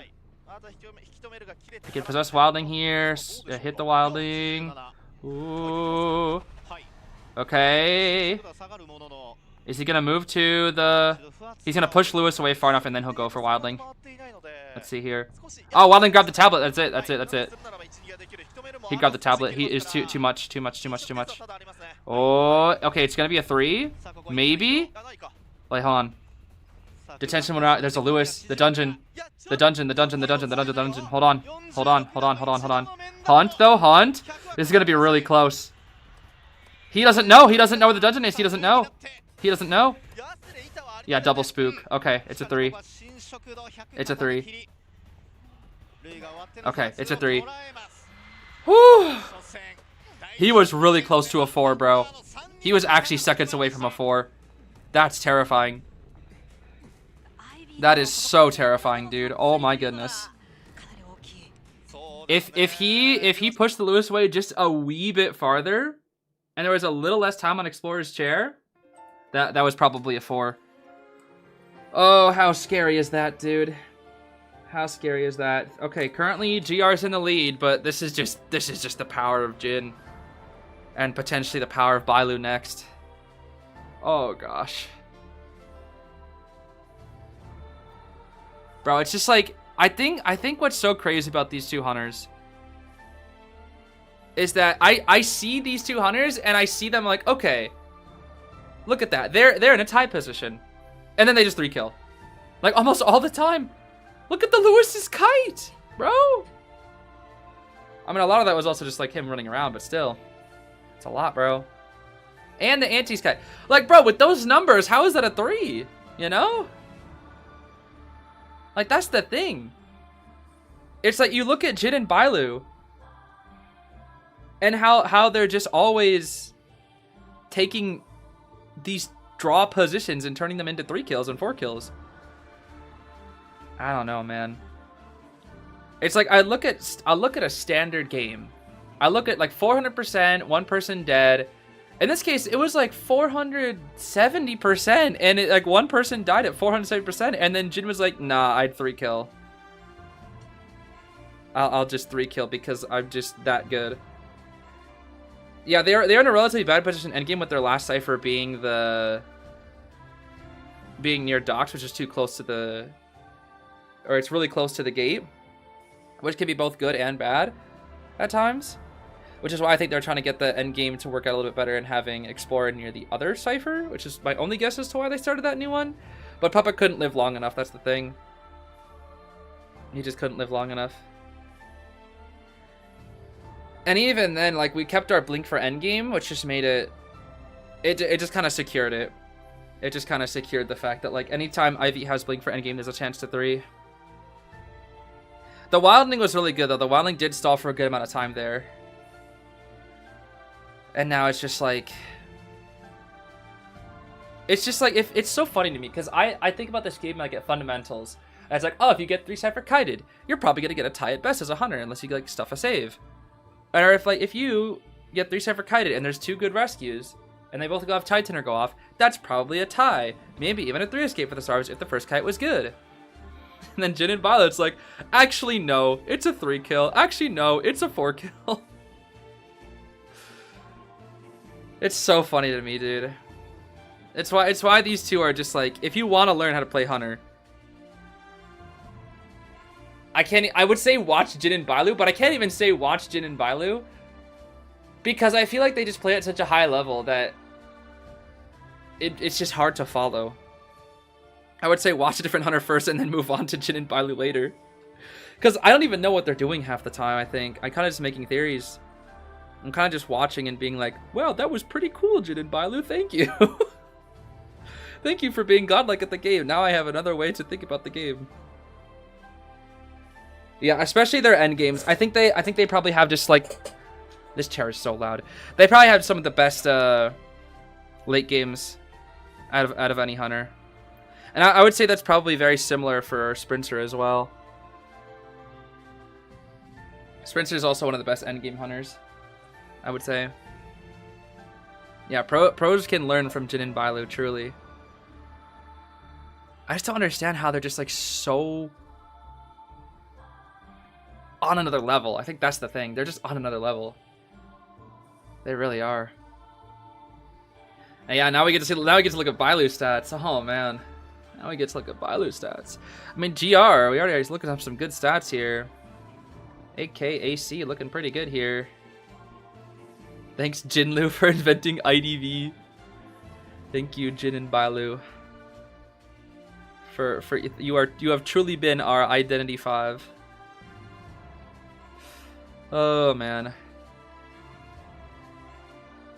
Pro useless tip, you can do warp fireball with Axe Boy, make it travel through the map. Wait, really? Actually, that kind of makes sense. Probably looks really jank though, I would imagine. Probably looks jank as heck. What happens if you pull the fireball towards you and then you go through the warp that's in a different direction? Does the fireball just like hit you when you're going, or does it go from the other? Does it just like switch directions? I don't know, kind of funny. Is the second half? This is second half of round 1 between GR versus MRC. That definitely is a pro useless tip though. That is kind of funny. Imagine hitting like a random fireball through the warp though. That'd be wild. But the problem is it'd have a million years to react to it, so it would never work. It would work against a low tier, but against a high tier, that's not gonna work. And any high tier serve is just like, it's just not happening.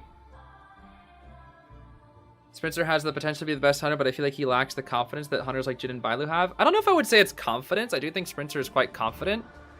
I think the issue with Spencer, and I wouldn't really call this an issue on his end, it's more just his circumstances. It's the fact that he's from NAEU. If you put Spencer in China, I think he'd be the best. Like, if you gave him the same resources as Jin and Bailu, he'd probably be on the same level. Or potentially even better if he, like, really, really went crazy with it. The only thing he lacks is just, like, the playing field that they have and the experience that they have. Sprinter in a league, bro? Whew. I would love to see that. I would pay to see that. Sprinter in a league. 10 weeks of just, like, straight Sprinter gameplay? Oh, man. Oh, man. Oh, man. These stats, Mr. Bailu. Average knockdowns 4th. Average time knockdown 3. Average elimination rate 3rd. 4 kill elimination rate 2nd. 57? Oh, my goodness. I don't know how he's 3rd in these. I really don't. But these are still cracked, bro. I'm telling you, dude. These 2 hunters. These 2 hunters, bro. These 2 hunters. What do you do? Genuinely, what do you do against these 2 hunters, man? Then who's first? I have no idea. Is it still Magica? At 3.25? I guess it with that one QS game and whatnot. Do Terror Shocks count toward the points, like even ones during Tide? I believe so. I think so. Okay. Let's see. It's time for second half of round 1. See your officer from Bailu. Okay. Interesting. Which means Grave will be out here. Grave Puppet Meteor. And then one more, right? Perhaps Enchantress was banned, so Anti or Archer. Now we already know about the Meteor. Yo, play Wiggins. I haven't seen any Wiggins today. Lucky guy. What will this be? Anti or Archer? We've been playing a little bit safe in terms of harassers recently. It will be the Antique Dealer, though. Okay. The Antique Dealer is here to stay. Yeah, we haven't seen a... Have we seen a single Archer today? I don't even remember if we've seen Archer at all. Yo, I miss Archer. Unpi, come back! Come back, Unpi, please! I need to see your Archer again, bro. I miss your Archer. Please, Unpi. I miss the Unpi Archer, bro. Oh my. I miss Unpi, bro. Okay, Bailu. We have Goatman, we have Sangria, we have Ivy. Yo, my name is Bailu. I would go Bloody Queen in round 1. No, likely not. This to me is... I mean, you could Ivy this. Actually, Bailu could go Ivy too. You can Ivy, you can Sangria, you can Goat. Honestly, any 3 of those. All 3 of them I think are on the table here. For me, I think I would go Ivy or Goat, man. I don't think I would go Sangria into this. Let's see. Ivy, yep. Ivy. Yo, where are you? She didn't even show up. What? Yo, she's just like, wait. I'm lagging, bro. Wait for me. That's funny. It's silly because they showed Meteor get picked early, but not on the thing, like not on the PNG. And then for Ivy, it didn't show her at all. Yo, Ivy's laggy, bro. Yeah, she's the shadow. She's the shadow. She's hiding. That's funny. Okay, way different spawn setup though. Kind of a mirror spawn here. They put the Explorer in Big Boat, and now this time no one's Big Boat, but rather Meteor is small. Double Ivy though. Double Ivy round 1. Does make sense. We can go for the Ivy here.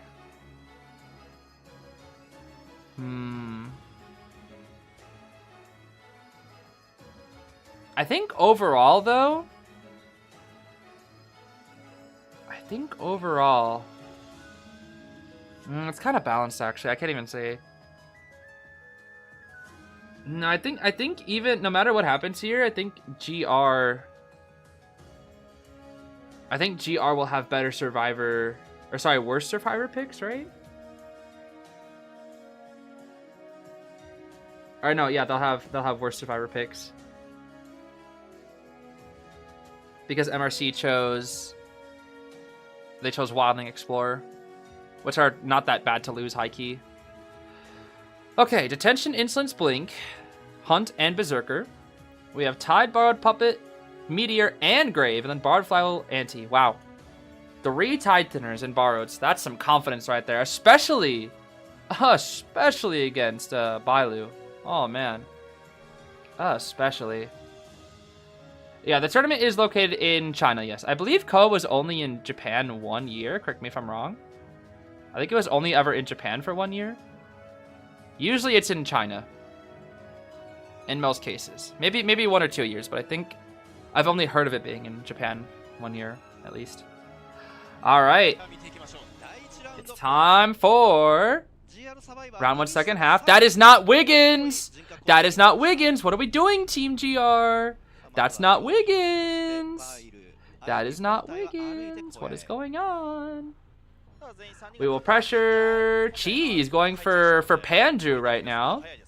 Okay. 58. We're going to try to maybe... we already got 62. That would have been huge, actually.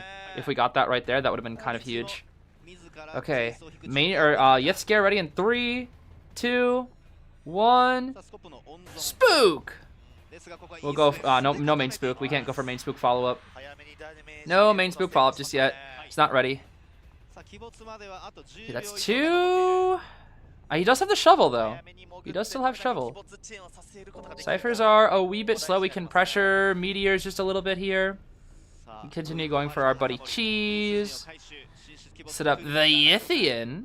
Once again, get inside our shovel. We do miss Yithscare. No, not quite. It's a while now. Oh, we're going to... Wind Blast! Okay, that's fine. That's fine. We're trying to force out items and stall Grave Shovel here, I think is the big thing. We're chasing Meteor while stalling Grave Shovel, which is just gonna stall all the decoding time here. Oh, Meteor with 95, 97. This might just be a target swap here, high key. We could blink Meteor and then get the follow-up. Oh, no, she'll get hit on purpose here. Yep, get hit on purpose. Okay, that's a little risky, though. That is a little bit risky. Grave has the tablet set up, and if we can just keep him there, honestly. If we really want to. Oh, he messed up. Blink. But we have shovel! Spook?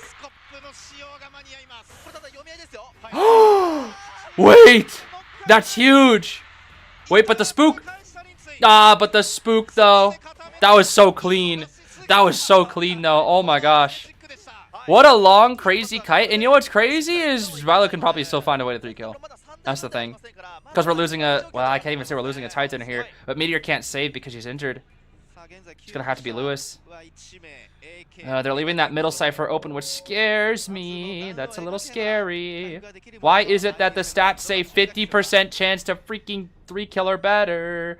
Is this just the Bailu diff? Oh, please don't Terror Shock again, bro. If I see this guy Terror Shock again... Okay, not quite. Oh my. Most hunters aren't doing that!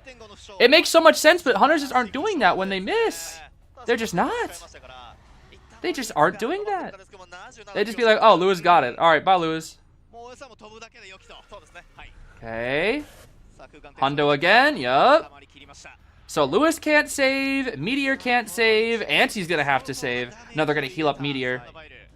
They're gonna heal up the Wendington. Okay, we'll chair. We're gonna try to finish up that middle cipher, which is super necessary. Anti is actually gonna come in for the save here. Not gonna pressure down mid. We do heal up the Meteor. We're gonna go for a second heal here, actually. Which means we might recall Yith here and then TP right now. No, okay, we're not going to. I thought it might greed. Okay.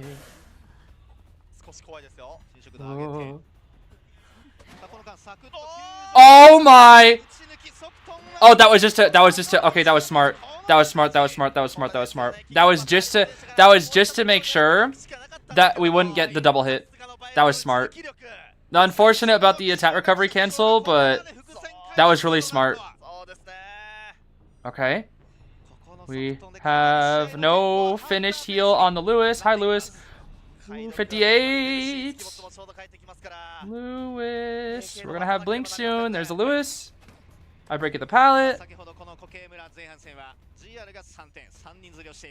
This is scary, bro.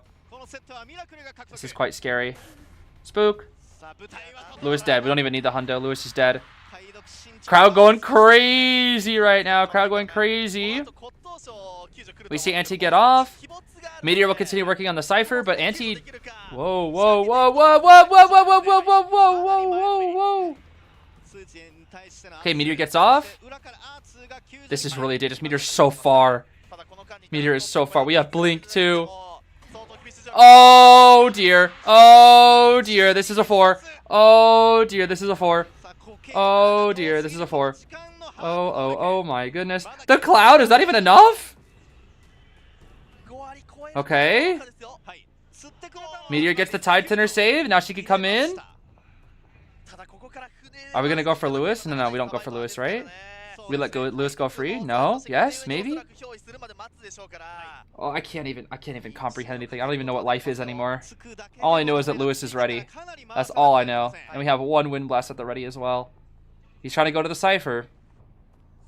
Let's try to go for that Cypher. Even, dude, even if you make this save, like, it's still such a... He's stalling out so much more time for the Blink, dude. It's after half on Anti. Oh my. Pressure it. Just go for a regular smack.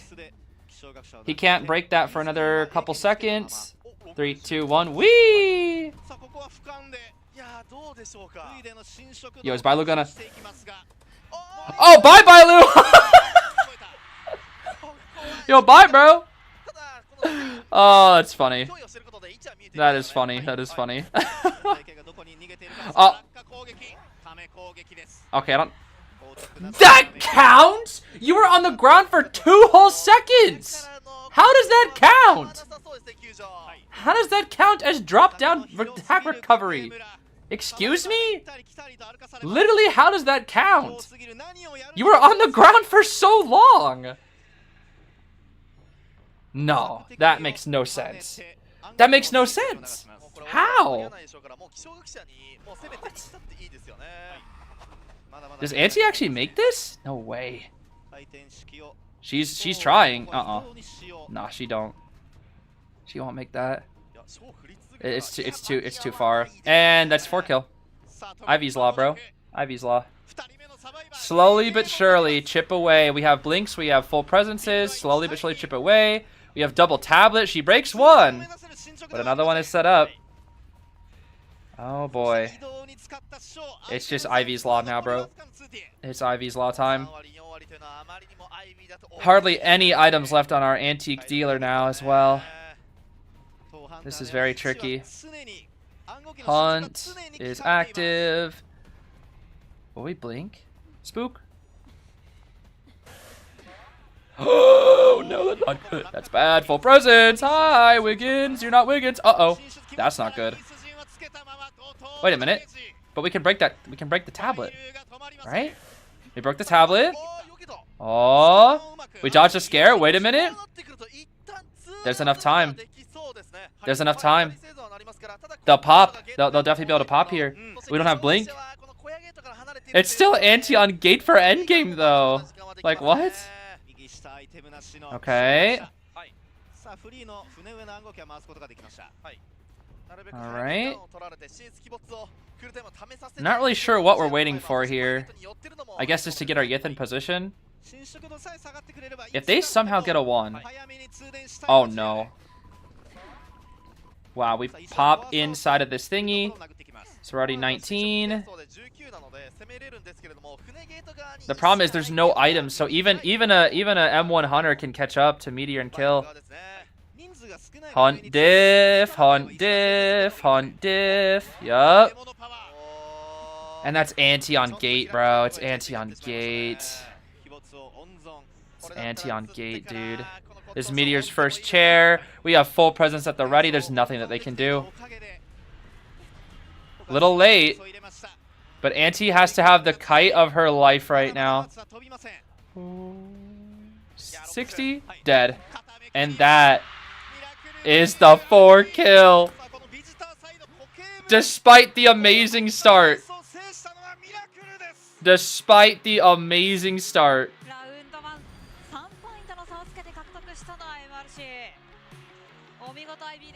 Bro.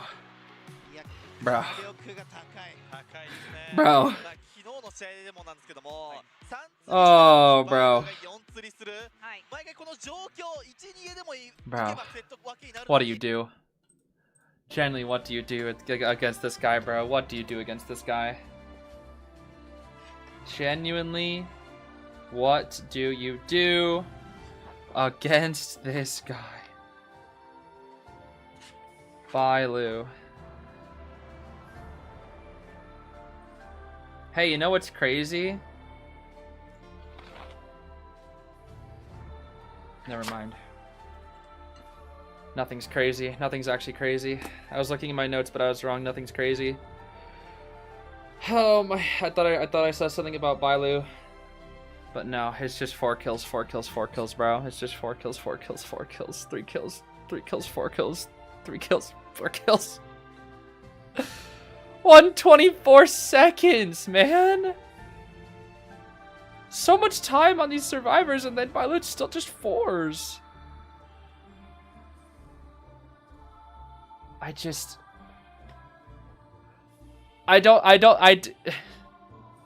don't know what to say. They're just so goated. Jin and Bailu are just so goated. I really don't know what else to say. 6-3. I mean, it is still anybody's game at this point, but wow. It is off to a crazy, crazy start here. They were barely able to get the 1. Second thing is, like, it's a 6-3, but it was barely, dude. Jin was like a second away, like 2 or 3 seconds away. 2 to 3 seconds away from getting a 4 last time. So even though the results are right now favoring MRC quite high, I can't even really say that for 100% certainty. Yeah, Bailu was non-pro last year. That's what I can't believe. Bailu was non-pro last year. Oh my gosh, which one is the Japan team? There are no Japan teams left. There are only 3 teams left in the running right now. TE, GR, and MRC. And right now, MRC is currently leading versus GR. I have no idea. Could it go for overtime? Yes, but it's still very early on in the set, so there's no way to actually tell for sure or not. No real way to tell right now, unfortunately. What did MRC feed him? I don't know. And Bailu was crazy even before this. That's the thing. Even before being on a pro team, Bailu was cracked. That was such a good player that he still dies. Like, oh my goodness. I don't understand. And then the attack recovery was really unfortunate. But we make up for it by the stun right there. How does that... How? How did that count? That doesn't make any sense. She was on the ground for like a full second. How the heck was that attack recovery? I just don't understand. I will never understand. No matter how hard I try, I will never understand. I will never be as good as these guys, dude. And now they get to Aura Farm. They get to Aura Farm now, bro. I told you, bro. I knew this would be the semifinals. Just the finals for the finals. It really is. It really is at this point. I don't even know what that says, but how simple. Simple little MRC, go, do the thing. That's definitely what it says. It says MRC, go do the thing. Totally, bro. I could definitely read that. Do you think an amateur team will ever win Koa? It's possible. That the problem is it's insanely unlikely. It's insanely unlikely. I mean, B4U actually has a pretty good chance. Well, had a pretty good chance, I should say. They've already been eliminated. But it is possible. It's very unlikely. Because they have to pass through so many other teams. They have to beat so many other teams. And a lot of the time, non-pro teams, their biggest strength is their surprise factor. And then usually that surprise factor goes away after group stage. Once you hit the finals, everybody knows your tricks. Everybody knows. Everybody knows.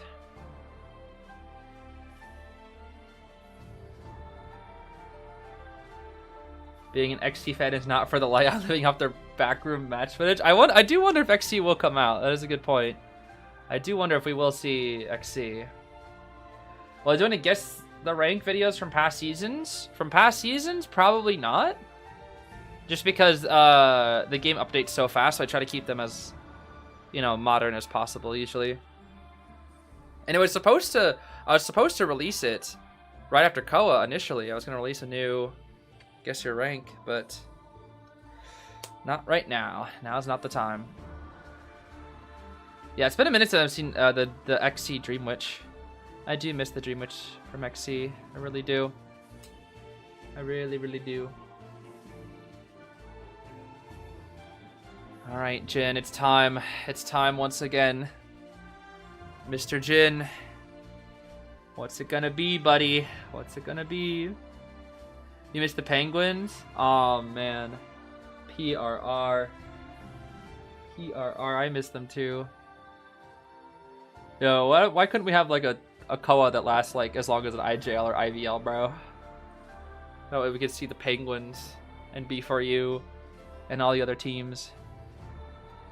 Dude, I still miss Zoo from China Mainland Quals, bro. I still miss Zoo.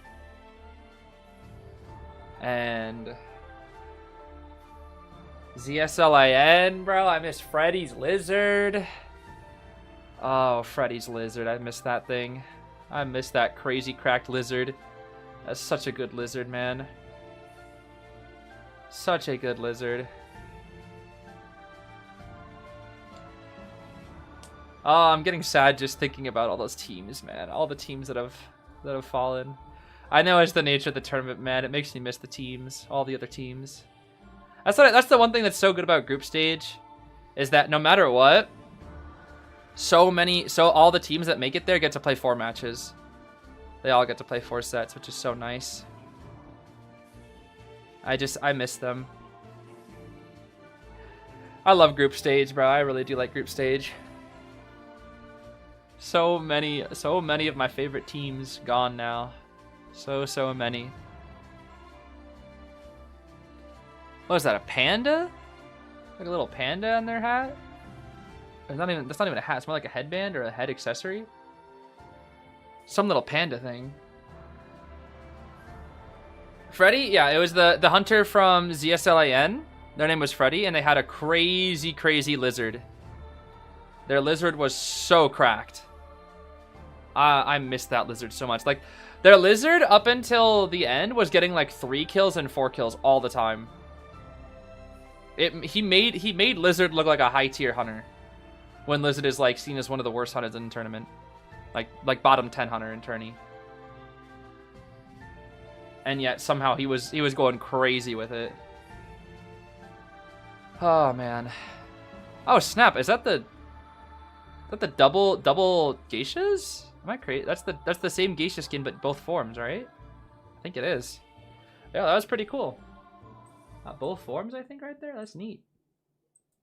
Okay. Round 2 time. Seer, Merc, and Goatman are the bans. No more Ivy, no more Goat. So we have Sangria available, which means it's Sangria counter time, right? We have no more Wildling, but we have FO or Merc here. Whatever one we prefer. Grave is also a possibility. No, Merc, sorry. It should be FO then. Yep, FO. Which means we also probably want distance, maybe? Ah, Cordy. No, it's fine. Rescuer, prioritize rescuer for Moonriver Park. Makes sense. Might ban Arrow then here, right? Aeroplanist or Meteor would be a good ban. Or Patient. Meteor, yep. It's fine. We could go Arrow, we could go Patient. We could go Patient, yep. Okay. Will they round it off with Arrow, though, is the question. I don't think so. They might round it off with Gardener. Or Lucky Guy.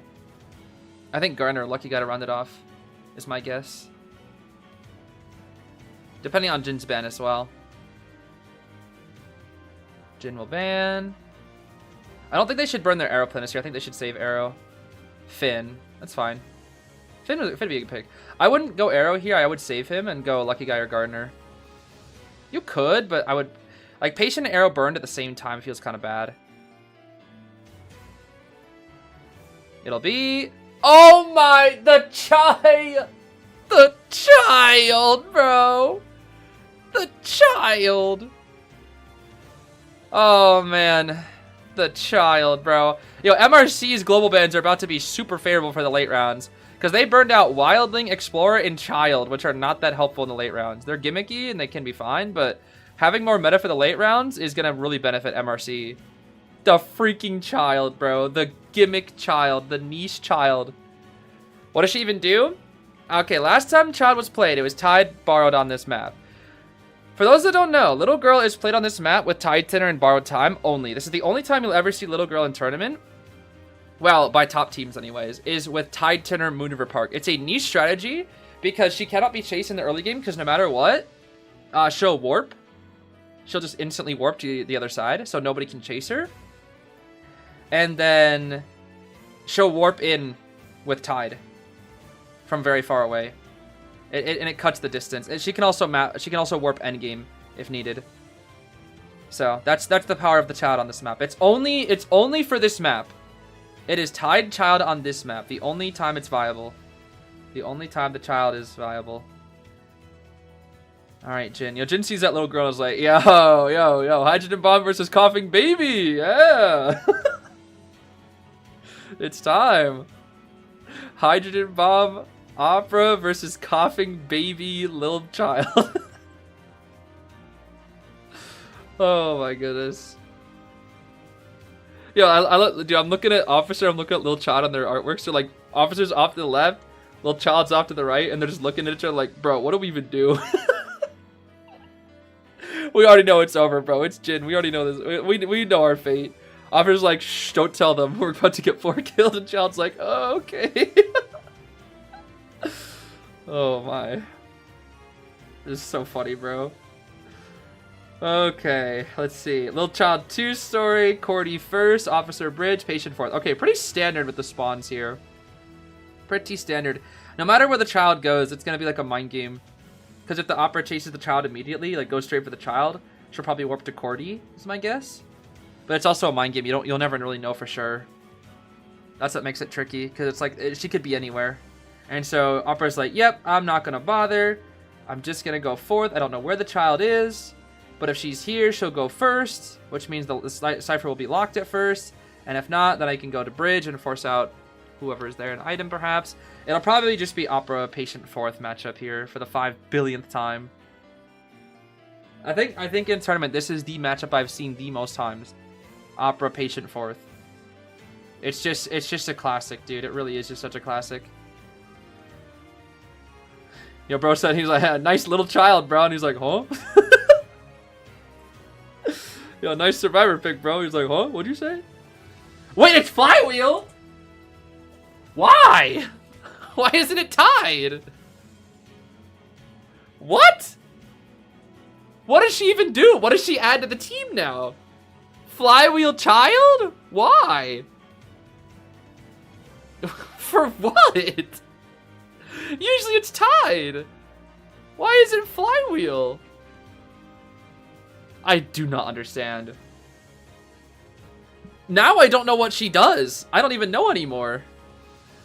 She's there to... I don't know, endgame mind game with warp? I can only assume it's the warping. Because her kiting ability is buns. It has to do something with her warping. It must be for her warping. That's the only thing I consider. The only thing. Okay, let's see here. Opera, patient fourth, baby. A tail as old as me. And maybe Mad Eyes, too. Or the granny. Okay. Swing here. Swing low. Sweet opera singer. That's a pretty early hit. I just realized it's warp. I was not paying attention to the warp opera singer. I was too busy focusing on the flywheel little girl. Which normally I think I'd be fine with, but on a map like Moon River, I don't know. Okay, I think it's specifically for the patient matchup. Warp here. He does make the... Ooh, watch yourself now, Jin. Watch yourself now, Jin. It's a good kite. Woo! That was huge. That was huge. Warp force. Warp force. Flip. We know it, though. We know that. We know it. We're going to die corner here. No, we're going to mind gain the pallet. Oh, we have the pallet run. Never mind, dead. That's a really good kite, though. That's a real good kite right there. Real good kite. Child, do something! You know what's so funny? I said it's a good kite, but it's probably still a 3-kill because Jin diff. Jin's just gonna Jin diff everything. Okay. Officer mind game. That's second tuning right there.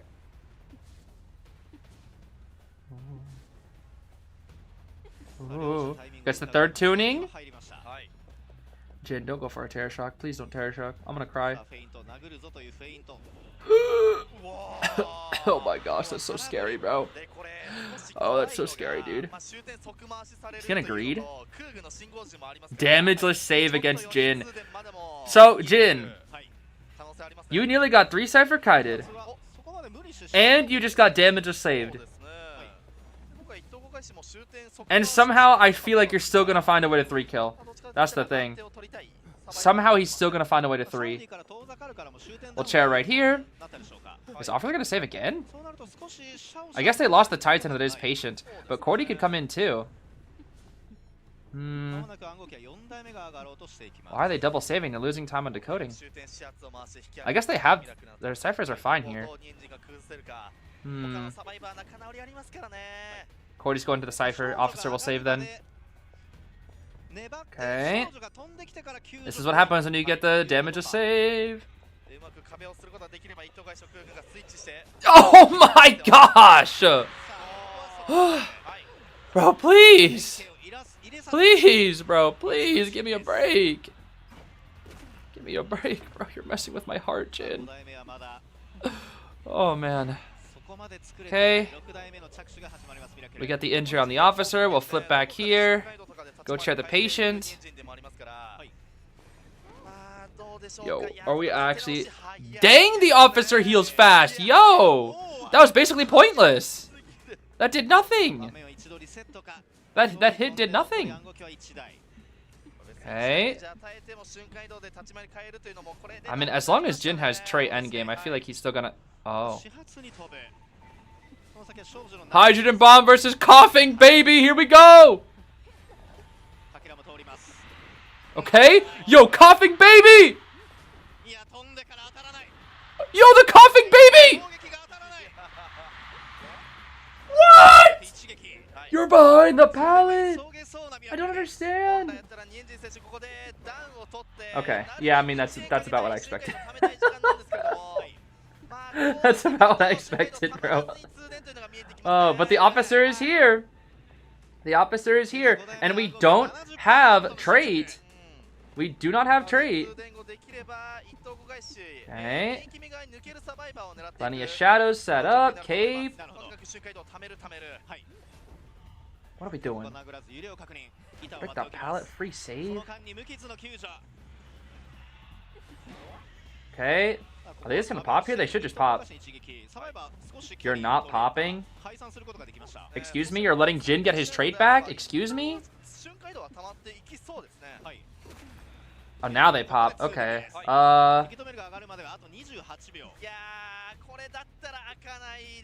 The trait won't be ready. It should be a tie. The flywheel? Coughing baby! It's not enough. It's not enough for a coughing baby to do anything. Okay, it's fine. It's a tie. They tied Jin. They tied Jin. They actually tied Jin. With a coughing baby on their team. Oh my gosh. What is going on, dude? What is going on? MRC is looking like they're just gonna take it. Yeah, that wasn't even... Yo, I think, honestly, Coughing Baby, you've been upgraded. You've been upgraded to successful toddler? I don't know. Child prodigy. You've been upgraded to child prodigy. That's what you are. No more Coughing Baby. You are now child prodigy. Oh my goodness. No, I think more than anything, the patient kite and then the damage of save from the officer was the two. Those are the two biggest things. Damage of save, and the kite was just too good. That's how I was like, how do we even 3 kill? If he still had trait, I think there was a chance. But he didn't have trait. He did not have trait. Oh my goodness. Yeah, 81 second initial kite. I mean, it's probably a little bit less, but, you know, with a little bit of rotation time. I think the most important thing was we cut out the warp. That was the thing. We cut out the warp, and then we won, like, a couple mind games. That was the thing. Oh, my goodness. It was still somewhat close, though. With a little bit more time to spare, maybe there was a chance. But, you know, GR and MRC, they're the type of team to pop whenever they can, as long as they know your trait's not going to be ready. They know that if the hunter has trait, there's always a chance. There is always a chance. Do wins depend on the points or how many rounds are won? It depends on, it's a priority list, basically. First, it goes by round wins. Then second, it's points. Points don't matter until it's tiebreaker. Or until the points accumulate so far in one side's favor that it's impossible for the other side to make a comeback. But usually points are for tiebreakers. But right now, MRC is looking pretty good. We are looking pretty good because the score right now is 8-5. 8-5. Which is not bad. And the thing is, now Bailu's up again. And guess what? It's Moon River Park. So we have options for days. We have Qus, we have Opera, and we have Hulla. And they can only ban one of them. Even Goatman, but they're probably gonna ban Goatman is my guess. So we have Opera, Qus, and Hullablue to choose from. Oh man. Oh man, oh man, oh man.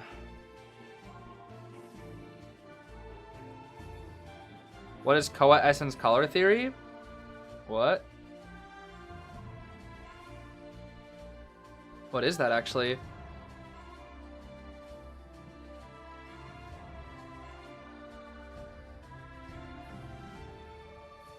I actually don't know what that is. Wait, isn't red Japan though? So then wouldn't the green from last year not be right then? I'm confused. Well, regardless. Bye, Luton, baby. Yo, Bali, you wanna 4 kill again, bro? You wanna go for another 4? What was the result for this recent match? It was a tie. Jin was able to tie with the Sangria somehow against a coughing baby little child. Once again, MRC's survivors are looking pretty clean right now with their picks. Because they've lost, like, they've lost some meta, but they've lost Wild and Explore and Little Child, which opens up a lot of good survivors for the late game in the best of 5 as well. So their gimmicky characters are actually working. Bro, I just realized if they do Little Child in the finals, then they're gonna pick Little Child for the Koa skin, because otherwise she's never getting it. No, please don't give Lil Doofus the Koa skin, bro. Don't give the little doofus the Koa skin. Oh, man. Yeah, I see a little child cosplayer right there, bro. I see it. Nanako! What is the person with the little mushroom hat? That's cute. A little mushroom hat? I don't know what that is. A little drawing with the person with the mushroom hat? That's cute. I want a mushroom hat. You know, like that. I want to get like a hat that's floppy that looks like a mushroom. I think that'd be funny. I should look up online hat that is floppy and looks like a mushroom and see if it shows up. Okay, let's see here. Balu with the Seer Doctor ban. Goatman as well. What else do we want here? What is Team GR going to choose? Are they going to stick with the meta or are they going to go for some off-meta picks here? We got the Merc and the Patient. So far, so good with the meta. Balu, what do we want to ban? Cord, maybe? Been a lot of Cord picks on this. Yep, Cord. Yep. Cordy. Cordy's been played a lot on this map. Which means you might want to go for a second rescuer here. Oh, Amanda's fine. Do we want a third rescue is the question. Or do we want a child of our own? Imagine if we see two little doofuses, dude. That'd be insane. Bailu ban, Gardener. Okay, Gardener would be a good pick. Do they really want to go Arrow here? Arrow would be rough. Finn. Finn is good. Yeah, Finn is good. Okay. Not bad, not bad. Patient, Finn, Merc, Lantern. Pretty solid team. Okay, so with the Goatman ban, it's Sangria, Qist, or Hulla. Whatever one we feel like. Sangria, Qist, Hulla. Hulla's pretty good for the Lanternist. And for... I mean, it's just... The thing is, it's Bailu Hulla, bro. It's Bailu Hulla. Scary, dude. Bailu Hulla's so scary. Granny? Nah, not Granny. Granny really struggles with Patient. Patient kind of kills Granny. Because Granny, like, she opens a door and then Patient's like, bye-bye. Hook, wee, bye-bye. Qist. I wouldn't go Qist into this, but it's possible. I would rather not. Too much distance. Only one recharge, but like too much distance with the other two. Lantern to be tough. Like, Qist ties this, but I want a 3-kill. You know, if my name Bailu, I want a 3-kill. I feel like it'll be Hullablu or Sangria. Qist is possible, but I think I would lean more toward Hulla or Opera personally. Yeah. I think so too. Okay, so it looks like Jinin and Bailu are kind of just mirror matching each other. Ivy, Sangria, Sangria. Yep, it'll be the same. The only difference is that MRC survivors have way better picks in the late rounds. Because GR is losing nothing but just straight meta. And MRC has only lost 5 out of 8 meta. Whereas Wildling Explorer, especially Lil Child, is like dummy niche. But Wildling Explorer are more like gimmicky or late round meta, or not your standard, you know, God Rescue, like Merc Grave FO. Yeah, no one's playing Archer. It's kind of sad. I miss Archer too. I'm not really sure why she's not being played as often, but maybe it's just because, at least in round 1, maybe like it's just too hard against Ivy. That could be it. Because I think a lot of people just aren't opting for Goatman anymore. And so, if you know the hunter won't play Goatman, then you don't want to go Archer. That might be it. That's why they go Anti instead. Because Archer into Ivy, kiting-wise, I think is fine, but she can't harass, and that's kind of what her whole dealio is. Okay, Detention, Trump card, Warp. Warp from Bailu, too. Wow. It's for the Patient, I'm guessing. Warp is just best in the Patient matchup. With Destructinist, Berserker, and Overwhelm. And I didn't get a good look at the other builds, but we'll take a peek. Actually, I can just go back in my other thing. It was Tide, Borrowed Merc, Borrowed Flywheel, Lantern, Tide, Knee-Jerk, Patient, and then Borrowed Time, Finn. Finn has Airwalk as well, which is quite interesting. Every survivor also has healing. as well, which is quite good. Every survivor pretty much wants healing in this meta. Healing broke, dude. Healing broke. Alright, let's go, Bailu! It's Bailu time, baby! Show us the dash, even though you're not even sprinter, but you are Sangria at the end of the day. Going straight for AK on that patient. We're seeing a very similar route take place here. Actually, no, we're already switching up the route here. Wait a minute. This might just be the difference here between the Sangrias and potentially the spawns as well. Flip back here. What did we... What? Bailu? Okay, interesting. Wait a minute. Oh. Huh. What? I have never seen this route before.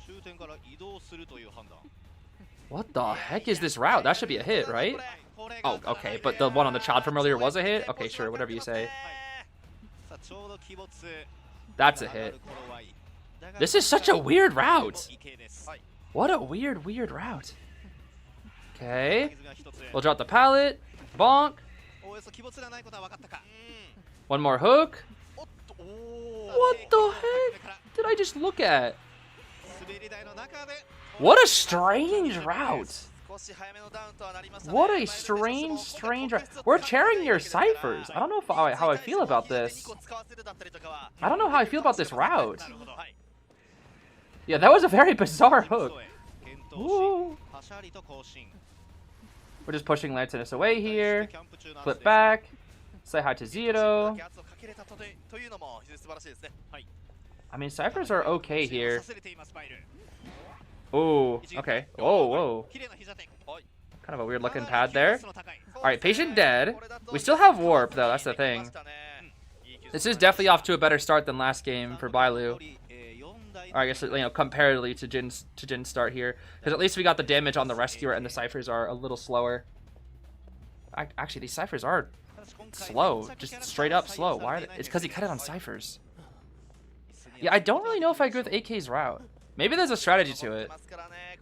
I don't know what the strategy is, but maybe there is a strategy to it. Well, chair here too, sorry. They lost their Titan here, but Finn has another Titaner, so it's fine. Finnington, what's up, buddy? Nice! That was clean as heck. Flip back, because we don't know if Lantern's coming in. Don't want to get that cheeky backdoor.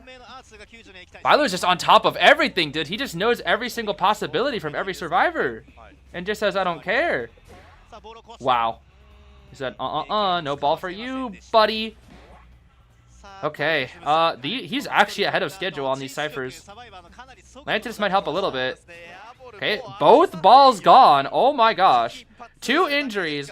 No resources on the Finn. And we're ahead on ciphers? This is scary, bro. This is scary for GR. This is scary.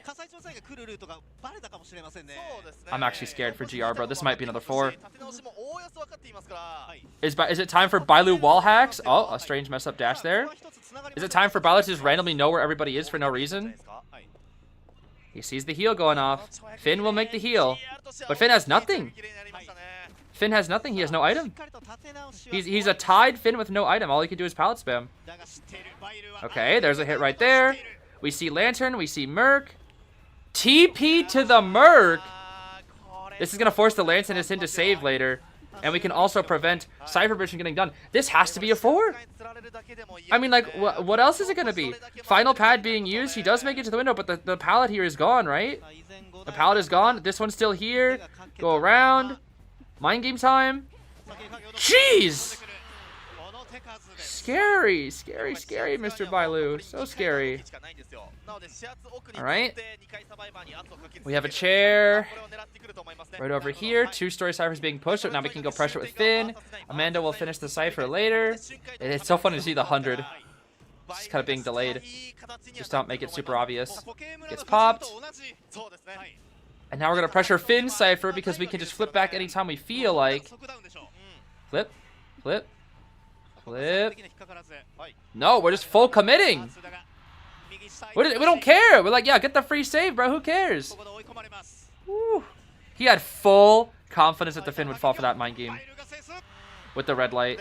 They're gonna heal up Mercenary, but it's gonna take a minute. Actually, maybe not. Dang, that Merc's healing fast for a Merc. I guess it's the healing diff, maybe. But chaired on the Cypher, dude. Chaired on the Cypher, man. Oh my. Flip back. No, okay. Going back to Merc. No items on this guy, mind you. He's just going for the people with no item. He's just not bothering with the Lantinus because Lantinus has no item. Why go for the character with an item when you could just go for the one with no item? Dead. Like, dude, he's just making sure, and now he can get an injury on the Lantinus too. Whoo! Okay. Oh my gosh, what good timing. Okay. Yeah, the flywheel! You had to take that risk, though. You had to. You're so far down. You have to. I don't even blame you. You have to take that risk. You have to take that risk. You're so far. You're so far down. You have to take that risk. And that's it now, guaranteed. That is it now, guaranteed. Bye, Lou, bro. Bye, Lou, bro. Dude, when I said I thought MRC would win, I did not think it would be like this. Cause we have 2 round wins right now, guaranteed. Lantinus, wait, could she? Does she make it to the? No, she doesn't. She doesn't make it. I couldn't really tell, but I was wondering if she was trying to get to the fin. Wow. Okay. We still have a few more pallets here. Amanda moment. Amanda Gaming. We can hear you. We can hear you. That's the second time he's done that this game. Strange. Okay. We'll just break this one here. Merc's starting up a new Cypher, but Lantin has no self, which, okay. Yeah, this is why he didn't chase the Lantinus, because of the items. This is why. Too many items. Really good kiting here from the Cydia here. Oh, wait a minute. These mind games are kind of crazy. If we can keep these mind games a few more times. Hold on. How are we kiting this? Oh my goodness. Red light. There we go. We have to chair though. We have to chair because that kite was enough. There is a chance for a 1 because the Merc has the syringe. There is a chance for the 1. We're gonna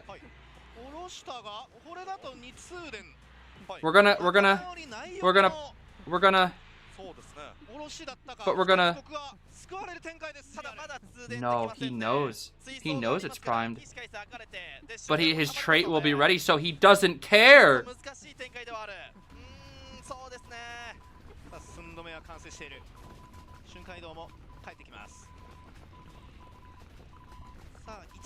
What are we waiting for? I don't understand.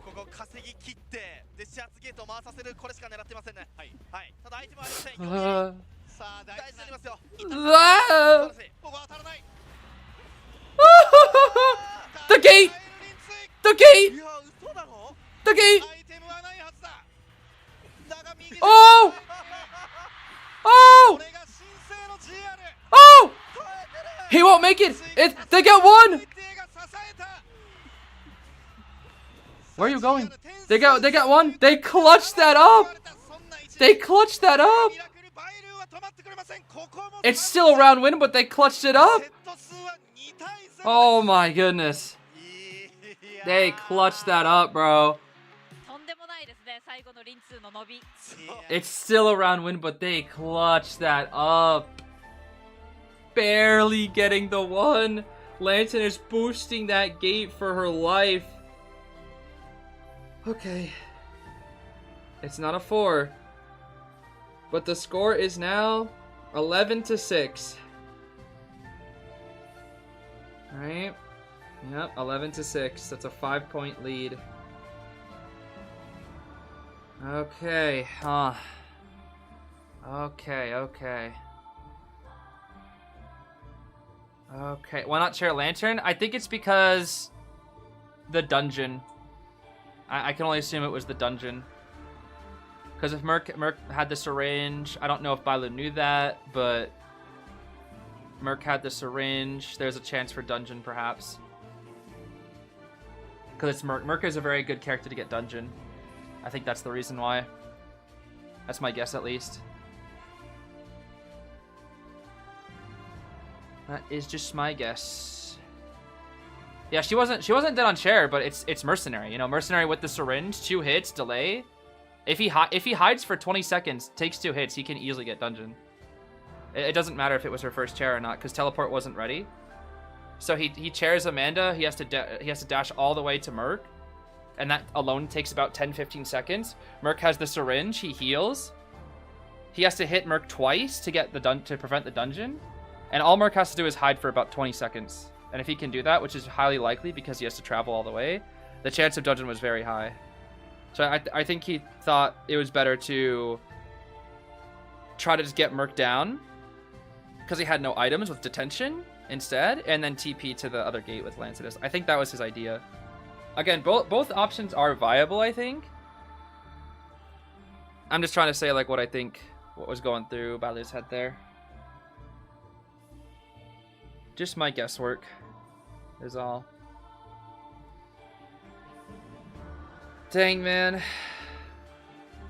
It's currently 2-0 right now, though. It is currently a 2-0 right now. If MRC wins one more round, that's it. Could you believe that, dude?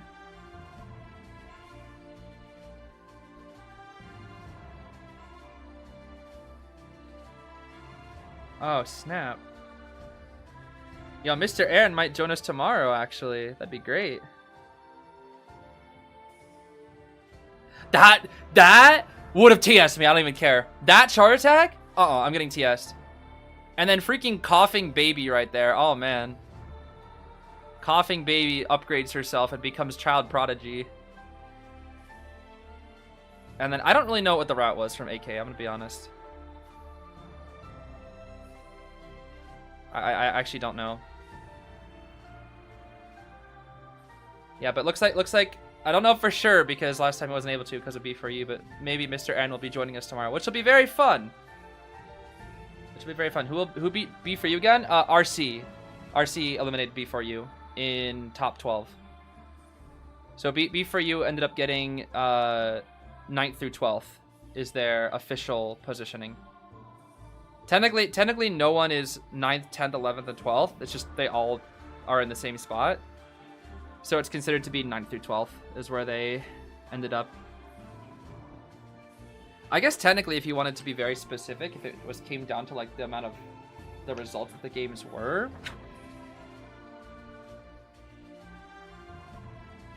if it went by point diff,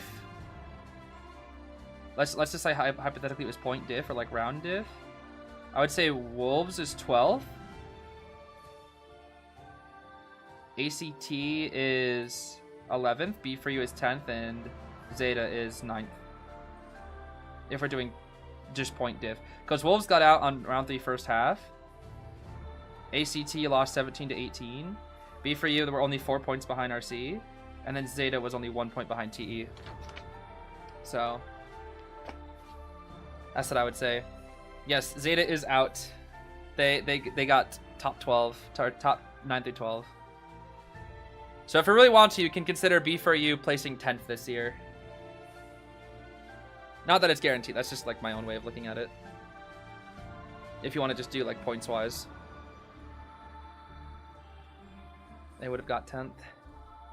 But still, their official positioning is 9 through 12. Okay, man, what is it? Wait, what was the map? I was too busy thinking about my goats B4U. Okay, MRC banned from MRC ban. Ever Sleeping Town from MRC. And then Church pick. Church round 3, huh? Church round 3. I mean, GR with the map pick is what they need right now, since they are really, really behind. But church? Why church? I don't know. They're revealing a Mind's Eye skin and Hunter tomorrow. I'm not leaker, just guessing and praying for my main. Now that's fair. That's fair, that's fair. I felt that with Melee for so long, and I finally got my prayers answered with Queen Bee. Finally. I don't know what they'll reveal tomorrow. I don't know. Outside of like the stuff that we already kind of expect. The new characters and esports and stuff.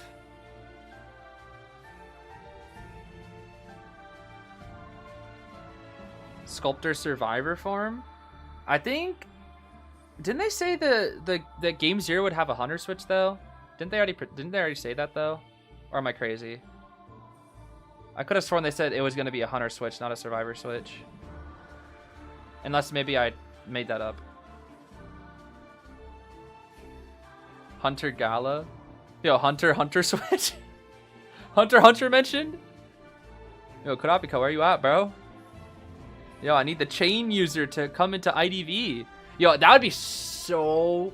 Oh, man. Actually, the more I think about that, Kurapika Survivor skin? Yo, bro, that'd go so hard. Oh my gosh, that'd go so hard. Oh my... I kind of want that now.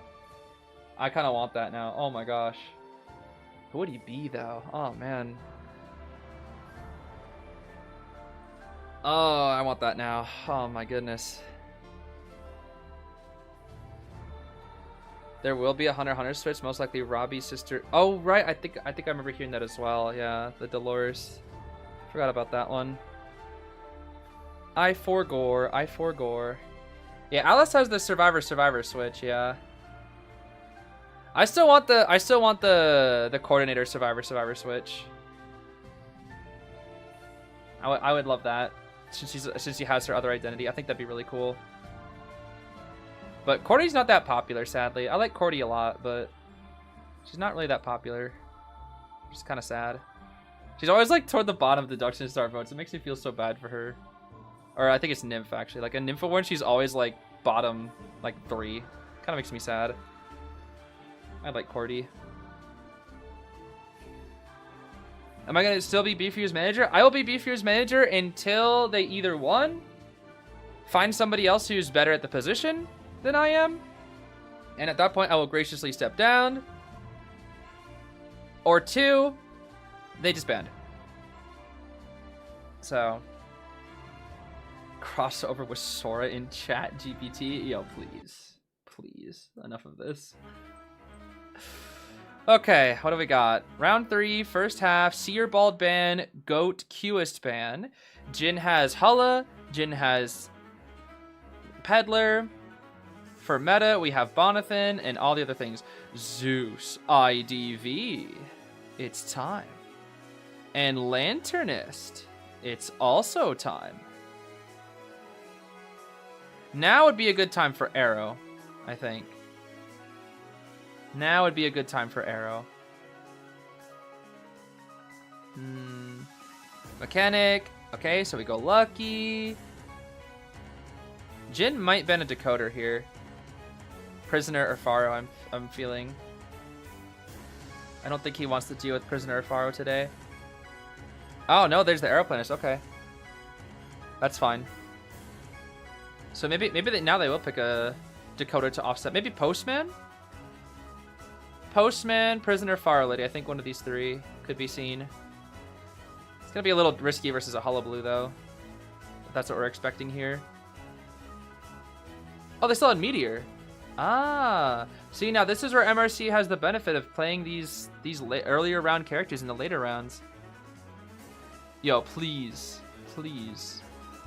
whichever one of you is playing Meteor, Shao D, if you can hear me, I need you to play Wiggins. I need you to play Wiggins immediately. This is not a request. This is a requirement.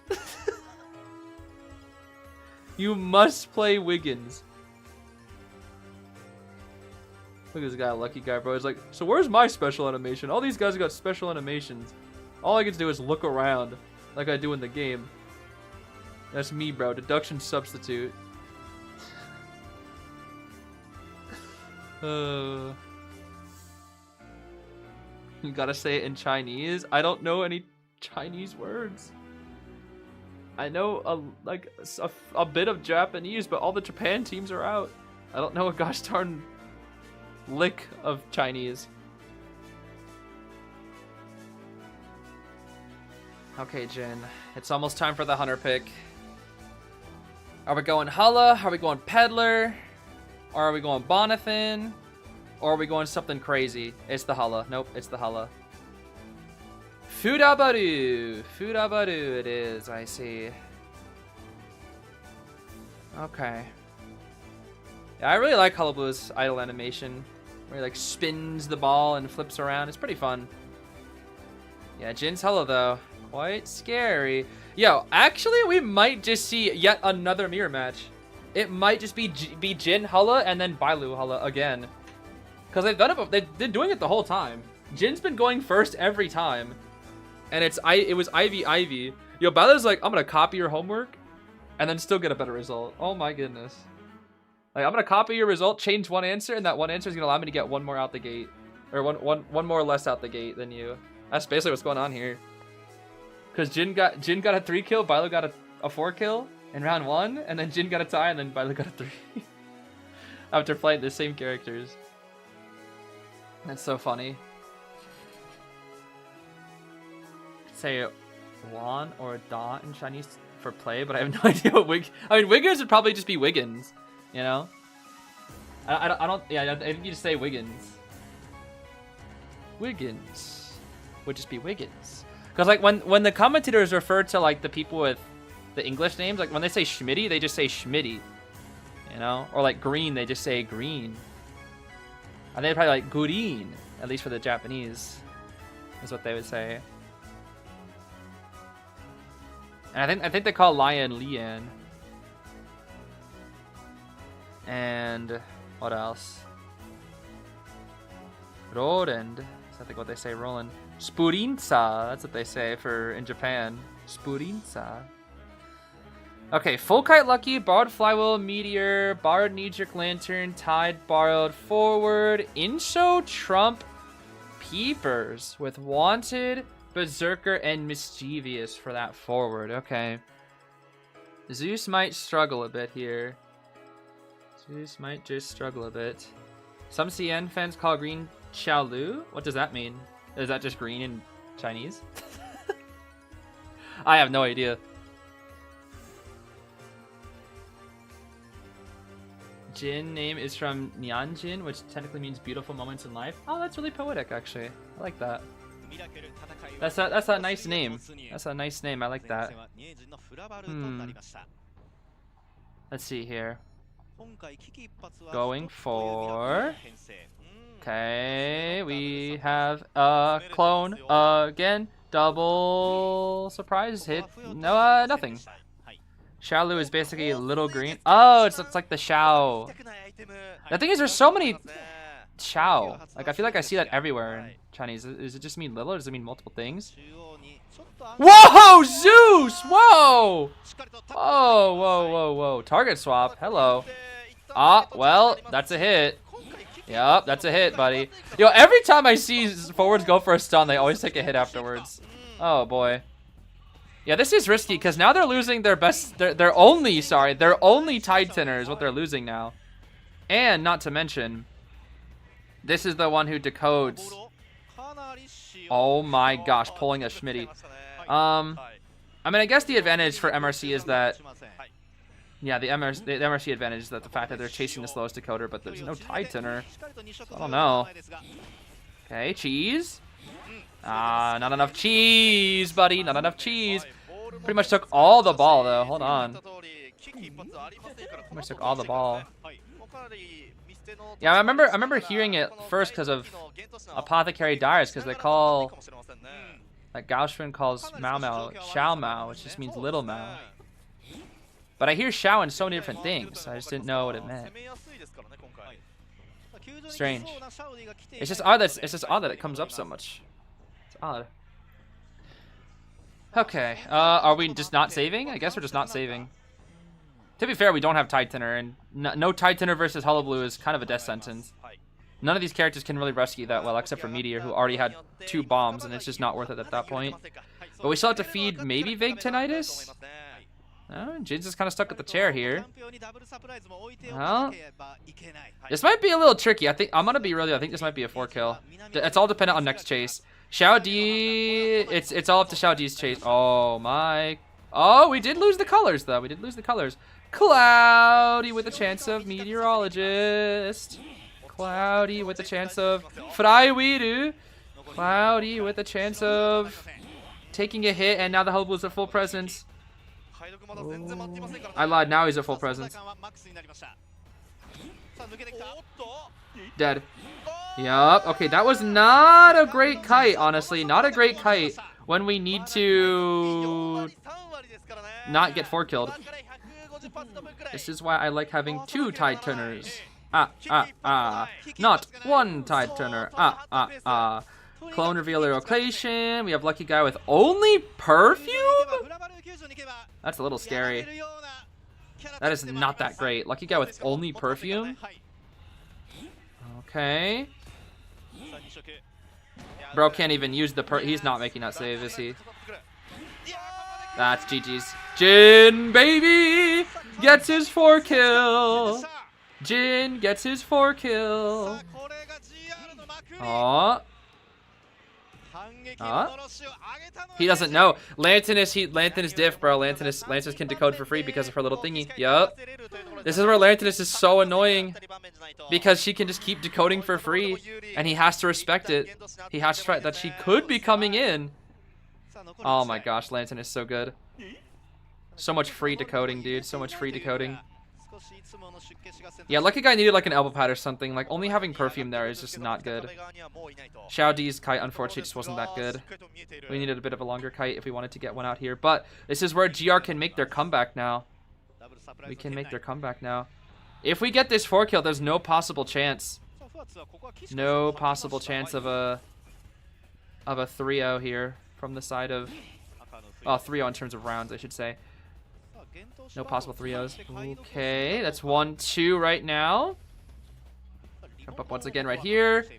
Trying to put red, but she's pulling it back in time, which is good. We do have TP again if you want to TP to Lucky Guy. Lucky Guy's going to get a bot. Bot's going to work on the Cypher. Oh my gosh, but it's a bot. It's a bot, though. Okay, he burned TP on a bot. That's not that good. But he knows where Lucky Guy is. So he'll go for Lucky Guy here. But if he does, then Nanako gets on the Cypher, which is going to allow Lucky Guy to set up a new Cypher or even get an item here. Oh, but now we see Nanako. It all comes down to Nanako's kite if we can get the 4 kill. Which we should be able to get this 4. Oh. Okay. We don't have TP though. We're pretty far. Vault that again. This is tough. Lantern is buying so much time. Gonna die in the corner too. From map side, this is really tough. Actually, this is really tough. It's gonna be from map to map. He might actually have to chair. He might have to. This kite is too long. But she got put red. She got put red. He has to chair. He has to chair. Lucky Guy's gonna grab an item here. What will it be? What will it be now? It's gonna be... Brother! 2 perfumes? 2 perfumes, bro? What is he gonna do with that? What is he gonna do with 2 perfumes? That's gonna do nothing. He's so dead. GG's, that's it. So dead. You need to like syringe or football. That's it. Brother, you have 2 perfumes. That's not gonna do a gosh darn thing. Okay. Another perfume. It just does nothing, dude. It really just does nothing. I guess it gets him to this window. But at this point, he kind of has to pray that Wait, is that pallet dropped? Wait a minute. The pallet was dropped. No way, right? No, no, no, no. Jin has such a big jump location here. There's no way. There's no way, right? No, no, no, no way. No way. No way. No way, no way. The fact that he even made it that far is that fact. If he had an elbow pad, he made it. If he had an elbow pad, he made it. Guaranteed. All he needed was an actual good item. If he had elbow pad, he actually made that. That's crazy. Oh my goodness. Okay, Jin with the 4 kill, baby. Actually,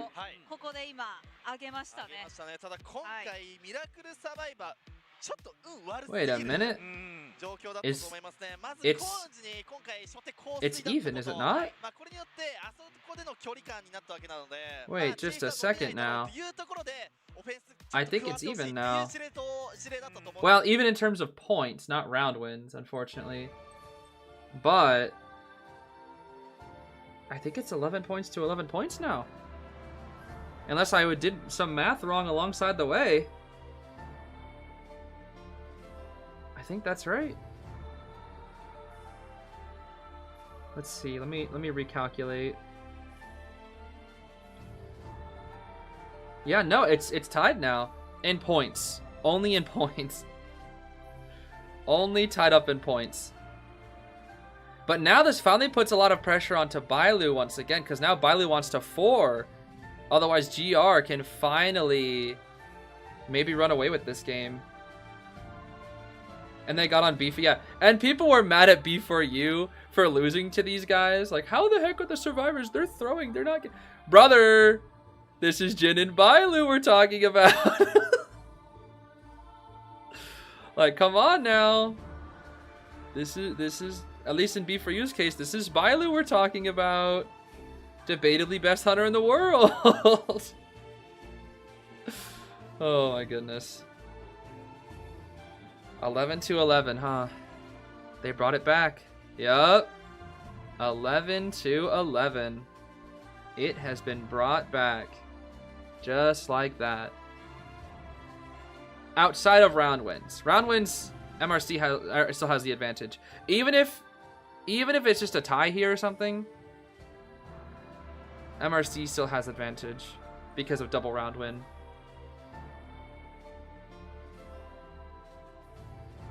It's just the fact that now we get guaranteed round 4, which is nice. Because even if Bailu 4 kills here, we still go to round 4, which is nice. Yeah, some people just don't get the fact that these guys are just on another level. The fact that even GR and MRC, like the fact that they're even 4 killing and 3 killing each other goes to show like how B4U played so well. And they're not even a pro. Yeah, I'd like to see those people kite Bailu. Exactly.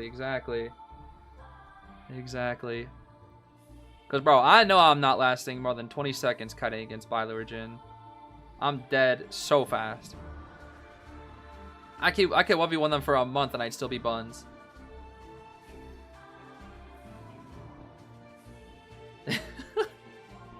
Yeah, people mad B4U didn't beat the team that has a very high chance of winning Koa right now.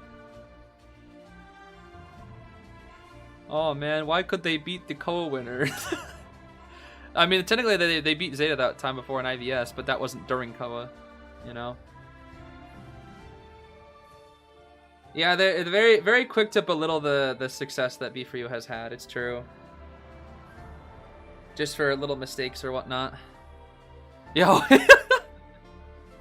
Yeah, he was so locked in. Hopefully that calmed the nerves. It's pretty funny. Alright, Bailu. Are we also going Hullabaloo? Are we also gonna go Hullo? Or are we gonna be like, haha, it's BQ time for no reason? That would be funny. That would be kind of funny to see the BQ right now. I won't lie. I do think it'd be rather silly. Hydrogen bomb. I like that. Hydrogen bomb versus hydrogen bomb-loo.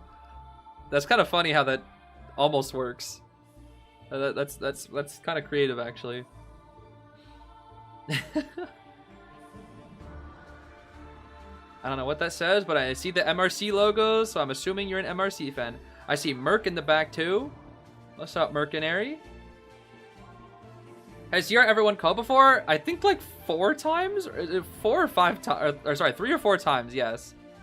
GR actually won KOAs 1, 2, and 3.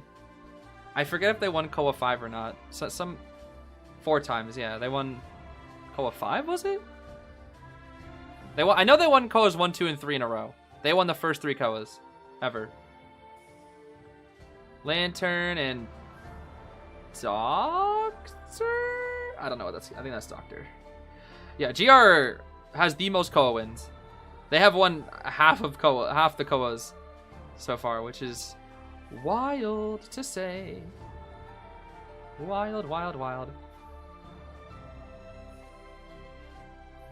Oh. No, don't drop. Yo, that's so funny. Tried to wave, but dropping the little flag at the same time. I was like, how do I wave and hold up my flag at the same time? Yo, Wave Kun mention? They said, you said what? You said wave? Yo, hi, Cheese. MRC. Got a little flower there as well, I see. That's nice. GR. Go, GR. Do the greedy. Do the funny GR greedy gaming.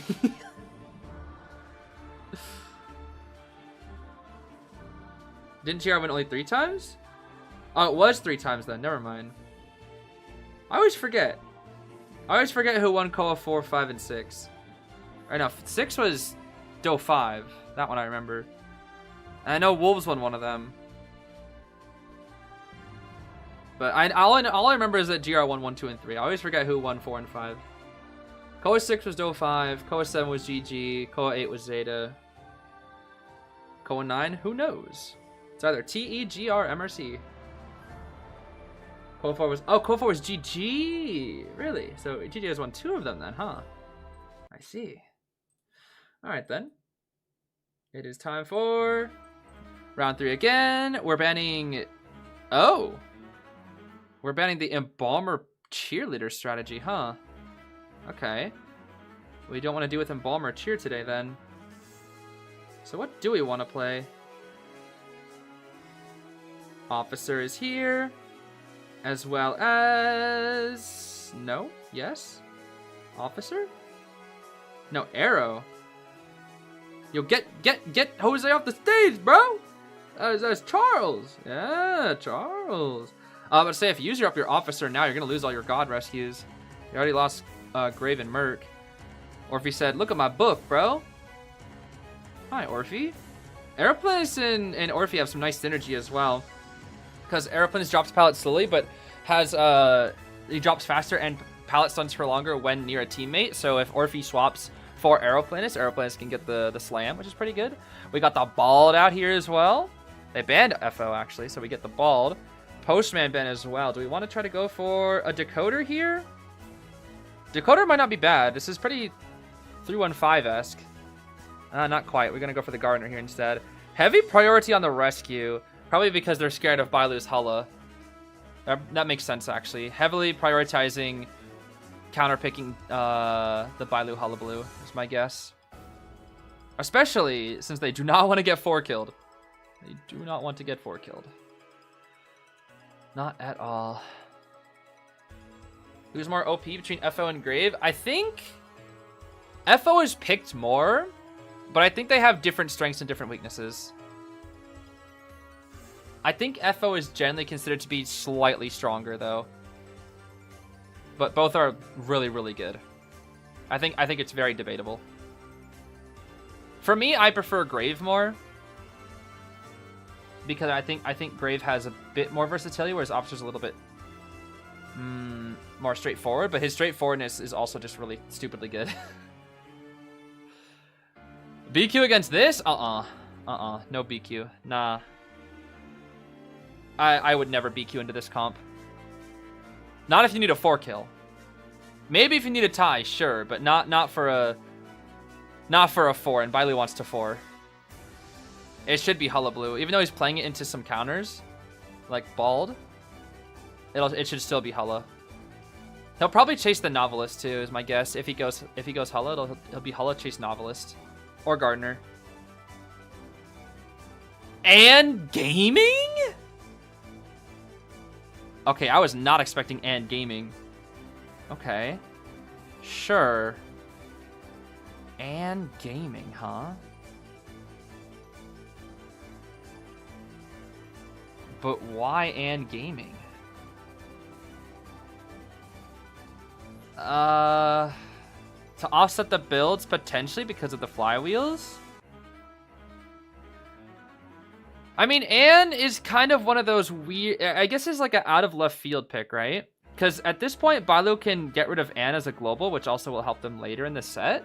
This could be a best-of-5 play here. You know, where you play the Anne, you realize, maybe I can just Bailu diff them with Anne. Because Anne still has a lot of good tools at the end of the day. She has a lot of good tools. So you can just potentially try to Bailu diff everything. And even if you take the round loss here, you at least have Anne global banned and not your Hullabaloo. So it could be like he could want to save the Hulla, yeah, exactly. Because if he has Hulla twice in late round, imagine that. Hulla in round 4 and round 5, and then no more full counter Hulla like Bald. It could be it could be him playing the long game here. That very well could be it. This is what comes when this is what happens when we play a lot of best of 5s. Is sometimes we go for the long game strats.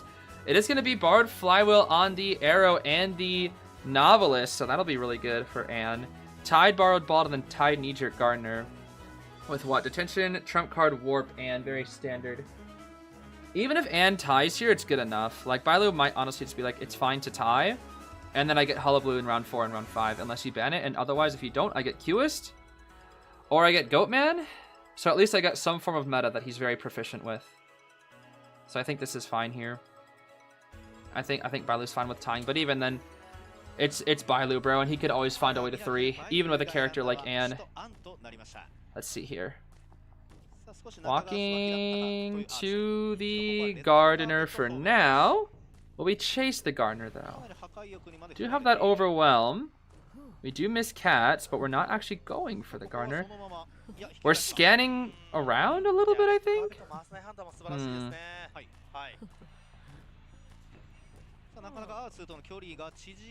What a strange way to start this game here. Cats. Let's see. How close are we to that bubble popping? 8 seconds from now. Cat right here. Okay, it runs out. Wow. You know what's funny is if he got that stun. Oh! Oh, snap. Oh, snap. Wait. Cats? Okay. Bonk. If you were able to get that stun, that would have been a hit. Because we would have delayed it. So the Novelist book, basically he traded book for warp. Just fine. We're going to drop the pallet, go for the pallet speed boost. Novelist trying to grab a little bit more book here. Alright, this should be death to next cat. I'm at next swoop. There we go. There's the swoop. Bubble here. But remember, Gardener buff. Gardener buff. Yup, Gardener buff. Hold on now. This is a really good kite. And a knee jerk again? Yeah, this is where the Gardener buff comes in, bro. She's good against the Stunning Hunters now. Yeah. Swoop. Swoop. Death. Okay, this is a tie at best. In most cases, but this is Bailu, so I can't even say that for sure. Oh, basement. Oh. Oh. That does make things tough, actually. In terms of rescuing, that does make things a little tricky for Bald. I mean, it's going to be 3 ciphers done here. But that does make things a little awkward. We're in a hard tie position normally. If this was anybody else, I would say this is guaranteed tie. But it's Bailu. Can Bailu find a way? Wait, this is Gardener chair time too? We had no Tinnitus there for a sec. Looks like we're playing a very similar pace game to last time, where we're just not saving. Scouting around. Cat. This is the one challenging thing about Red Church Basement. Even though it's really solid, you don't really know where anybody's coming from. Should be a cell. Should be a cell. Who would ever say swoop? Start saying swoop. I only say swoop because I say it ironically because I think it's funny. Cats. Oh, we see the bald. We should TP though. TP. Okay. Oh my! Bro, if that was a Terror Shock, that was it. Bailu would have found a way, and that would have been it. I guarantee it. Hover. Boom, boom, boom. Big cat, though. Not enough, though. Is this still a hit? Flywheel from the arrow was enough. Okay. Flywheel diff, bro. Flywheel diff. Okay. I see Novelist. Okay, Bailu's getting greedy for these hits now. We're greeting for these hits now. Okay, nice kite here so far from AK.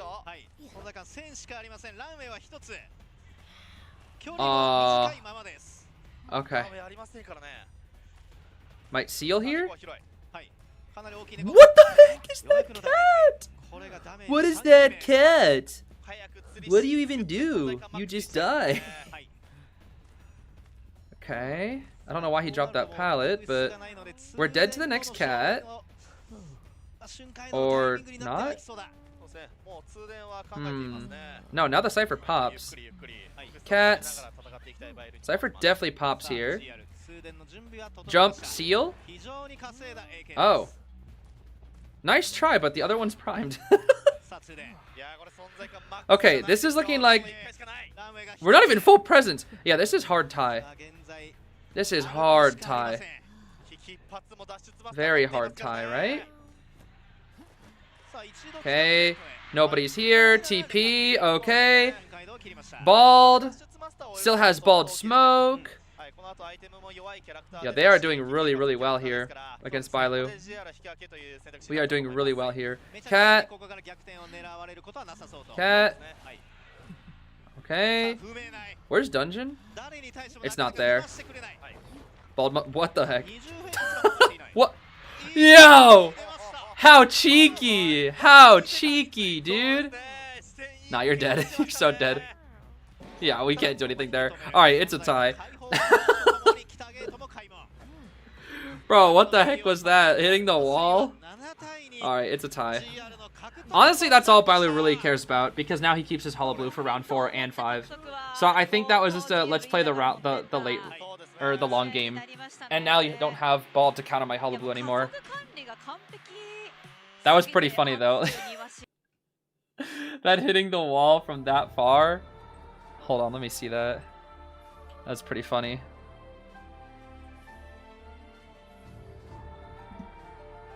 Where was this?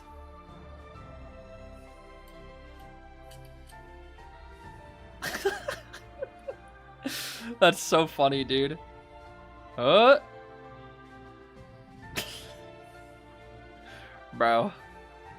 How silly.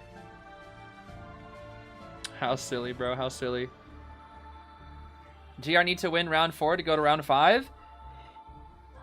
Yes. Yes. That is correct.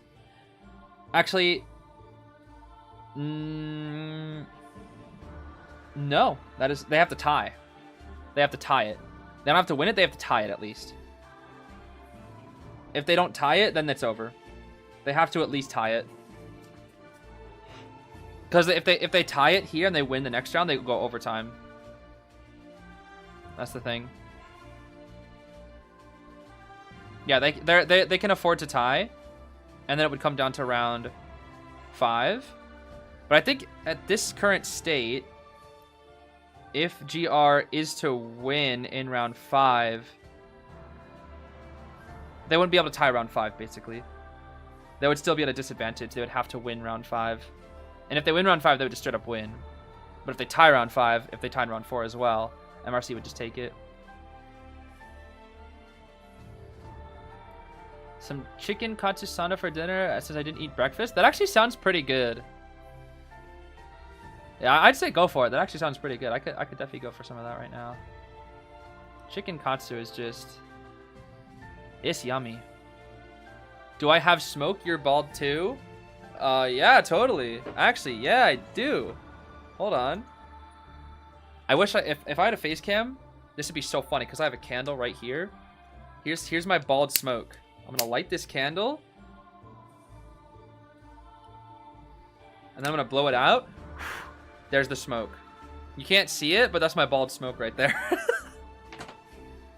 That's my bald smoke. Yep. Actually, I'm gonna keep that candle lit. That smelled nice. I love me my spiced vanilla apple candle. It is a very nice smelling candle. Why do candles have to be so awesome? Whoever invented candles, good job. That's all I'm gonna say. Good job. You did a good job. They smell nice. Caca. Cloud moment. Death moment.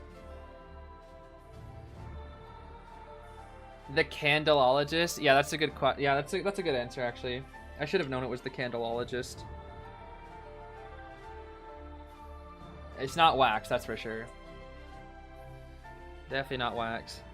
You miss Efron? Wasn't he just played? Gee, I sure do miss that guy who's currently on the screen right now. That was a good flywheel. What if wax artists give you candles? Do you forgive him? No. I will never forgive wax artists. Wax artists could like... No, I will never forgive wax artists. He could give me like 100 soups and I still wouldn't forgive him. I would thank him for the soups, but I would have to test each soup individually to see if it's poisoned. Because I don't trust wax artists near my soup. I just couldn't. What's my favorite breed of dog? I don't really know if I have a favorite one, but I do kind of like Yorkies just because my aunt has Yorkies. And I guess I just kind of grew up around them. And they're very cute. So I'd probably say Yorkies. Yeah, I'd probably say Yorkies. My aunt used to have 5 Yorkies when I was growing up. And they were all really cute.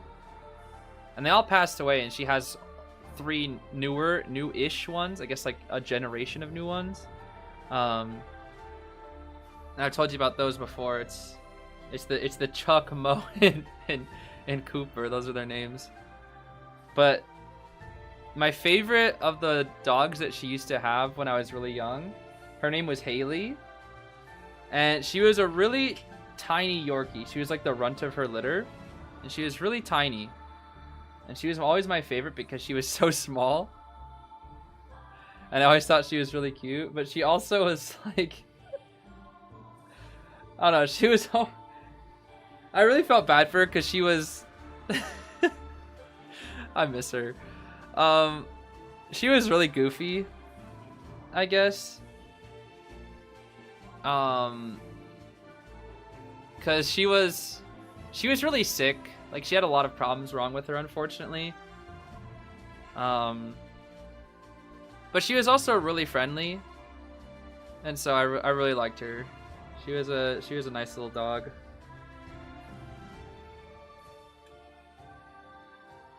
I miss Haley. She had a sister named Lexi as well, and Lexi was really funny. She was like, it was Riley, Lexi, and Haley. Those were like the three of the 5 dogs that I remember growing up. And Riley was like the oldest. He was like the oldest. And they were like brother, sister, and sister. He was the oldest one. And he was kind of aggressive. He was kind of mean. He was really nice to my aunt, but he was kind of mean to everybody else. Lexi was just a goofball because she would just run around in circles all the time. Even when she was like really old. When she was young, she would just run around in circles all the time. Constantly. And my aunt would always just call her like, she's crazy. You're a nut, Lexi. You're crazy, Lexi. Because she would just run in a circle all the time. Even when you would start like trying to chase the dogs, because sometimes she would like chase them around for fun. Because they would enjoy like, you know, playing fetch or just playing around. But Lexi would never chase and run away from you. She would just run in circles. It was pretty funny. But Haley was not much of a runner because she was so tiny. She was very chill. I miss that little dog. And that's she kind of reminds me of, I guess, the newer generation of dogs that she has, like Mo, Chuck, and Cooper. Cooper's like a really big Yorkie. He's like huge. I always call him a bear. He's a really big dog for a Yorkie. Chuck is like almost like, he's kind of like Lexi reincarnated because he's really active and very silly, but he doesn't run in circles, but he does love getting chased. So I always like chasing him around. And then Mo, who's actually the oldest one, whereas Haley was the youngest. Mo's the oldest one now, but he's super shy, and he's also like kind of the same size that Haley was.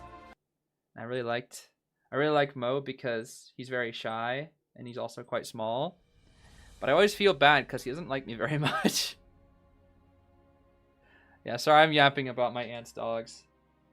I love those dogs. They're so cute. Is Paul on the mic? Dude, if Paul was here... No, if Paul was here, I don't know what Paul would do. It's been 10 years, bro, since I've seen Paul. Okay, Cheese and Gardner. That's fine. Good rescue side from the side of MRC. Jin banning out the 315 archetype characters here. Do they want any decoders is the question. We do still have Arrow. Arrow wouldn't be bad here from the side of MRC. Yo, can we please play Enchantress or Archer? I miss them. Please. Enchantress or Archer. Please. I miss them so much. No! Play Enchantress, please.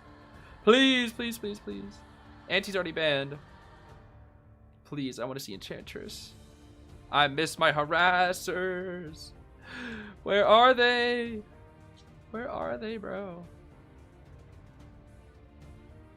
Charles, okay. Charles is a good pick. And since it's round 4, you can reuse him anytime. Bro, please pick Enchantress, bro. Please pick Enchantress. Actually, it might not be best to pick Enchantress, now that I think about it. As much as I want to see Patty here, it might not be the best, because we have Peddler as the main hunter, and Bonathan, and those are not really... She doesn't really like them. Prof is good here, yeah. Prof is good. Prof is good. He can eat the chips from Peddler and Bonathan. Scale if he needs to. Heavy on the rescuing with this team as well. Yeah, this is pretty solid. Starts a new esports or new to the esports scene. Is this universal ban? If you're referring to the character icons in the top left and top right, yes, those are universal bans. Like once you play that character in that round, they can't be played for future rounds. But they only go up to round 3. So whatever you play in round 4, for example, they can be played in round 5. But toward the bottom left, you'll see 2 other bans and then 4 other bans from the side of the hunter. Those are selected bans. So you can choose certain bans. Other ones are global bans, which whatever you play are locked. But once you go to round 4, the global bans end and you only have select bans. Everything else is set in stone. So 3 hunters are locked, 12 survivors are locked, and then you can choose from 4 to lock from a hunter and then 2 to lock from a survivor. So Jin, what's it gonna be? Is it the granny? Is it Bonbon? Is it... It's Bonbon. Okay, it's Bonathan. The Bonbon is here. Hello, Bonathan. Jin, if you can hear me, please, you know what to do. Play the cat. Don't play Time is Ticking or Tin Man. Please. I'm begging you. Or B-Duck. If it's B-Duck, Tin Man, or Time is Ticking, I'm gonna cry. I just want to see that funny cat. Like one time. One time. Just one singular time. There hasn't been a single cat Bonbon in all of this Koa. Even though Bonbon has been played so many times this Koa, no one has played Cat Bonbon. Not a single individual has played Cat. And you know what's funny? I was watching Sprinter on Spectate the Pros doing Koa rank, And you know who he played? Cat Bonbon. So Sprinter would play Cat Bonbon. So why can't anyone else? Huh? What do you mean Cat Bonbon's so ugly? Nah. Cat Bonbon's funny. It's wholesome. I love that cat. The duck, the rabbit, and the panda, and the raccoon bear thing. Whatever it is. Those ones are scary. Especially B-Duck. The cat is just... It's just a fluffy cat. I don't know. It has like cat eyes. Whereas the bunny, bro, has like bloodshot eyes. It's scary. No, it's probably gonna be freaking Tin Man, bro. It's always Tin Man. Detention Inso. Okay, Detention Inso Warp. Rage Wanted. And Hunter's Instinct. It actually counts this time. Tide Knee-Jerk Gardener. Tide Bard Grave. Bard Flywheel Prof. And Arrow. Okay. Yeah, that's fine. That's fine here, that's fine. Jin was originally a Bonbon main and his favorite skin is Monokuma. Well, he can't play Monokuma. So that means he's gonna play the cat, right? Jin? Please. Please, bro. What do you mean I haven't looked at the chat? I've been talking to the chat for like the past 5 minutes. What are you talking about? I'm getting gaslit right now. No! Time is freaking ticking, bro! Time is freaking ticking. Oh my goodness. Alright, whatever, man. Whatever. We got Sadist. Wanted order as well. Oh my goodness. Alright, Jin. Alright. Time is ticking, huh? Time is ticking. We're going for Prof. We are not going for Prof. We are going for Shao X. We are not going for Shao X. We are going for... nothing. We are walking around the map. Oh, we are walking around the map.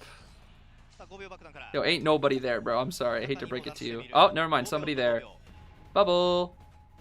Bubble. It will pop in 5 seconds. 4, 3, 2, 1. Bye-bye, Bubble.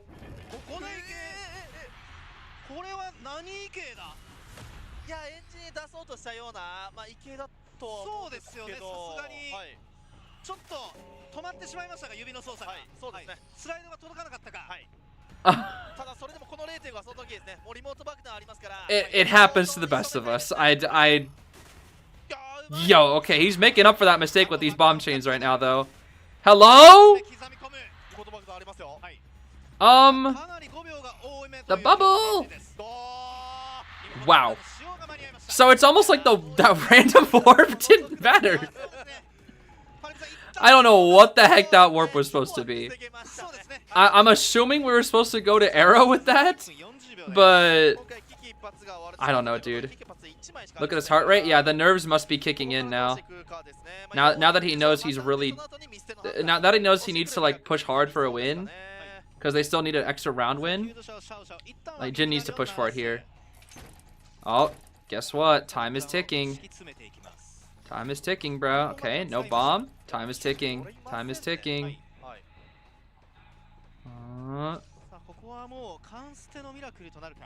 Time. No. Grave. Okay. Okay. He just doesn't care. He doesn't care.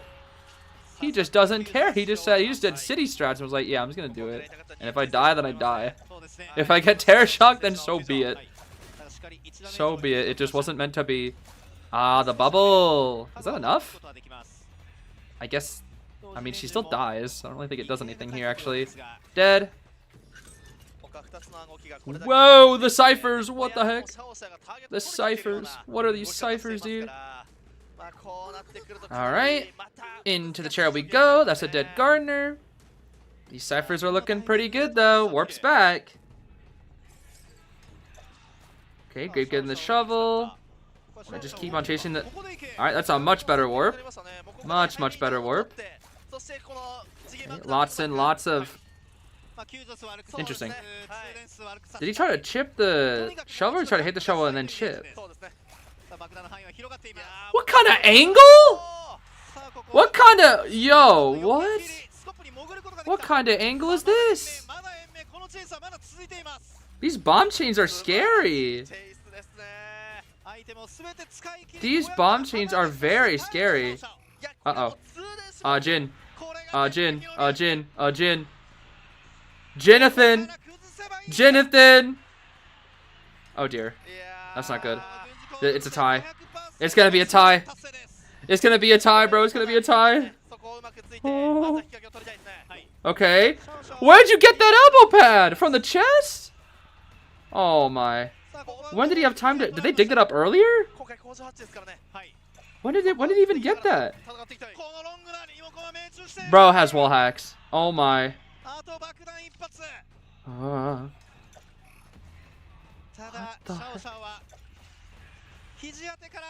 What kind of trigonometry?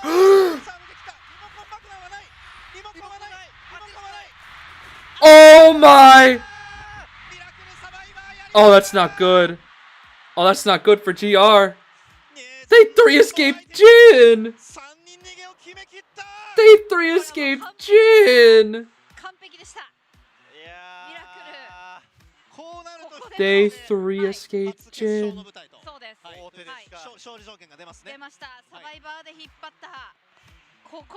Oh.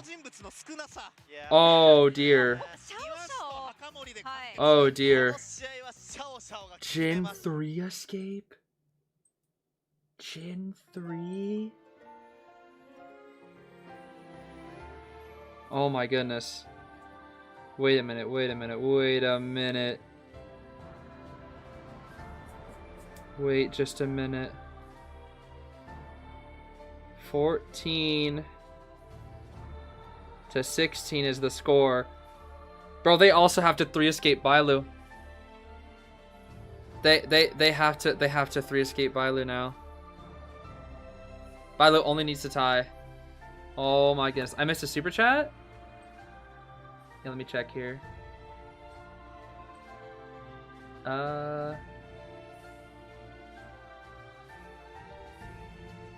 Oh, that was from a while ago. Hold on. Ada said, I wish Axis versus B for you was real. MRC win. I mean, I think MRC is probably going to win this. I mean, the chances are insanely high for them right now. With that 3-escape? It's so high now. Oh my goodness. It is so high now. Oh my gosh. Anyway, thank you for that donation. Yeah, he only needs to tie. Are we not gonna see a round 5? There's no way. There is no way. There is a way. How do you... I mean, I was literally about to say, how do you 3-escape Jin? But like, I was about to say, how do you 3-escape Bailu? But it's like, they just did it to Jin, so it's possible. But he has his Hulla. And Hulla's like... Hulla can tie. He only needs to tie. What? He only needs to tie. You missed my super sticker and super chat too? Unfortunately, it's not showing up under my viewer activity, so I can't really see it. Sorry for that, but I do appreciate you telling me. Yeah, unfortunately, I don't see it. It's not showing up. Dang.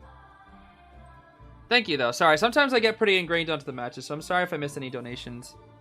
I know I definitely have before, but a lot of the time when matches are happening, I tend to be very focused on the match, so I apologize for that.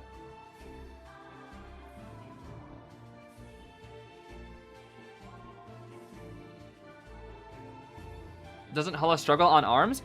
A little, but the thing is, he only needs to tie. That's the thing. Like hunters like Sangria, Hulla, etc. They struggle a little bit on arms, but when you only need to tie, it's not so bad. It's really not so bad. Plus, he has Peddler too, who is good on arms, and tying with Peddler is very viable. So even if he doesn't feel like going his Hulla, he could just go Granny. You just be like, haha, Granny. That's it. Granny. Yeah, I'm not really sure what the warp was, honestly. That was it may have been a misclick. I don't know. I think he wanted to like drag and drop the warp, but he just like just misclicked and or like his finger slid or something. I don't know. I'm not really sure what happened there. I'm really not sure. Is there any way GR can recover? They have to 3 escape here. That's it. They have to 3 escape. Maybe red light? Probably not, because you can... Why would you red light with warp with bomb when you can red light with a bomb? That's the thing. I don't know. I'm not really sure. Yeah, GR would need a 3 escape. A 3 escape or 4 escape here. And that's just to tie out the round. That wouldn't even give them like a huge advantage. They'll just tie out the round. At this point, I'm not gonna. It's too early to say because obviously it's not over till it's over. But like right now, it looks like MRC's winning Koa. I'm not gonna lie. It looks like MRC's winning Koa right now. They are just so crazy good. So crazy good.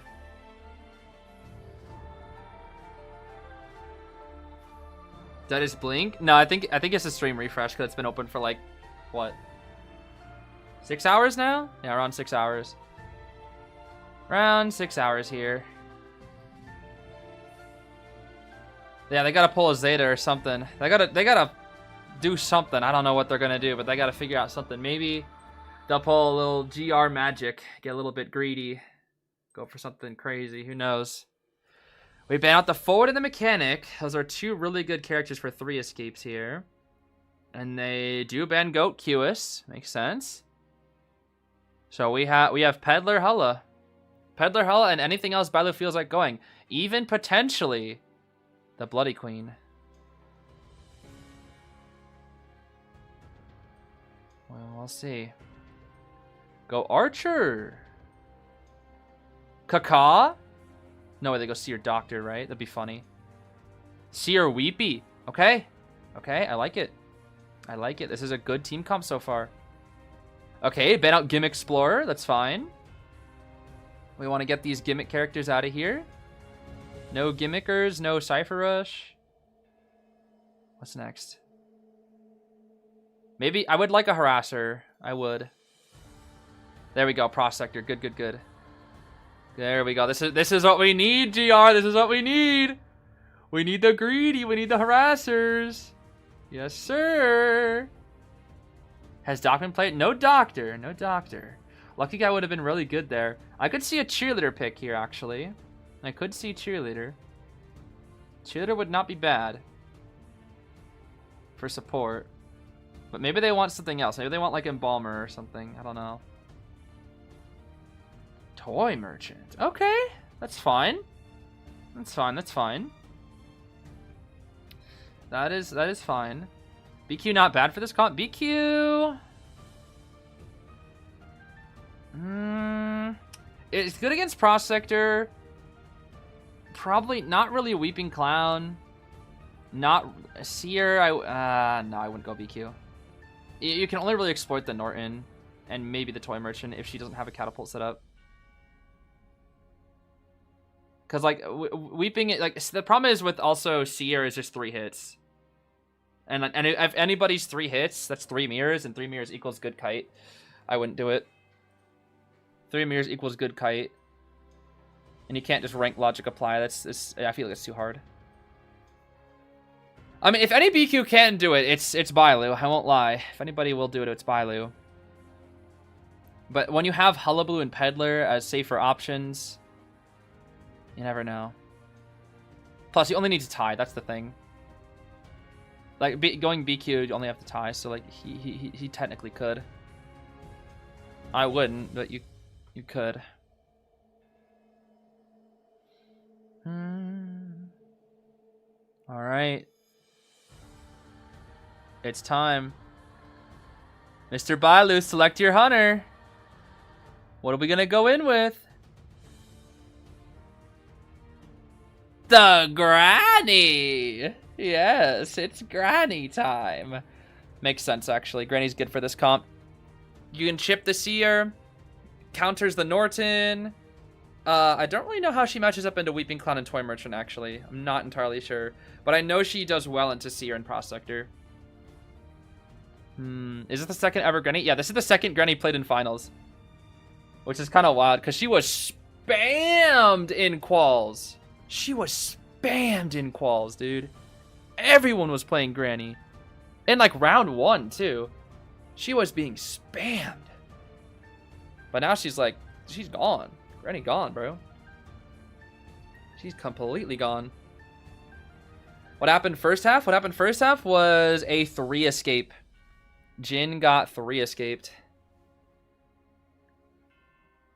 Oh my goodness.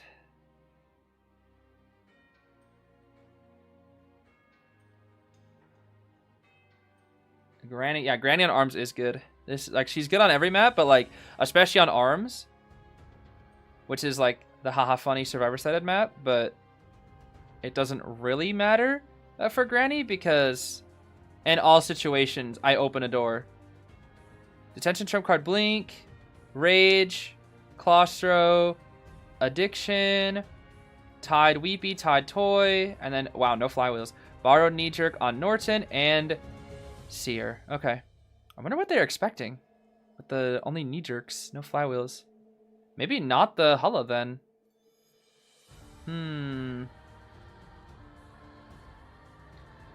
Well, they need to 3 escape. This is going to be tough. This is going to be tough for GR, but Bailu, bro. There's no way. 3 escaping Bailu Granny? I don't know, dude. I just don't see it. I really don't see it. Not with this matchup. I really don't see it. All right, here we go. It is time, baby. It is time for the Granny. The Granny is here. Going straight for the Norton. We do see that knee jerk. Do we want to commit to the Norton is the question. Looks like we do. Yeah, we do. Time to open a door. Yes. One singular magnet. Haha. That was really funny, but you took a chip for it. Oh my gosh. Team Greed! Team Greed, dude. They're so greedy for that speed boost. I call them Team Greed for a reason. What is glory when you have greed? Alright, Annie, we're flying in here. I swear if you get Terror Shocked, I'm going to actually turn you into asparagus. Oh, thank goodness. You are not asparagus today. Norton. Norton. Norton. Norton. Oh, boy. That's not good. I need to 3 escape this, bro. I need to 3 escape this, bro. Oh, it's not good. I'll grab a gems. I meant not that. I'll grab a rock chip. Bailu is just cycling through. Look at that. You see that? Just like messing around now. He's just cycling through stuff. Oh, boy. Oh, this is not good. The ciphers, dude. The ciphers are so bad. They need... This owl is going to have to do everything. They need Prospector to rebound, and the owl's going to have to, like, do everything. Okay. 0 here. Oh. Chips? Oh my gosh. Nice. Oh, yeah! How did he how? How? We still have Blink. Bye-bye. Oh. The bird! Kakakiki.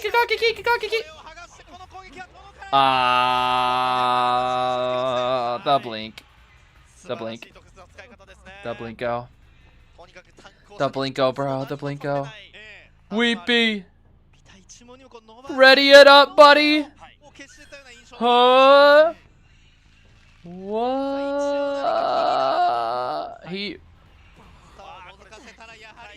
I see.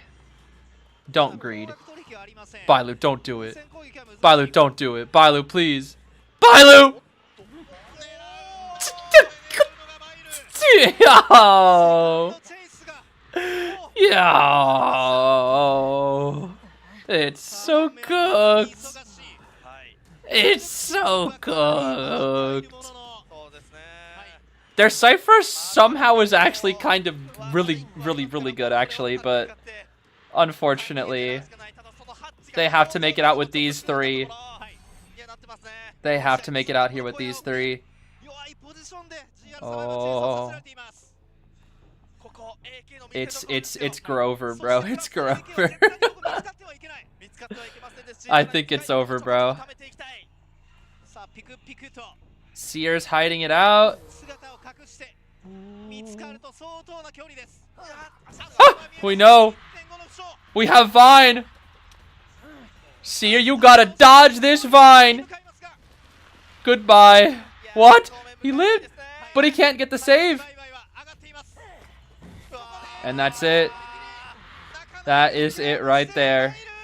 MRC is going to the finals. TP! Caca! Toy Merchant, use your Caca attack! Oh my goodness. And with Weeping Clown's death, boop, MRC has won. That is it right there. The finals. We try to get the chest. The finals will be TE and MRC in round 4. In round 4. Didn't even go to round 5. I cannot believe that.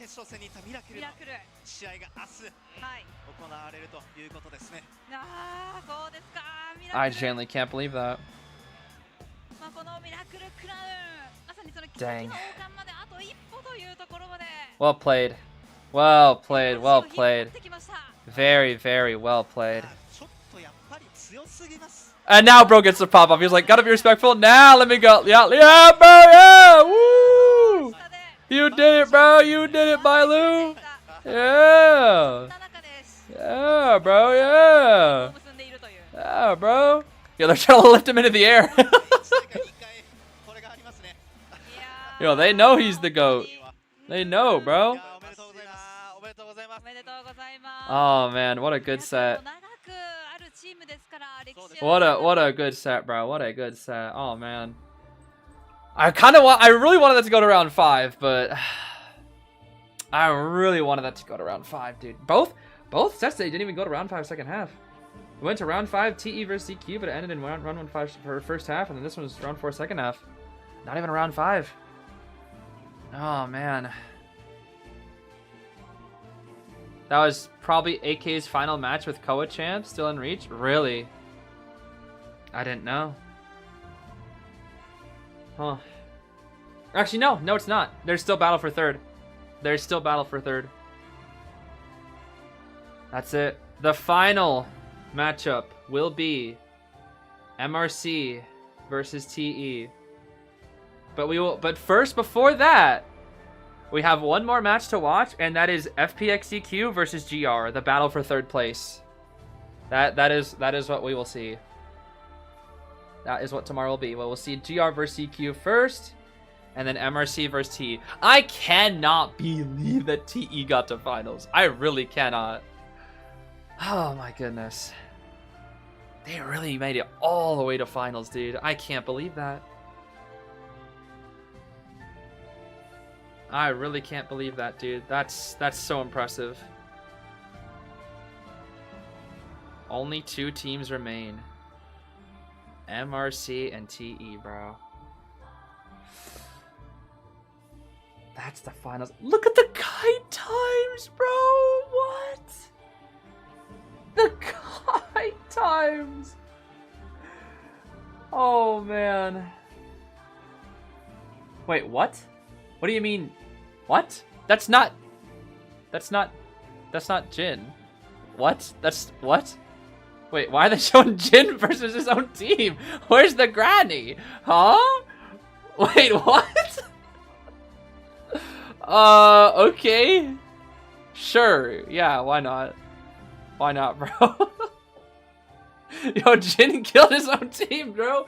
Yo, Jin, what the heck, bro? You 4-killed your own team, bro. Oh, that's funny. That is funny. Neither TE nor MRC have won a KOA before? Oh, you're right. Yeah, it'll be a new KOA winner. Yo, please play Archer. Nanako, if you can hear me, play Archer and win KOA so that Archer can get the KOA skin. Bro, if TE wins, they're definitely picking Fish. 100% they're picking Fish.